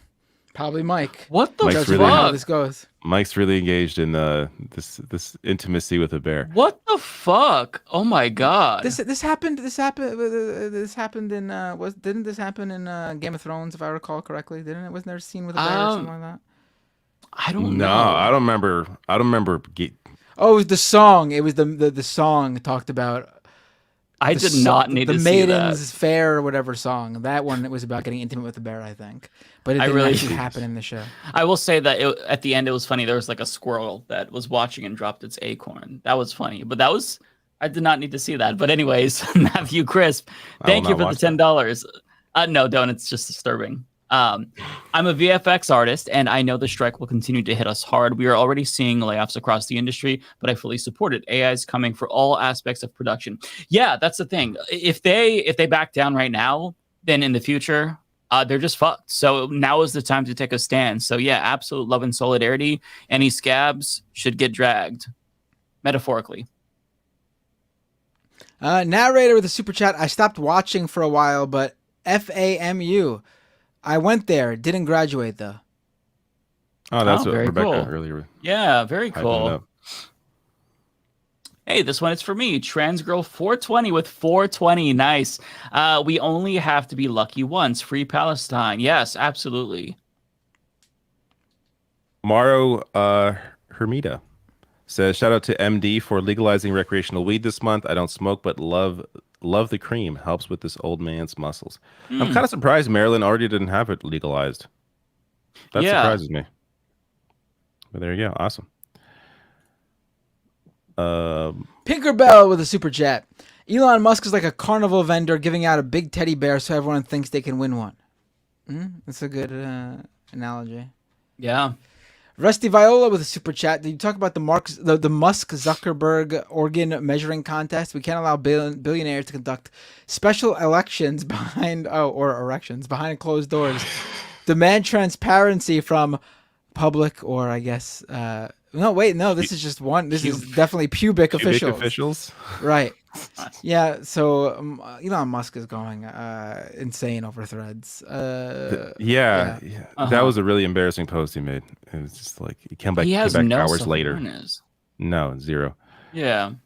Love this hangout from Stoneflower Dragon. $5. Thank you so much. Adorable kitty I see in the avatar. Love this Thursday hangout. Thank you all for being like minds, bringing a calming presence. Really appreciate the fact that you enjoy it. This one's also for me, Leah Brene Klein with $5. Thank you so much, Leah. We absolutely need Aaron Brown at the table. He'll bring the muscular class of people. He's well-researched, brilliant, and fun. Yes, we love Aaron Brown. He's actually been on twice, right? So he's going to be a return guest, absolutely. Oh, yeah, he'll be on. We love Aaron Brown. Narrator with $50. Yum, yum. Ice cream. Yum, yum. Gang, gang. Wow, wow. Fire, fire. Dropout is the guys that used to be College Humor. Most are left-leaning. It has Dimension 20, which is just D&D, with a lot of anti-capitalist themes done by comedians. Adam Conover is on some shows sometimes. Have to recommend Total Forgiveness. So many of those words that you said, I don't know what they mean, but I'm assuming this is for the person looking for lefty sketch comedy. This seems to be, according to narrator, pretty close. Celeste with a super chat. Do Princess Peach, aka the best character, WBK. What's WBK mean? Do you guys know what WBK means? I don't know. No. All right, let me see if I do Princess Peach. Dear Mario. No, I can't do it. That's Dear not Mario. bad though. Dear Mario. We been new. It's been something you've been aware of for a while. Oh, okay. I can do Rosalina really well. You ready? Fuck off. Well, that's pretty. Is that what she says? Oh wait, yeah. I can do. If you play Super Mario 3D World, when you do the long jump with her, it sounds like she's saying "fuck off." So. Yeah. That's funny. I always hated how in the game they call him Mario, because real New Yorkers know he's Mario. No, it's Mario.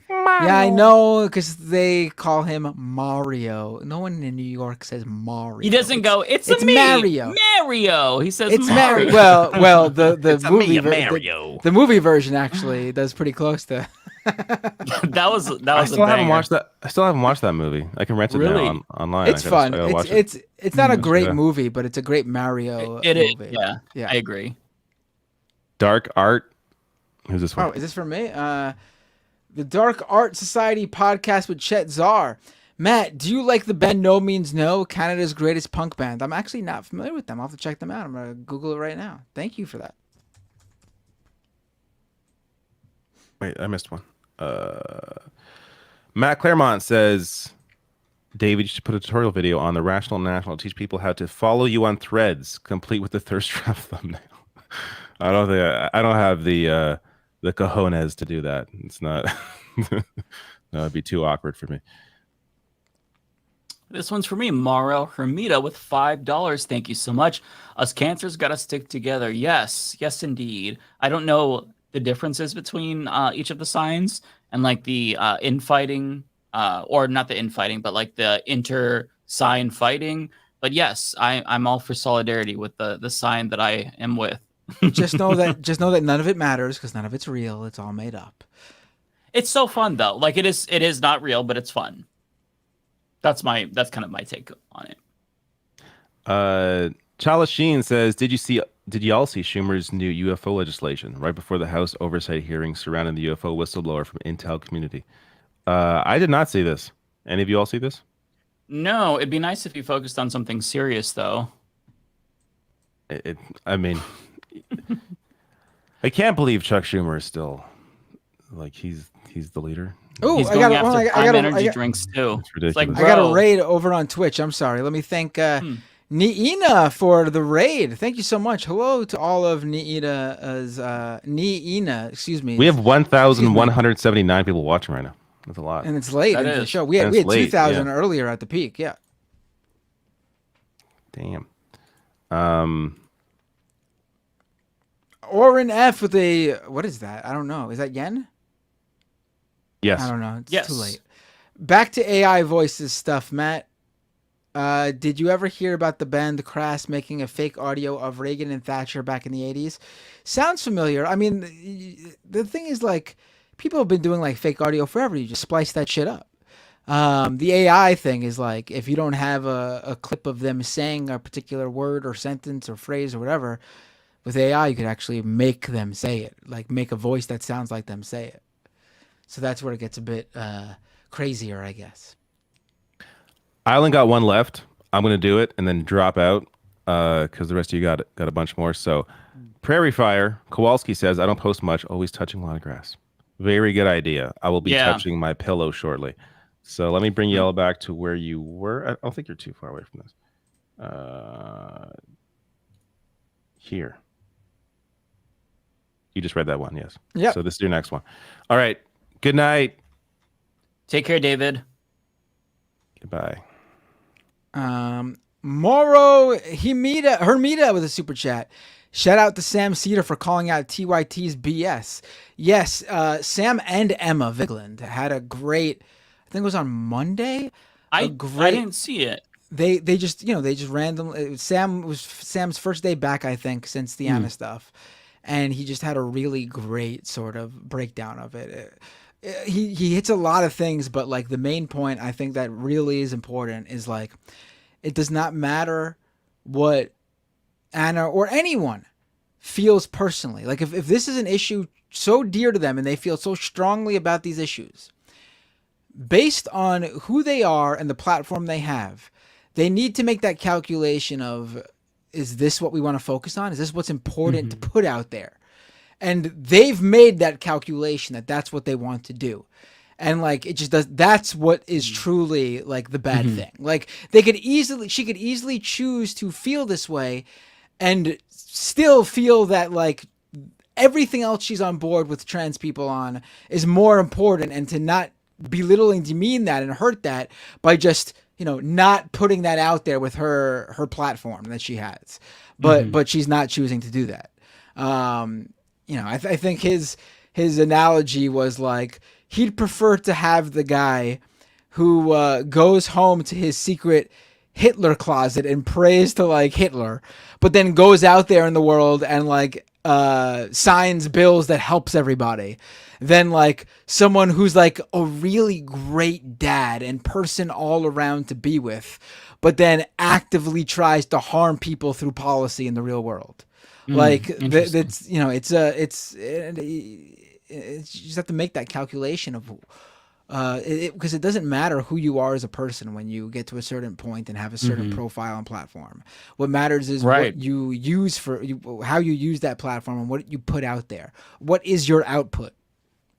Yeah, no, that's really well said. I always like to hear. I haven't listened to it, but I always love to hear Sam and Emma's insight, because they're brilliant people. This one is you. Lizzie Bennett, that was an interesting take on my last comment. Thank you. Oh, Lizzie was the person who asked about that NYU.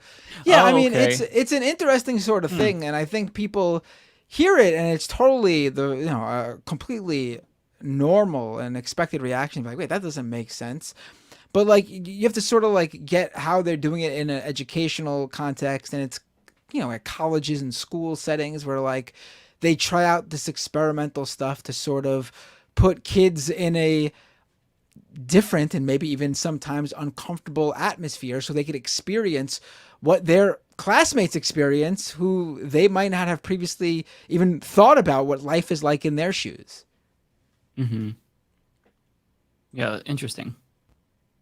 This one is for me, Matt Claremont. I'm Ted Cruz. It's the Kyle Kulinski impression of Ted Cruz specifically. We missed a chat. I think David skipped it when we were here it is. I can do it. Narrator with a $10 super chat. Almost forgot. I don't hear people talking about the affirmative action decisions, possible implications for corporate DEI hiring initiatives. Thoughts? Oh boy, I would need. It's 12:30 and I can't even think that question through. It's a good question. I mean, I don't think it's going to affect it, honestly, because I don't think, at least, honestly, I think like when it comes to those corporate DEI hiring initiatives, it's very much more like the straight up like PR push, and like obviously affirmative action, just like it does in schools, makes it made it possible and happen, and also facilitated it. And will we see less? Probably, honestly. I'm not pretending there's going to be no effect. But I also think when it comes to like the corporate side of things, more so than like maybe the educational side of things, the corporate side of things, I think is going to continue to care about how they look from a PR perspective. Not because they are nice and caring, but because, they want black people and brown people and people of all colors to buy their products.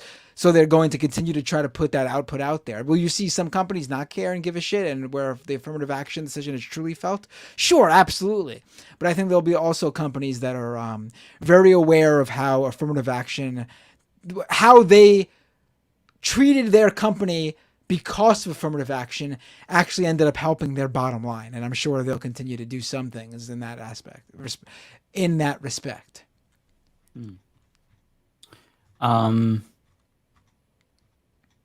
Trying to find our place.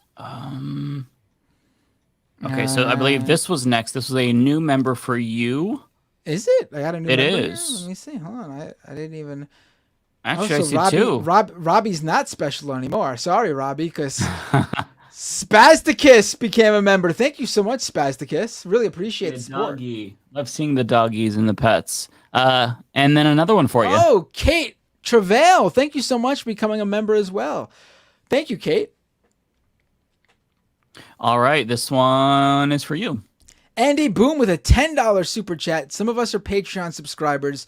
You're great, Binder, but not 2-time subs great. No, absolutely. I actually said this on... No, totally understand. I said this on Tuesday. I originally did not want all these different subscription platforms. I just wanted everyone to go to Patreon. But people like Mike and David and others have told me that, like, listen, you might think that's the way of thinking of things, but like some people actually aren't subscribed to you on whatever platform you're accepting subscriptions on, because they would actually prefer, because it's easier for them to do a different platform. So give them that option. So this is actually just like another option. If you'd rather, like, if you're someone who subscribes to a bunch of different Patreons, like some of my listeners do, then yeah, it probably makes sense to keep all your subscriptions in one place. So you could easily, cancel when you got to cancel, resubscribe when you feel like resubscribing. And if you're, you find yourself more of a YouTuber who watches live streams, then maybe this is the better place for you to subscribe. I do feel like, that dynamic is sort of what it is. If you're already subscribed to people on Patreon, or if you are more of a podcast listener of mine, because the uploads of which hasn't worked lately, but I think I got it fixed on Patreon. I gotta upload the stuff there again. There was an issue there, but if you prefer to listen to like the second half of the show that's for members only as an audio only stream, that's going to continue to go up on Patreon. So that's probably the best case for you. But if you're like, constantly just watching the live stream and that's it, you probably should use the super chat, the YouTube ones. You could use the emotes and stuff like that in the super chat and have like, your stuff highlighted.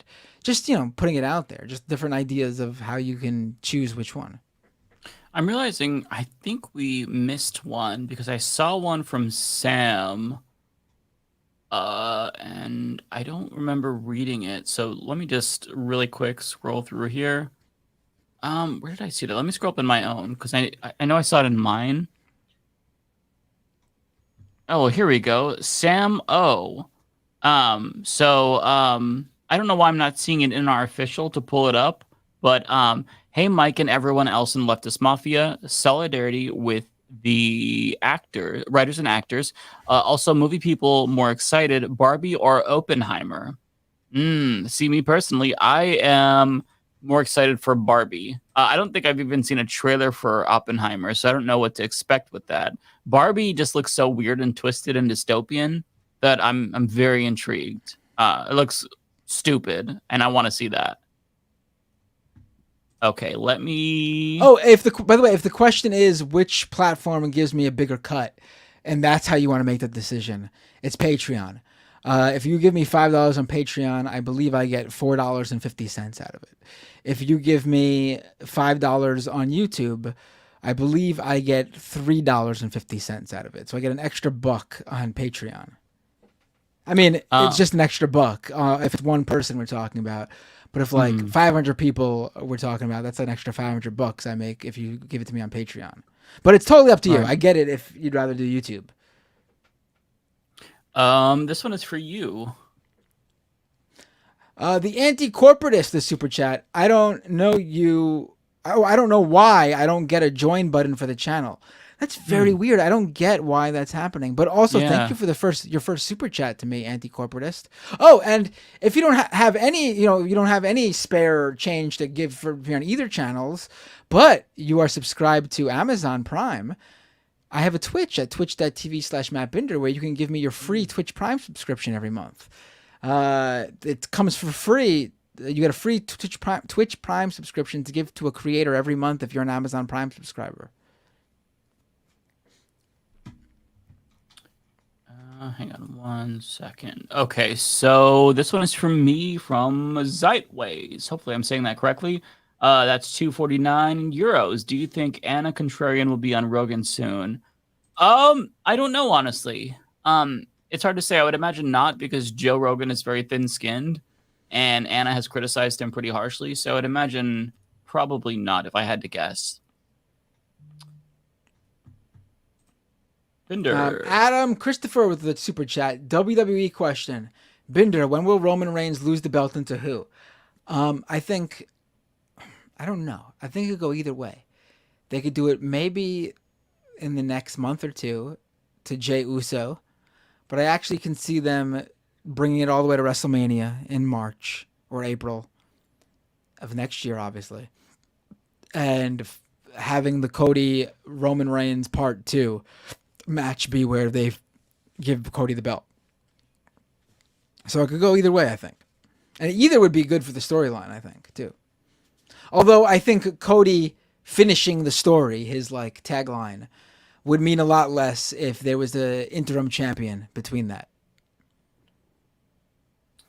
Okay. I think I'm gonna go ahead and, because I only have 2, and then I'm gonna jump off because I can do that now because I'm tired. I'm old. I don't know how do I end it? What do I do to end it? Tell me before you leave. What do I do? You just click end broadcast up top. right. That's it. Yeah, that's okay, it. Cool.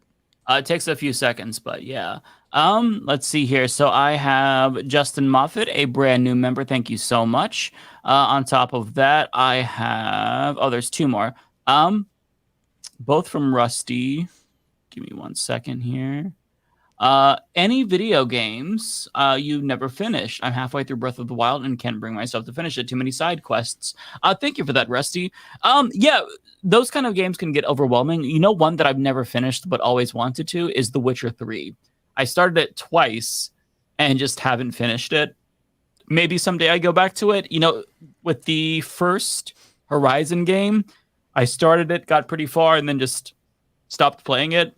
But years later, I revisited it, and I really liked it. Now I have the hiccups, Matt. You gave it to me. But yeah. It happens all the time. Okay, there was one more, I believe, from Rusty Violin. Or Viola, sorry. Patreon takes 8 to 12% depending on the plan. YouTube takes 30%. If you buy from iOS, Apple takes 30% on top of YouTube's 30%. I actually didn't know that. Interesting. I'm on the old Patreon plan, I believe. They originally were only taking 5%. And they grandfathered those users in.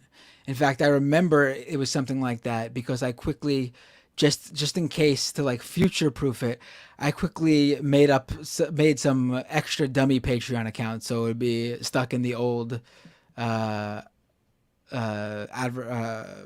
model. I don't know if that even worked, but just in case, I tried it. Interesting.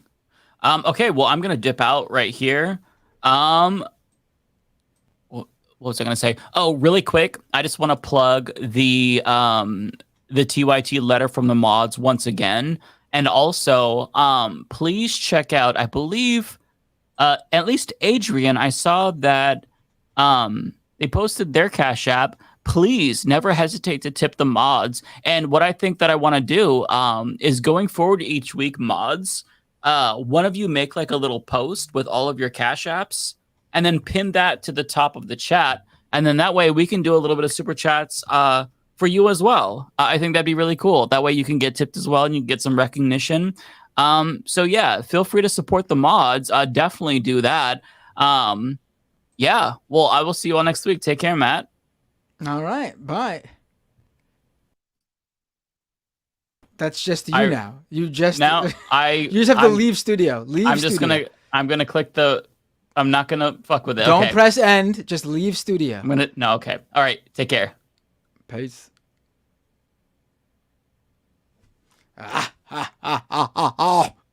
This is my show now.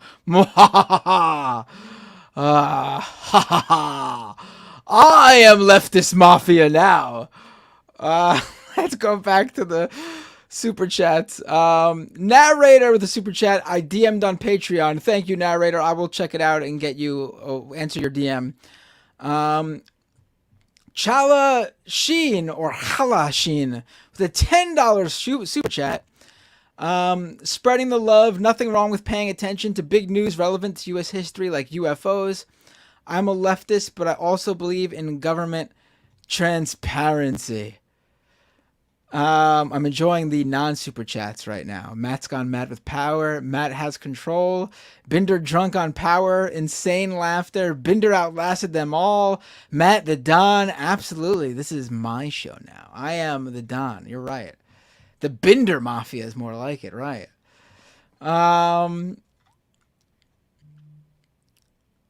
Let's see what else we got here. Riverland Night.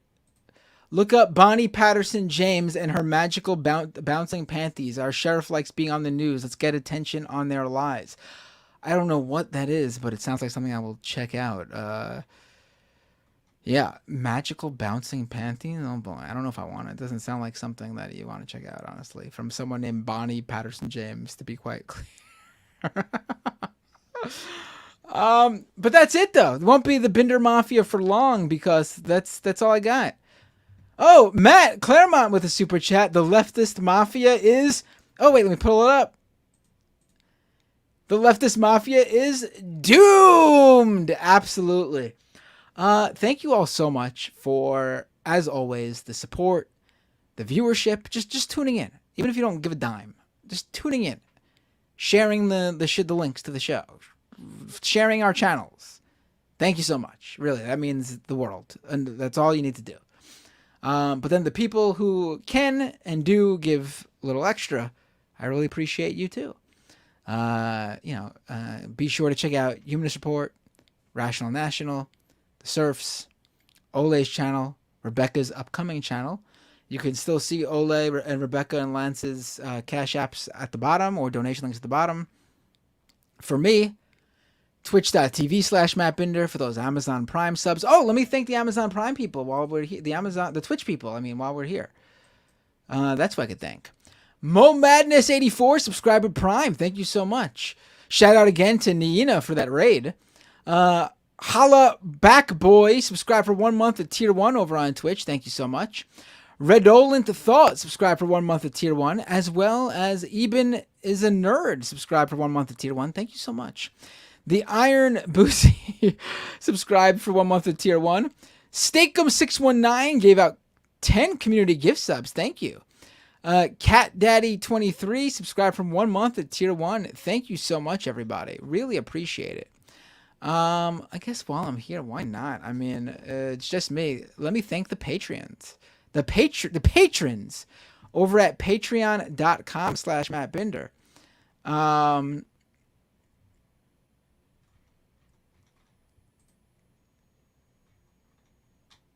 Where are the where's the audience? Here they are. There's the list. Let's do this. Let's shout out everyone who signed up since the last Leftist Mafia episode. SJ, Carrie Shaw, Gabriel T, Chelsea M, Endagi, Maya G, Flavio S, Christian, Enis November, Dennis Deems, Faye Skura, and Eagle Left. Thank you all so much for becoming a patron at patreon.com/mattbinder. Really, really appreciate it. I had said on my my stream yesterday that on Tuesday that the goal is to, like how Mike and David do it, and I guess Lance might do it too, would be to do this soon, one day, full time would be that's the goal. And like with all these things combined, I think maybe we're like somewhere between a quarter and a half and halfway there. And that halfway point, I also said on Tuesday, like if I had 1,000 cumulative total subscribers, like regular monthly subscribers on all of them combined, YouTube, Twitch, and Patreon, like a total of 1,000 subscribers, I would be able to hire someone to edit footage to put out more content and also shoot more content, because that's like the major thing that holds me back. I just don't have the time during the day to edit, and at night I stream or I'm recording an interview for a stream. So like that's the goal right now. Just to give you guys if you're wondering like what I'm planning on doing with all this money, is to reinvest it in the show to grow it.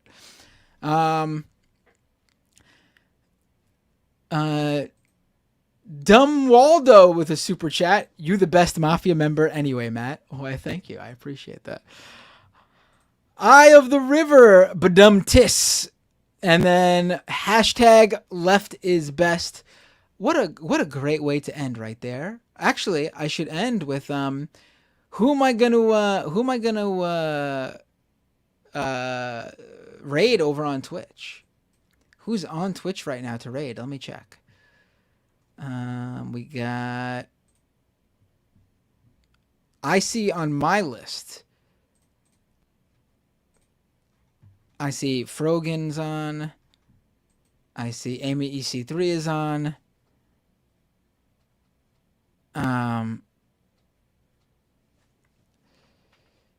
Shark's not on. And of course, the mods. How do I not thank the mods? I'm sorry. I'm trying to think about who to raid before we lose people on Twitch, so I didn't even realize I failed to thank the mods. Thank you so much to all the mods. Really appreciate it. Regardless of what channel you're on, although I'm going to thank my mods a little extra, being that I'm the last one here. Because, I appreciate you all a little bit more because I stay up extra late for all of you. But really, thank you all. I guess some people just joined right now.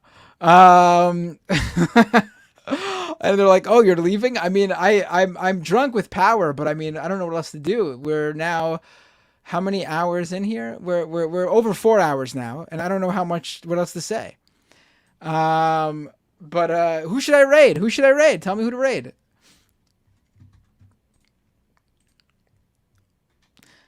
Listen, if we do this, if I could prepare for this intimate time, if I knew I was gonna be the last man standing, I would have maybe had some like a segment or two queued up for you guys. But this is completely impromptu. I mean, I could go off.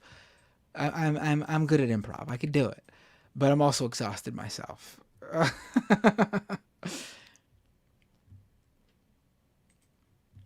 Who should I raid? Let's see. Yeah, I'll do Amy EC3. Let's do that.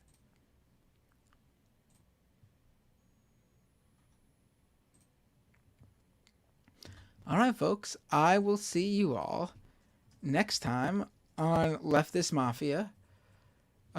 Signing off for myself, Mike of the Humans Report, David of Rational National, Lance of the Surfs, Rebecca of the Benjamin Dixon Show, and of course, from Olay's own namesake channel, Olay.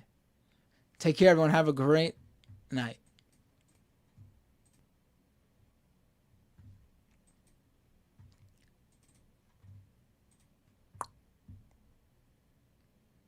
Ice cream, yum yum.